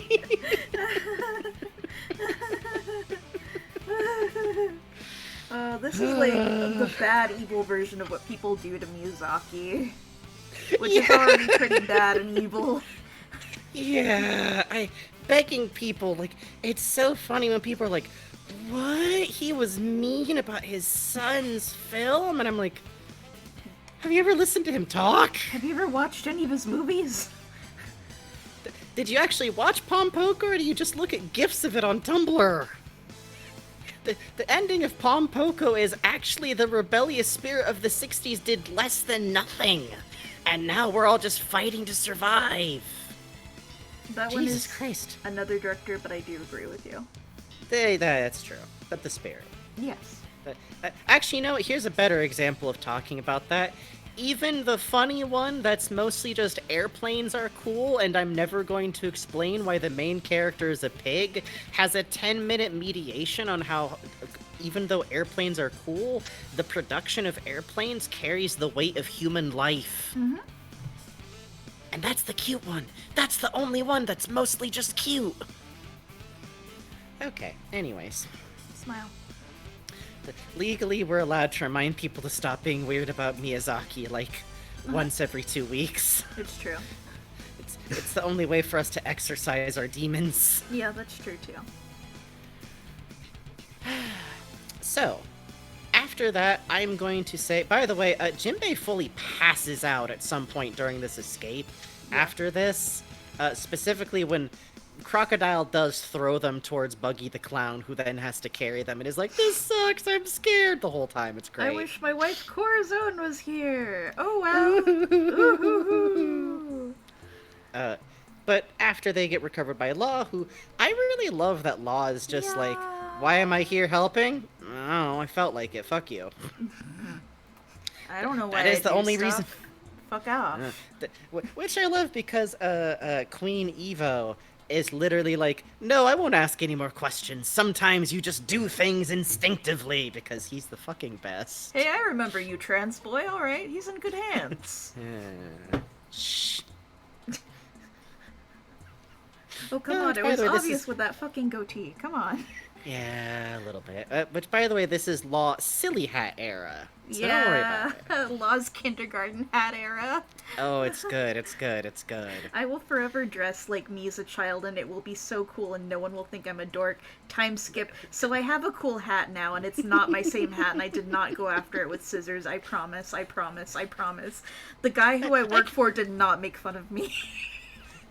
The side note, I never know if I think it's funnier if he, like, just modified his hat on purpose, or if his hat took, like, brim damage, and this was, like, the best they could do. He's gonna show up after the Blackbeard fight, they're gonna find his fucking hat, and he's gonna be there in, like, a fucking, like, scrap beret. Like... He's half a hat, clean down the middle. Fuck, and he's gonna wear that shit. He is. He is. This is my vision for Trafalgar Law. Please enjoy. Why would you do that to him? You like him. I do like him. This is his spigot era. I'll draw some sunglasses on him then. Complete the illusion. Okay. What about cock? What about broom? They're in all ages. What about fun? What about friendship? There we go. There we go. So after this What cool about it? guy saves. Quiet down.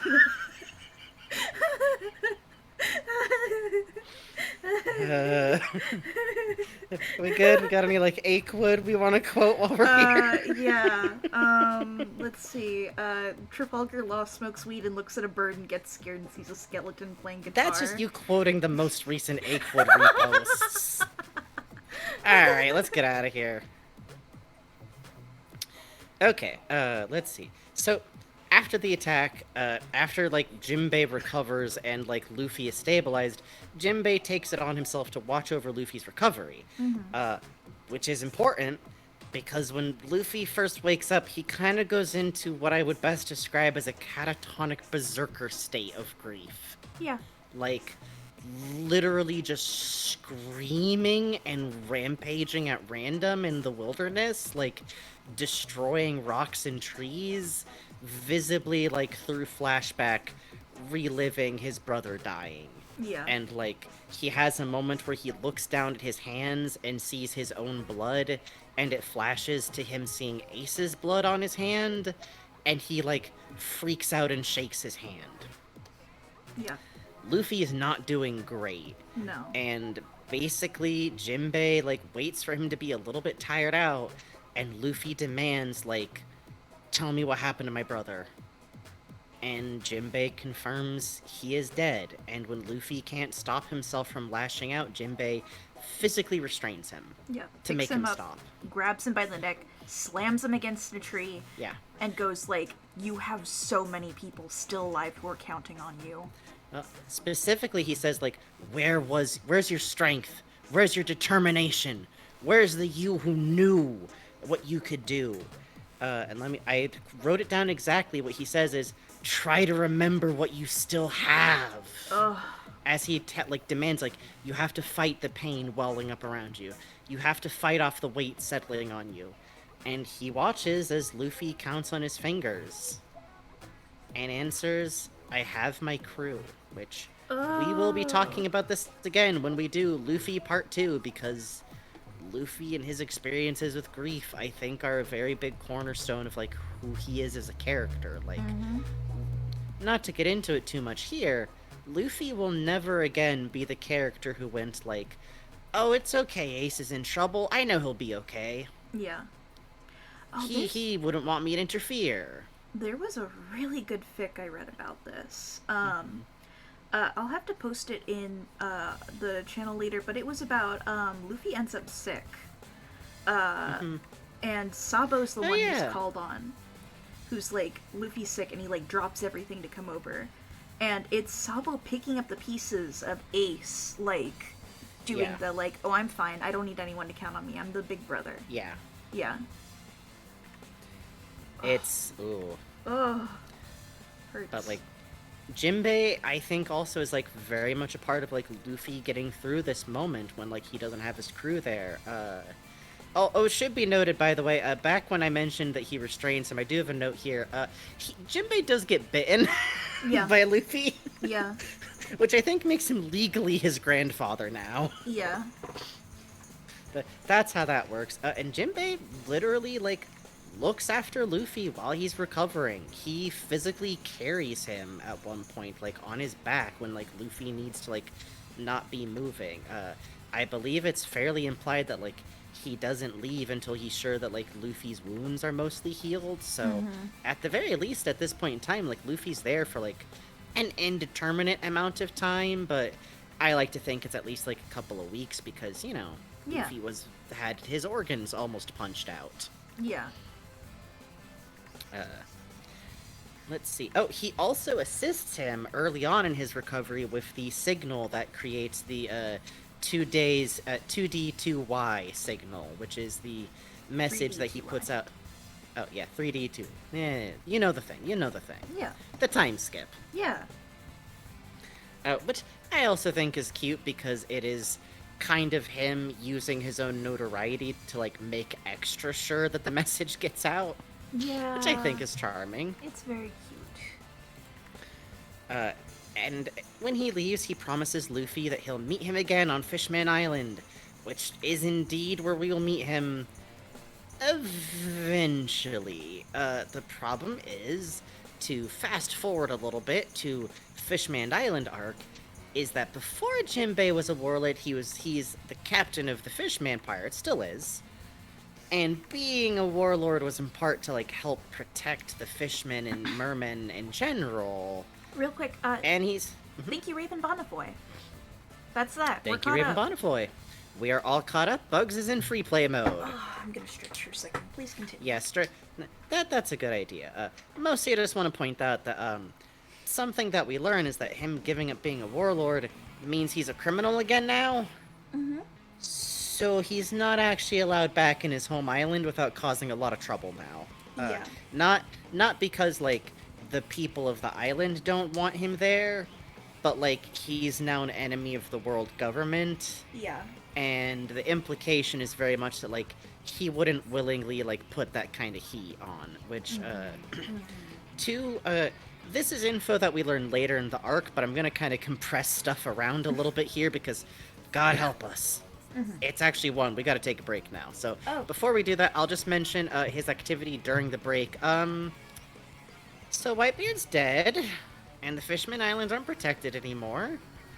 So Jinbei makes a funny alliance with another emperor to protect the island called Big Mom. Smile. We'll talk about that later, but for right now, we are going to take our final break of the evening.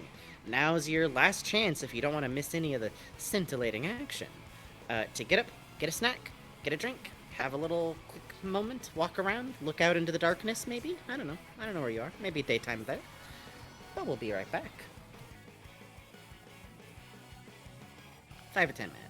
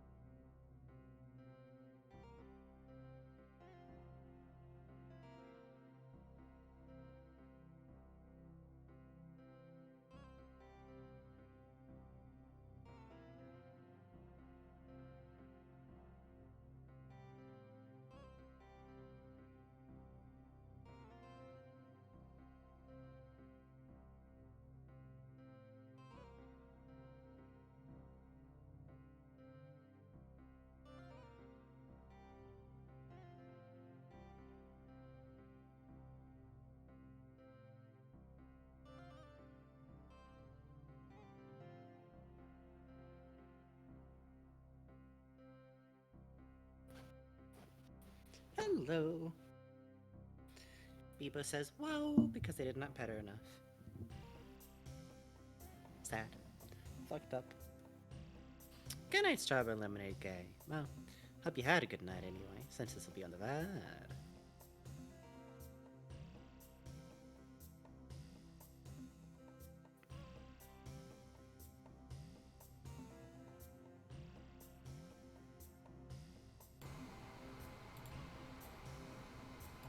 Hello.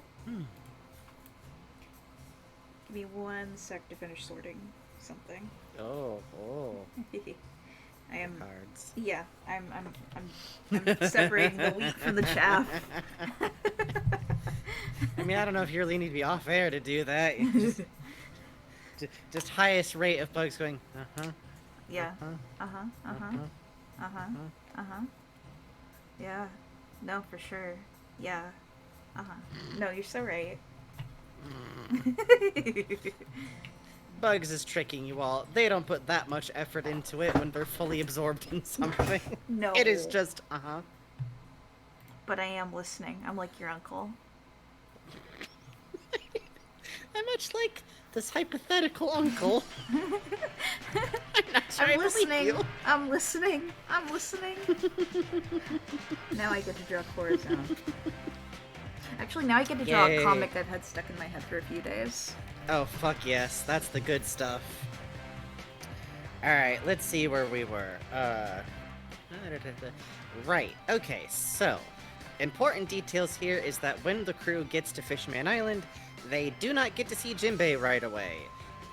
We actually find out that Jinbei passed a message through the royal family for Luffy. That he's waiting to meet him in, the Forest of the Sea, which is this very beautiful kelp forest. Problem is, it's possible maybe this message only gets to the Straw Hats when they might have done a little accidental kidnapping of the king and the royal court in general on accident. Legitimately somehow like 100% on accident, and technically I guess Luffy is at that same point independently kind of kidnapping the princess, except he's not, because like what it is that she's always wanted to leave her room and can't because of functionally a stalker. And Luffy's like, I'll protect you so you can go see the place you've always wanted to go see, but it is worth stating that that is kind of the events happening. And meanwhile, there's nothing, like, cutesy accidental about the rest of the crew kind of kidnapping the king. There is a shot of the king, like, chained up as the others argue about having accidentally done a little funny king kidnapping. Whoopsie.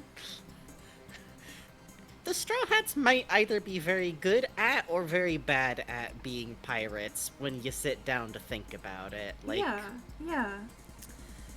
They never raid on purpose, you know?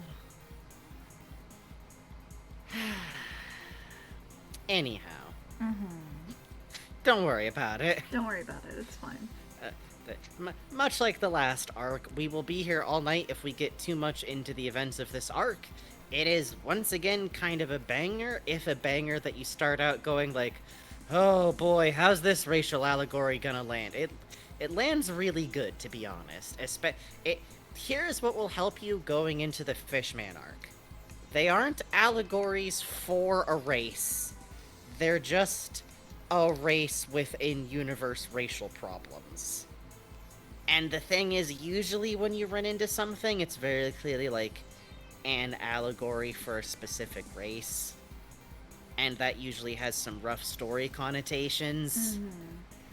Once in my life, I can say, I think the fishmen are just fishmen, or possibly like Oda talking about some pretty specific problems to Japan that maybe I'm not capable of recognizing. But like, it lands good. It lands good. I'm saying desperately, I promise. Yeah. Mostly because it has one of my favorite executions of a villain who's a bigot ever. best of all time. Like, just It's good. It is good. awe-inspiring. Yeah. Yeah. But the main thing to note is that here's where we get Jinbei's actual backstory, which is I really do like we get some time to become like very fond of Jinbei, enough so that like when he does join, I think it has this really great like sense of payoff. It's funny, sometimes I wonder what the story would look like if like the beginning of One Piece had like more room for each arc. Oh man, I know.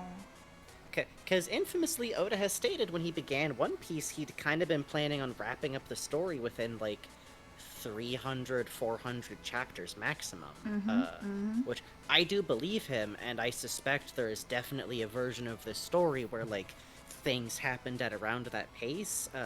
It's my belief that Whiskey Peak is the exact moment when he realized he could take a lot more time if he wanted to. Yeah.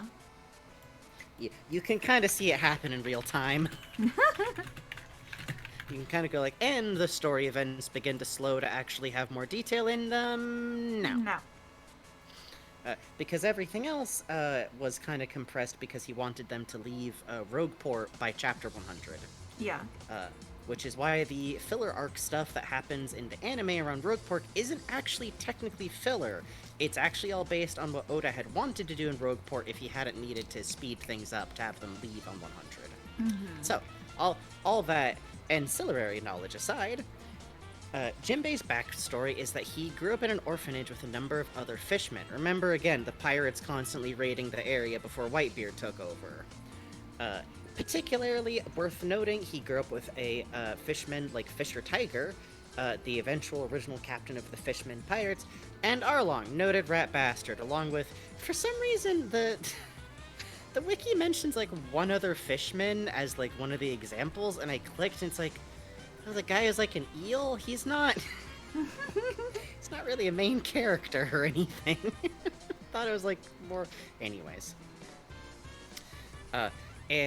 The area they grew up in started as an orphanage for, like, fishermen kids who'd been abandoned or didn't have parents, and it kind of, like, just never quite got maintained or looked after right, and eventually became a separate area from the main city called Fishman, like, District. So, like, imagine an orphanage that, like, just kind of got mismanaged until it was, like, a neighborhood of, like, people with no parents and not a lot of resources. It's not great as an area. It's possible it may be a good example of the kind of pain and suffering that occurs if there's an unspoken structure in society that doesn't do anything for some people, which, once again, I suspect there may be some Japanese politics that I do not know enough about to notice in this story. Just a feeling I have. Who could say? The area they grew up in... Okay. The original group, who, like, all were in that orphanage, very much consider each other, like, adopted siblings. This includes, by the way, a really cool mermaid who is, like, a prophet, like, oracle in this arc who foresees Luffy bringing ruin to Fishman Island. Causes some problems. And she's very hot, is the problem. She's also very hot and very large, too, so women are allowed to do these things. Women are allowed to foretell disaster. Yeah, it's cool. Jinbei took up Fishman karate as a child and later became a royal guard in the Fishman army under the king, like pretty much directly. Fairly high ranked during a time when, to once again shorten the info I'm going to be dropping, the then queen was valiantly campaigning to try and find a way to let the people one day, like, live on the surface, and to try and find a way to overcome the incredible, like, brutal discrimination that humans have over fishmen and merpeople through purely peaceful means, such as organizing her people. For reasons for time I can't get into, but, you might be shocked to hear this goes really bad for her. Yeah. It's not great. She's a very sweet character, though. She literally her concept is that she's like so overwhelmingly kind that when she hears that someone is stealing, she runs up to them and slaps them while sobbing, going, "How could you do this? But also I know that I failed you and that's why this happened. And I'm gonna take personal responsibility to make sure you'll be okay." It's great. Mm-hmm. She's very good. She's very good. I love her. Mm-hmm. And also at this time, Fisher Tiger, the fishman who Jinbei grew up with, who he considers like a brother, was actually an adventurer who was like traveling the globe and like seeing the surface and exploring. And he would return with like stories about his escapades, and they were very, very close. Which is why, when Fisher King, who we mentioned back a while, attacked the Celestial Dragons and nearly destroyed their main city, Jinbei immediately fucking resigned from the royal army. Yep. And became a pirate with him, as did most of the original, like, crew who grew up in that orphanage together. Like, that is the origin of the Fishman Pirates, is, like, they are the people who supported Fisher Tiger and united as one behind him. This is also when we find out that the main purpose of the Fishman Pirates is attacking the Marines and freeing as many slaves as possible. Specifically, the Marines were often after them, but it should be noted, we find out that Jinbei specifically, like, hated the Marines for allowing the slave trade to happen, because technically in One Piece slavery is illegal. It's just that the Marines don't do anything about it. At all. Whatsoever, because it is a trade conducted by the extremely rich and, again, the Celestial Dragons. Mm-hmm. Direct. Oh boy. Let's see. I think we already talked a bit about like, fishmen and their position in the hierarchy in the world is bad, and their presence in the slave trade is very yes, and it is actually very grim. Literally we find out that during this time, Jinbei was, like, boiling with anger. Like, his temper was not very well controlled. He was, like, ruthless in fights. He was, I believe, fairly justifiably angry about these things, but it was his original captain, Fisher Tiger, who told him, like, you need to hold back. The one thing we shouldn't be doing out here is killing humans, because if we do that, that's just gonna be used to reflect back on people back home, Yeah. and they're who's gonna get hurt. Yeah. Not us. Which, you know, you could debate back and forth about stuff like that, but I think is an understandable position for a character who's meant to be heroic in a story like this to take. And note that that's not precluding beating the shit out of the Marines, so I'm okay with that. However, to kind of compress down events, during this time period of them freeing slaves, they at some point found, like, a little girl named Koala. Oh, and Koala. the only way to get her home was to, like, sail her there themselves, which would take a very long time. You know, most of the crew is, like, not very comfortable with, like, humans, and she was doing very badly from her time being a slave. Like, this is a grim subject matter, so I apologize for belaboring it, but Oda makes sure to, like, take this time to show that, like, being in that position literally dehumanizes you. Like, out and out, it said, like, yeah, this little girl, like, won't stop smiling and apologizing because that's what you're forced to get used to, is, like, if you do anything but smile, you'll be hurt. So, they show this, like, journey they have together, and there's this wonderful moment where, like, Koala's, like, actually able to, like, cry, which I think is very meaningful for, like, Oda's work specifically. Being able to freely express yourself, to, like, freely cry, to freely laugh is very important, which I really enjoy, just as, like, a story element in general, and kind of the ethics in One Piece. Nothing is more evil in One Piece than, like, being forced to appear happy by those in power. Once again, looking towards Japan. Yeah. Oda might have some points he's trying to make. God No, bless him. No.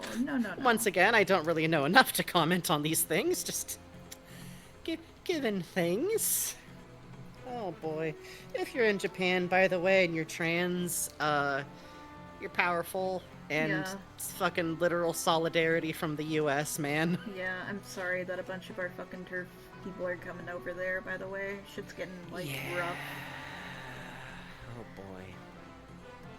But, by the way, it is worth noting here, they eventually bring Koala home, and it is made immediately clear that Koala's home village doesn't trust them, and is, like, hostile to them, despite them bringing Koala home from slavery. And it is made fairly explicit that those people rat on them to the Navy, and the Navy is able to set a trap for them. Which leads directly to the death of Fisher Tiger. He sustains a wound, none of the crew share his blood type, and we find out from Jinbei's version of events that what we've been hearing before from the shipbags, that he died because no human would give him blood, is a lie. What actually happened is that Fisher Tiger didn't just stumble upon the capital of the Celestials. He was a slave, and he broke free, and no matter what he does, he cannot psychologically bear the idea of human blood. He can't. And that is why he dies. And it is, I think, kind of even insinuated that, like, part of why he's so hard on Jinbei is he's trying not to let, like, his own trauma make him start, like, allowing stuff like that, which is very well articulated, to be honest. Like, there's parts of being hurt that are hard to talk about, you know? And I kind of like how clear it's made that, like, you are still in control of yourself, but that doesn't mean you're not, like, experiencing the horrors. Yeah. Which it should be noted is, the fact that he was ever a slave is a secret kept among the fishermen pirates, but an important detail about the fishermen pirates is that the tattoo that they all wear, that is their crest, is explicitly made to cover up the slave mark that people who are slaves have, because a great deal of their crew wind up being rescued fishmen. And by having that tattoo, it is impossible to guess who in their crew is or is not an ex-slave. So Jinbei has that tattoo that's sun on him. Yes. But Jinbei is the one member who we explicitly know was never a slave. He just basically made it so that legally the authorities could have decided he was. Because that's also part of the gambit, is like, if you want to pull in the ex-slaves, you have to get all of us. Which... Yeah. It's a sun, by the way. Yeah. Because of the meaning that the sun has for people who live on the bottom of the seafloor. Happy note here, because this is all fairly brutal, it should be noted the little girl who they cared for, we see again. I'm okay spoiling this outright. She becomes a member of the Revolutionary War, on the side of the rebels, under Dragon. She's great. She actually becomes trained in Fishman Karate. It is made, I think, fairly clear through that at some point she figured out what her home village did and fucking left. Yeah. Which I like. It's a very quiet way to say, like, yeah, that all still mattered. It's not like, and then the little girl got raised by bigots, the end. Yeah. These things matter. Sanji cut his own bangs. Oh. That's good. That's good. Thank you. Oh no. Thank you. No. Oh, Thank you. oh, Thank you. no. Thank you. Oh. Sanji, honey. Doing so good and normal. Alright, let's see. From there, the story of Jinbei as we know it, becoming infamous and then eventually becoming a warlord, is kind of filled in. Like, he took over as captain after Fisher Tiger, like Brook,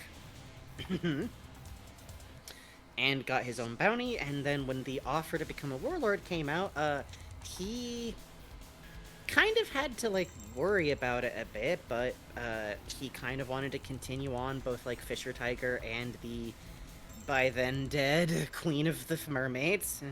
Some things happened. Enjoy the arc. It's good. It's good. Yeah, it's good. He ultimately decided to accept it for the sake of, like, fishmen and merfolk, like, everywhere. To say, like, okay, look, we have this little handhold in the government if they recognize me as a warlord. But, again, this... At that point, Arlong had been in jail. Because I think he splintered off from the rest of the pirates after Fisher Tiger died. And him accepting being a warlord also meant everyone in the crew was pardoned, which on one hand meant, like, anyone who wanted to stop being a pirate could. They could, like, peacefully go back home. Like, but Arlong was released into the ocean and vanished into the East Blue. And all of that happened. Which, there's a scene later on that I'm very fond of where he apologizes to Nami for his role in that. And she has one of my favorite lines, which is just, don't apologize to me about my life. Oh. It's very sweet. Like, it feels very much like a kindness on her part, being like, don't worry about it. I'm actually happy with where I wound up. Yeah. Like, which I think is her way of trying to say, like, this was out of his hands. Yeah, agreed.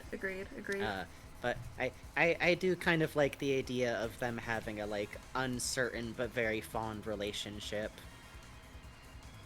Because, you know, there's a lot there. Yeah. Let's see. The rest of the arc has a lot of Jinbei aiding Luffy in fighting and learning what he's like, which is fun.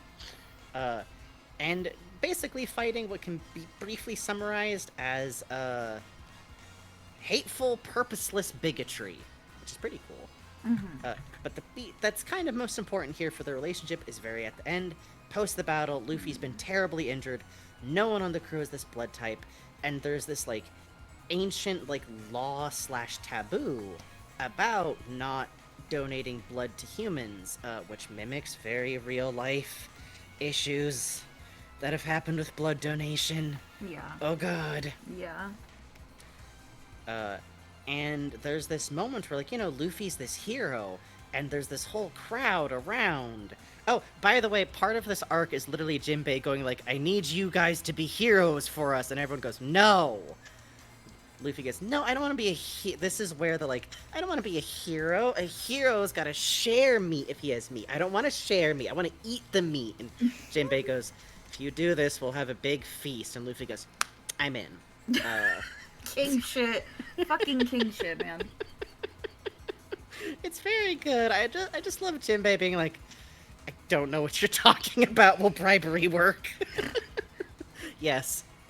It will work, in fact. It will, in fact, work. Which I should note, by the way, Luffy says that on his own, but Zoro independently at a later point goes like, I don't want to be a hero. If you're a hero, you gotta share your drink. And it's like, how are you the same about this exactly specifically? Yeah, it's very cute.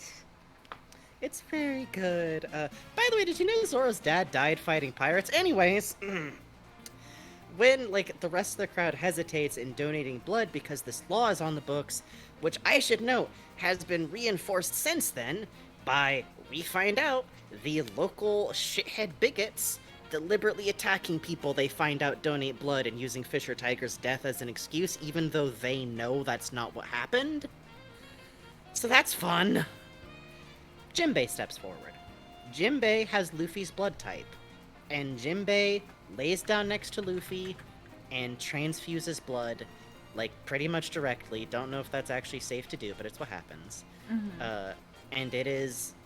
And it's this very sweet moment of, like, I think the wording is, like, that thin tubing which was far too narrow to be called a road, and yet people got to see something concrete. It's very good. But also, that's the moment when Luffy wakes up, laying there, having this, like, very direct support where he goes, like, you gotta join my crew. To which the answer from Jinbei is, yes, but not yet. Yeah, he really makes you wait for it, but he's worth it. He is worth it, and it is understandable why, because, like, unlike everyone else, he's already the captain of a crew. His, like, having, like, become kind of an ally of Big Mom is protecting the entirety of, like, Fishman Island. He basically what he says is like, there's a lot of things I would need to tie up first, but if I can get all of that done, and I can get all of this squared away, and I meet you again, will you ask me again then to join? And it's very sweet because, like, the whole crew as one is like, yeah, but you have to come, okay? Which I really love. I feel like out of everyone, he's the most, like, kind of becomes beloved by the whole crew by the end of the Fishman Island arc. Yeah, everyone fucking loved Jinbei, and they have good reason It's to. really good. Oh, I actually wrote down the exact wording here because I'm insane. If you still feel the same way about me then, will you ask me to join the Straw Hat crew once again? Which... And then we don't see Jinbei again until Whole Cake, and it's literally too long an arc to get into even a little. Look forward to Sanji Part 2. Jesus Christ, Sanji. Oh god, oh god. Oh god, oh god, oh god. It's all gone so wrong. Sanji Part 2. The part in One Piece where you go, oh shit, wait, we're getting into Sanji's backstory before Zeph? And then you cry for like 20 chapters. And then Oda goes into an interview and says, yeah, my daughter really liked Osamatsu-san. And you go, oh. Alright. Yeah, it does actually explain a lot, is the thing. It does kind of explain a few things. Yeah, it does, doesn't it? Otherwise known as all those times when Oda forgot which eyebrow he was drawing on which side become technically plot important. Is this legible for the final joke of this sequence? Okay, so we got, I'm glad we're off Whole Cake and you're okay now, Sanji. Yeah. I'm going to go cut my own bangs. And then he goes back over here. Oh, you mean layout-wise? No, you gotta shuffle it around layout-wise. Oh, okay. I thought you meant, like, handwriting-wise. Handwriting-wise, it's okay. Okay, what about this? What should be changed? I gotta wait until the catches up a bit there. Oh, you're just, like, circling around. No, that bit's, like, legible for, like, what the joke is. Okay, cool. I thought you meant, like, panel readability, because right now you got those three over there in an L shape, No, and then this bad boy over I'm here. just gonna post them individual on Twitter. Yeah, yeah. Okay, cool.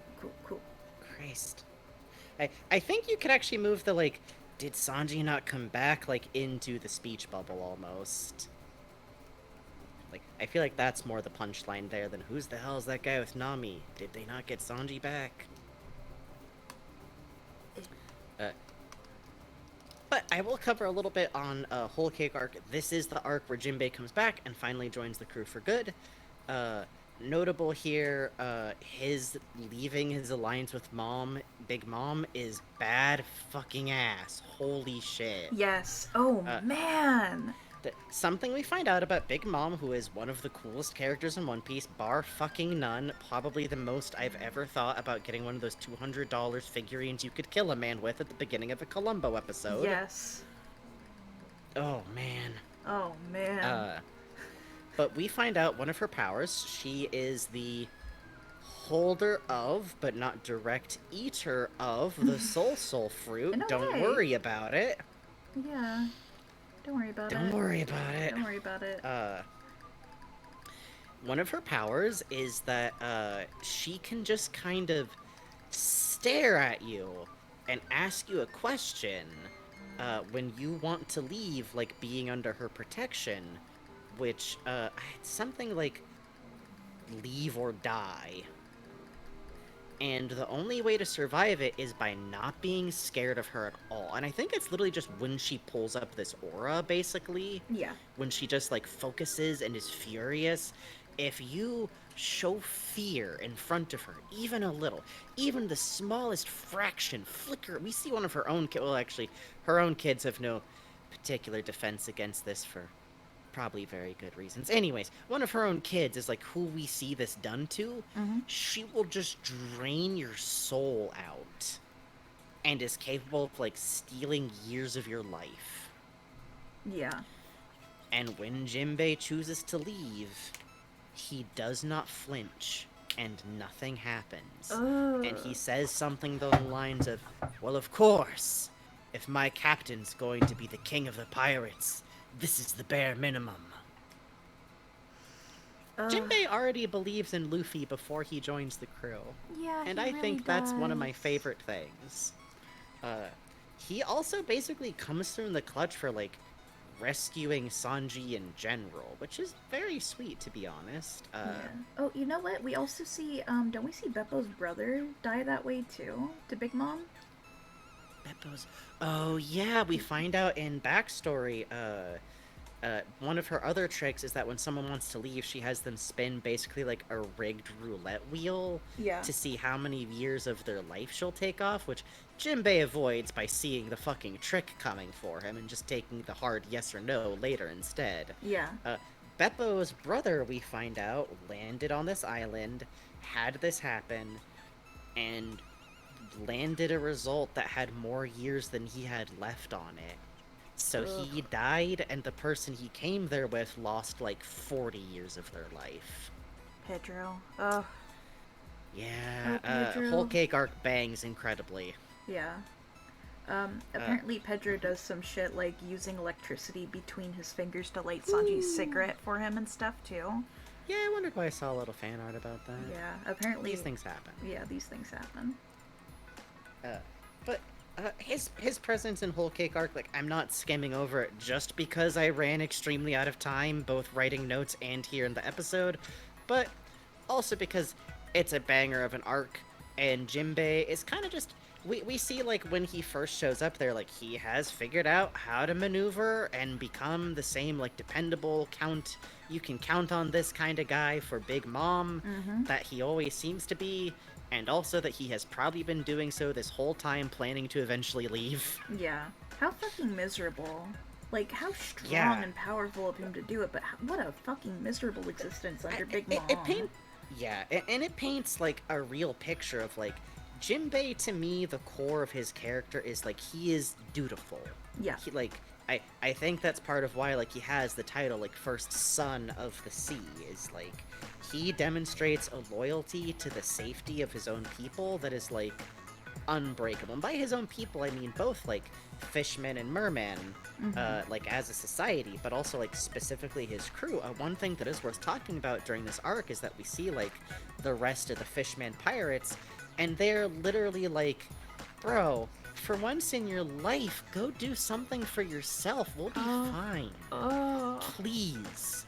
We want you to go join Luffy because this is the first time you have ever expressed something that you want to do for yourself. Like the entire time, his crew is completely behind him. In fact, I will note, doesn't he still take a little bit to actually properly rejoin the crew in Wano? Yes. Like, at the end of Whole Cake, he has to stay behind to, like, make sure his crew will be safe. And he only catches up in Wano. Yeah, and even in Wano, it's like when the assault on Kaido is starting. Yeah, so forgot to say, he actually, for real, 100% is with the crew at about the end of Wano. Yeah. He's just now settling into the ship. Yeah. He is only just now freely available for OVA movies to have him tag along and have grandpa adventures. And One Piece Film Red immediately put him in the leather jacket. God bless. God bless them for this. Genuinely, it's so good. And, you know, I'm glad he's in there because I really like his dynamic in the crew where, like, much like Brook, he's got this, like, wealth of experience. He's very level-headed. He's, like, an actual logical, sane person. And he is very, like, devoted to doing the thing that makes the most sense, which I kind of love because it's, like, it's a trait that can kind of seem heartless if you didn't, like, know who he is as a character. Like, Big Mom is a bad person, and helping her empire stay stable, like, may have helped keep people there from harm when he's around to, like, do big heroic stuff, but, like, it's worth noting the calculus he made was, like, I will help keep Big Mom's terrifying empire stable in return for the safety of my people for 2 years. And that's a hell of a decision, which I really admire. Yeah. I think it's very fun as a character, and there's something that I really enjoy, which is like him and Zoro are like very in sync immediately. Yes. In terms of like, no, Luffy, you cannot do X. I'm doing X. It's also fun watching him kind of opening up into the crew's silly dynamic too. Yeah, he's not really used to like things being like this. I think he's lived like a very hard life, and I feel like just something that I love is that he often like cracks up laughing at the crew, like he just goes, It's so cute. He's having a lot of fun, which again is like the parallel with him and Brooke is very, very fun that way.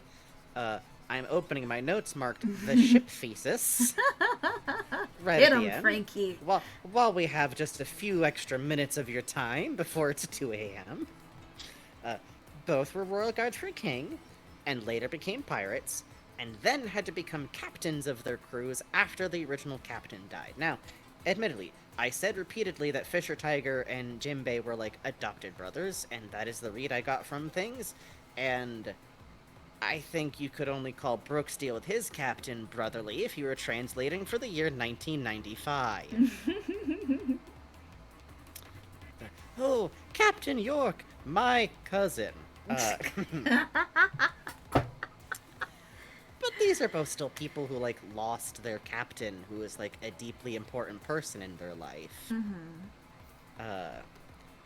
And what's fun, though, is they actually have very conflicting personalities. Yes. And there's actually a moment or two where they have directly clashed, where, like, Jinbei's, like, advocated for something, and Brooke turns on him like, you are being so heartless. What is wrong with you? Yes. Which I really love, because that means there's this dichotomy here. Listen. There could be a fun if put on your Yuri glasses with me. Take a moment. Yes. Hold my hand. Yes. Walk with me to the world of old man Yuri. Yeah, that's what it is when it's old men, Frankie. What else would it be? I've been told by social media that it's just Yuri every time. Words don't mean anything. I could sell it as Yuri. Yeah, no, you could. Honestly, if they were both, that would be a really... If they were women, it would be a very Yuri dynamic. It would be. I know what I'm talking about. Is not the tension between the proper usage of words versus the allure of modern meme reincarnations, is that not also Yuri? Oh, shut up. Shut up. I'm sorry, lesbians. I'm sorry for my friend. I'm sorry. I'm a trans man. He doesn't mean it. I was a lesbian for a whole 2 years. I'm sorry. I'm sorry about him. I'm only kind of associated with him, to be honest. Can you tell which one of us has the possible chance to ever date a lesbian again in their lifetime? Hey! Oh, wait, yeah, hey! Yeah. Hey! Hey! Are there any butches who read One Piece? Butches, femmes, whatever. If you take me, you can have me. No.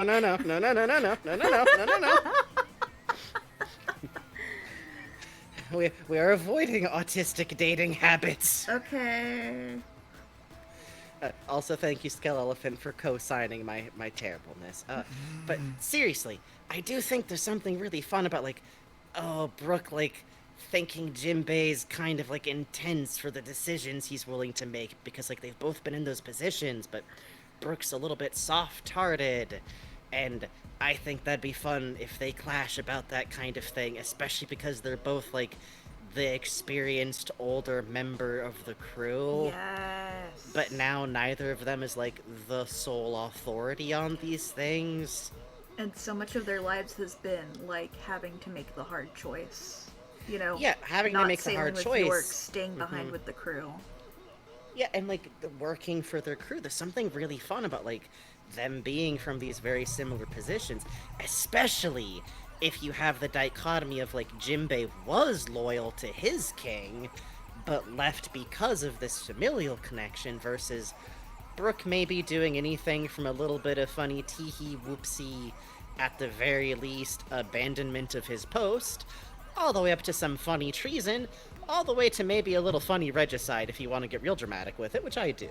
Yeah, why not? Like, live a little, you know? Live a little! Oh, Brooke thank can you have for done a troll little pets. funny regicide.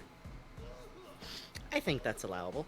What if he, like, brought him a fake devil fruit, and the king was like, show off how well it works, and Brooke did. I'm just saying. Ooh. Oda's never gonna cover this. Ooh. I can paint you a theater of the mind. One Oh, piece by will the way. be bone. Oh, It God, will you happen. joke. Where's the guy who did the agony of Goemon Ishikawa? Where's that fucking guy who turned Goemon into a side of beef He's jerky? busy working on the fucking Zenigata one, man. Oh. Yeah, I'm sorry, brother. Oh. I'm okay. Okay.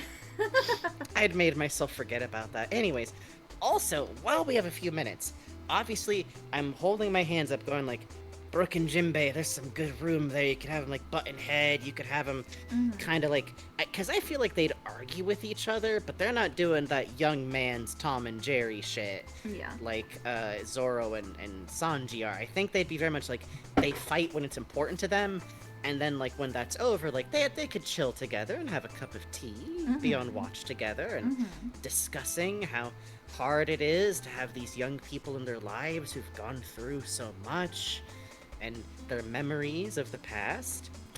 I am also going to bring up right here at the end about Brooke. We have told you a lot about One Piece, and if there's one thing I think we have tried to make clear, it's that if Oda implies someone is dead, that doesn't mean anything. You know a character in One Piece is dead if you see them die, and I mean see them die, and or see a grave, and like a confirmable grave, because one time it was a decoy grave. Yeah. You'll know it when you see it. Like, Kaido's not coming back from this one. Big Mom, maybe. Yeah. All that to say, there is a series that occurs now and then when the characters' bounties are raised, which is a very cute cover art series. The first time it was like little sections in a chapter, which I enjoyed, but I think making it a cover art series is very smart for efficiency's sake, which will show characters from the backstories of, or like even just the story of One Piece, like, you know, seeing the updated bounty, or us just getting a look what their life is like. Like, we get to see the little girl who Zoro rescued is like a little bit older and like works as a canteen cook now, which is very cute. There's no child labor laws in One Piece. Or see like the kids Usopp played with. We see like Vivi for a long time. This is where we get updates of like what's going on with Vivi. Although I do like that we actually get to see her puzzling over the 3D 2Y puzzle, being like, what the fuck is Luffy doing? Yeah, that was cool. In one of those cover art series, we see the doctor who looks after Laboon. And Laboon. And someone we only see from behind. Sharing a drink with that doctor and Laboon. And Laboon looks so happy. So happy. And it seems like a very meaningful interaction, which to me makes me think it's probably not just some one-off character from one of the goddamn movies, like some people say, because they have no joy in their lives. But instead I'll say, we never actually saw Brooks' captain die. And it should be noted also, in this series of covers, it was like, you know, as people come into the crew, it's like, okay, here is like Luffy's town reacting, here is Zoro's village, here is Nami. The core important characters. Like, Zoro's is like his teacher. Yeah. You know? It's not like, oh, those other guys he like knew once kind of brief. No, it's in order of them joining the crew. In order of them joining the crew. And when we get to Brooks numbered, that's what we see. that's what we see. Which, of course, you think, like, okay, yeah, Laboon, the doctor that they left Laboon with, but I do not think Oda would put another character in that scene if they were not meant to be directly important to Brook specifically. All that to say is that Brook does have two hands. Mm-hmm. So... And it's worth noting that while it's been a while since Brook's crew, like, all mostly died, characters live to be pretty old in One Piece. Uh-huh. Like, pretty old. 90 would not be anywhere outside of the scope of expectations. By the way, is Jinbei like 50-ish and Brook is like 90? Yes, I don't care. At that point, I don't care. If you meet when you're 40 and someone else is 70, have fun. Go with God. Yeah, go with God. Especially if you're both gay dudes. Come on now. If you meet a tall drink of water, well, not really a drink of water, a tall drink of saltines, technically. A tall drink of rocks, then hey, who's to say what could happen? Exactly. But that is Jinbei and Brook. Oh my god. Thank you all so much for your support. Fucking Frankie, thank you so much for all your hard work today. Thank you. Thank you. This is how I earn my half of the money from these things. Thank you, Frankie. Thank you, fucking thank you, brother. You did so much while I spaced out and doodled. Thank you, I appreciate it. It's fun! This is technically our original channel format. It's fucked up, but that is true. It is true. This is our roots. Thank you all for attending. You have now passed basic training for Straw Hats if you have made it through the entirety of this series. I apologize for the first couple of ones being a little rocky. We were figuring out the format. Yeah. Which is why we're probably going to do that, and, you know, initially we were, like, pitching people on this series, and I was a little bit worried about spoilers, but, like, literally since then, outside of, like, you know, I still don't spoil people on stuff because don't be an asshole, but I've come to kind of embrace the philosophy that when you're recommending things to someone, outside of, like, spoilers that matter, like, I wouldn't recommend Psychonauts 2 by going, like, and the murderer is X guy! Yeah. Which is why it's like, you don't do that. But I've kind of come around to, like, it's okay to tell people stuff so that they know it's good, because otherwise you kind of wind up going, like, it's so good, I can't tell you anything about it, but it's so... That's not helpful to make choices. So, all that to say, I think it'll be fun to do a Redux, where at this point we've given you enough time to actually read One Piece, to some degree. Look forward to Yamato and Law. Shout out again to Honeyed Rat for being God's bravest shoulder and going, like, I don't want to spoil myself on things, I'm just giving future me commission presents. Yeah, what the fuck? Thank you. Thank you so fucking much. And thank you all of you who donated today. Yeah, and thank you to everyone who just comes to these and enjoys yourself. Literally, thank you for being in our audience, as always. Thank you for spending your time with us, whichever way you do. Also, Starcat says, I'm sold on these two, honestly. One can reach behind the fridge and one can lift the fridge. Harmony, you get it. You get it. You get it. One can be behind the fridge and go, hoo hoo hoo, I'm winning at hide and seek. Hoo hoo. And then he lifts up the fridge and goes, there you are. This is what they have to do every time Sanji finds a cockroach in there. Oh, I caught it in my mouth. Yippee! No, don't tell me about that. Oh, I mean, it's it's in my ribs. We might have a containment breach, and then you just cut to Brook inside a sack. Brook inside a sack, Sanji's on top of the fridge, Jinbei is like, I don't know what to do. I guess I'm gonna go outside and open the sack there and just kind of shake him out over the ocean for a little while.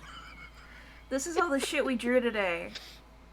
Damn. Jesus Christ. Good job, Bugs. Champion shit. Look at all that. You even shaded. Fucked up. Okay. It's a lot of drawing. What are we gonna do? That's a good question, especially because I am going to warn people ahead of time. So, here's the thing. Normally we would do our next stream like 2 days from now. That's 4th of July. It is. Yeah, it's July 2nd. And July 5th might also be dubious. Yeah. If you are not in America, or specifically California, or specifically parts of California where rent is low, Where shitbags are. Like me. Bugsworth. As we joked at the beginning of stream, the warehouse district of Gotham. The oil rig type district in the middle of town. You know what? It's not even Gotham. Gotham is like New York. Yeah. Technically, this is like where the West Coast Avengers This is technically would Metropolis. be You know that shit? This shit is technically Metropolis. Fuck me, man. Where's... Oh, I want to see Superman at Venice Beach.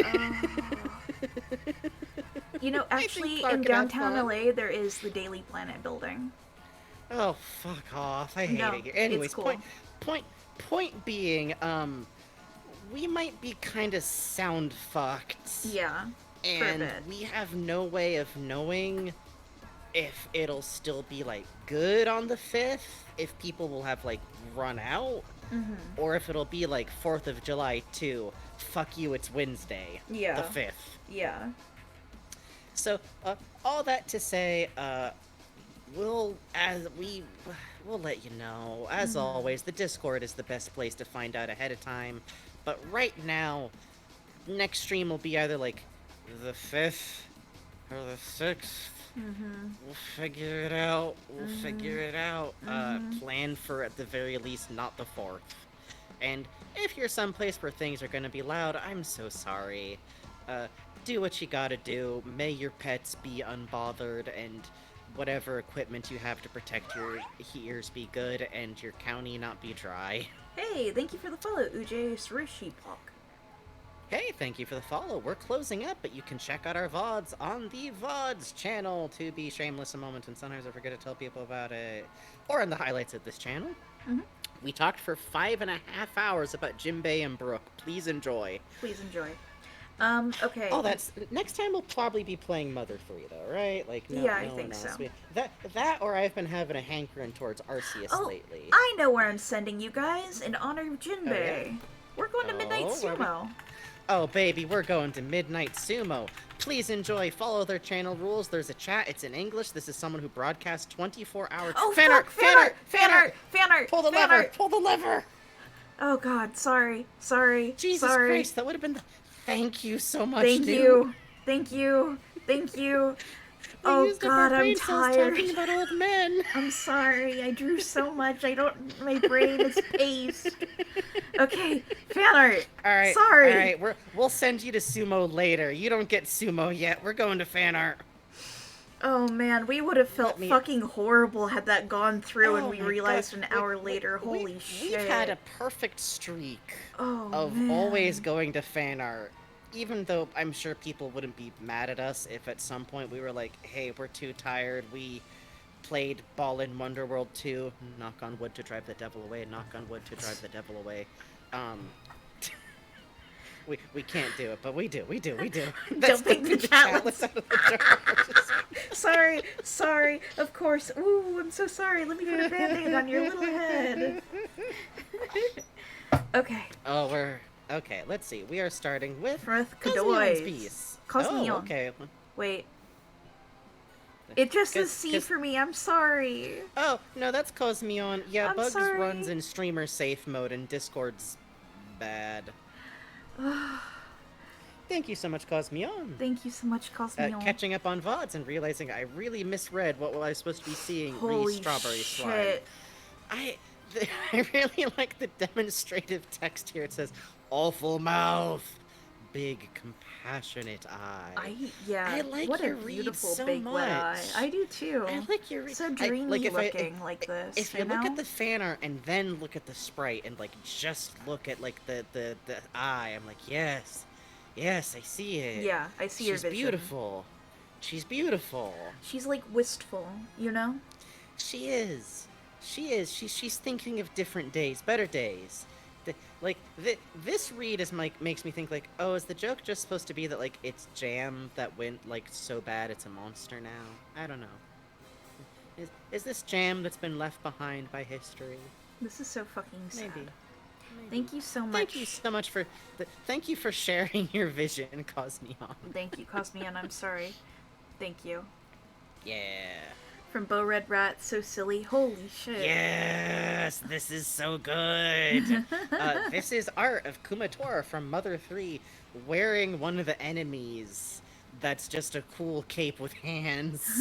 And I think you're right. Yeah. I think you're right. Yeah. I think she should have done this, and The I love the fucking way middle you drew fingers her. from the cape is Yeah. really good. I love the fangy. Yeah, I love an old-fashioned 1990s anime fangirly. I do too. It's my favorite. I do Literally too. one of my favorite manhwa that I liked to keep up with, which was For Better or For Worse, which ended recently. Has a little bit of it doesn't care. I really like it. It's a good pairing, and also the main character has that kind of fangly thing. She's so cute. Anyways. Hell yeah. I love the sparkly eyes too. They're very cute. Yes, this Very is such a cute. fun read. I love like the glove, and I like the way you interpret her outfit. This is a very fun take on her. Yeah. I've been really enjoying seeing people's like run on like interpreting Kumatora's sprite because like I said, when I played the game, I think the general atmosphere online was very like, no, obviously she girl, so Yeah, she girl. the gender's not complicated, and now it's like, no, you're right. You're right. I love that you can tell that like the material is like kind of almost like a sweatshirt or like jumpsuit kind of deal with like the wrist of the sleeve coming in that kind of way, like it's got elastic in it even. But I think that's a very fun way to articulate like the kind of outfit you're drawing in here. Yeah, you've got some real weight to the fabric. It looks great. Chains are complicated. You fucking nailed this. Chains are very complicated. And This I like is a the nice spot chain. painting. And I really can't say enough about how much I love the gag of the cape, like having floating middle fingers, because it's both like the cape is mad at her, but also I think she would consider that a bonus if it just had constant middle finger epaulets floating around. Agreed. You're inspired for this, is what I'm saying. Mm-hmm. Thank you so much. Thank you, Red Rat. From Raven Bonafoy. And I like the people who put Kumatora in the emojis. Oh. Oh. Raven Bonafoy. Bugs made a joke about culturing chat in the ways of One Piece like a slime mold and my hand slipped. Oh, we finally have it. Chatlet babies are born. You know what? I'll co-sign that. Yeah, I think this is the process of what happens if a new chat member comes in. Is it's like a little mold spot. You just kind of gotta. I'm not saying that chats are made of mold or slime. But the base no, Frankie would never imply that. No. No. Chatlet babies Moldy. are born among us. Fucking moldy chat. Oh, I mean, it's wonderful so moldy cute, chat. though. I love the one that's like hanging off the end. How its little hand is like very like little soft The threads, kind of grasping clinging over to the here. glass. Oh, it's so cute. It's so. I look would at this put hand. this Look in. at the way you colored around this to make this one stick out. Yeah. Wow. Very nice work, and with colored pencil, it can be very hard to get like a smooth plane of color going. And considering you're doing that while having to preserve the little like highlighted color eyes, that looks very nice. I like the hat in the background. I like the suggestion that we're gonna like dump the petri dish out onto the straw hat to like see if you form a map of the subway system of Japan. I think is what you do with slime molds. Really well observed glass as well. Yes, that's a tricky angle too. Oh my Petri God, dishes are a very weird like way to. Yeah, the hand that's in front, that looks very nice. You can see the angle it's coming at you at. Yeah. Very good. And very charming. I like how there's Extremely one little like ploof chat that looks like it's like drifting up off the surface. Like... He's making a break for it. Get him. Ah, shit. You got your respirator on, right, Bugs? Haha. Bugs? It's okay, I'm already in a low-rent apartment. What's more mold gonna do? Thank you, Raven Bonafoy. Thank you so much, Raven Bonafoy. Bonafoy. Nude. Oh, wow. It's been so long since I've last drawn Brooke, especially since my teenage DeviantArt days, but ooh, hearing his backstory led me to drawing my favorite grandpa again. Oh, this is great expression work. Yeah, and look at how like well-handled Brooke's like super complicated cravat deal is hand. Like the lacy sleeves that he has, the hair texture. Even the knot. Oh, that looks so good. Yeah, like that's actually like drawing the knot that it is, which no artist can ever be blamed for just going like, that's not. That's amazing. Oh, Yeah, incredibly good. I also love like I love the hair weight of the texture. fabric coming in around the sleeve is very Yes. clearly like it doesn't it has that good feeling where it's like it's not quite like filled out by an arm under there, but it Yes. still occupies the same shape. Yeah, With the particularly articulation of the hand bones. Yeah, with hip the bones elbow out. joint. Yeah. Oh, hey, hell yeah. That's canonical. If you just look at a picture of Brooke when he's introduced and like really think about how low his pants are on his hip Yes. bone. That's if I saw someone putting papyrus in that outfit, we would all know what was going on there. Come on now. Although to be fair, papyrus does wear what? Crop tops. You know? I'm just saying. I also, I want to note, like Frankie was saying about, like, how you did the fabric. I love, not only did you communicate, the weight of the fabric and what's underneath the fabric, but by stylizing the folds like this. Yes. I don't know, it adds so much. I really love that. I also want to note that I really like that, like, this is a weird thing to say, but, like, the hat is resting on the hair very nicely. Oh, yeah, look at the drawn-in highlights on the hair against the hat. There's a drawn highlight that has it, like, very slightly pushed down, like, at the very outside Wow. edge. Which is, like, a read on textured hair that I think is kind of, like, tricky to get up to articulating. Like, it's not just, like, sitting on the outside like it's a glass orb, you know? And it looks very nice. I also like the way the smoke curls around them. Yes. I on one hand, sorry for dragging you back into One Piece. On the other hand,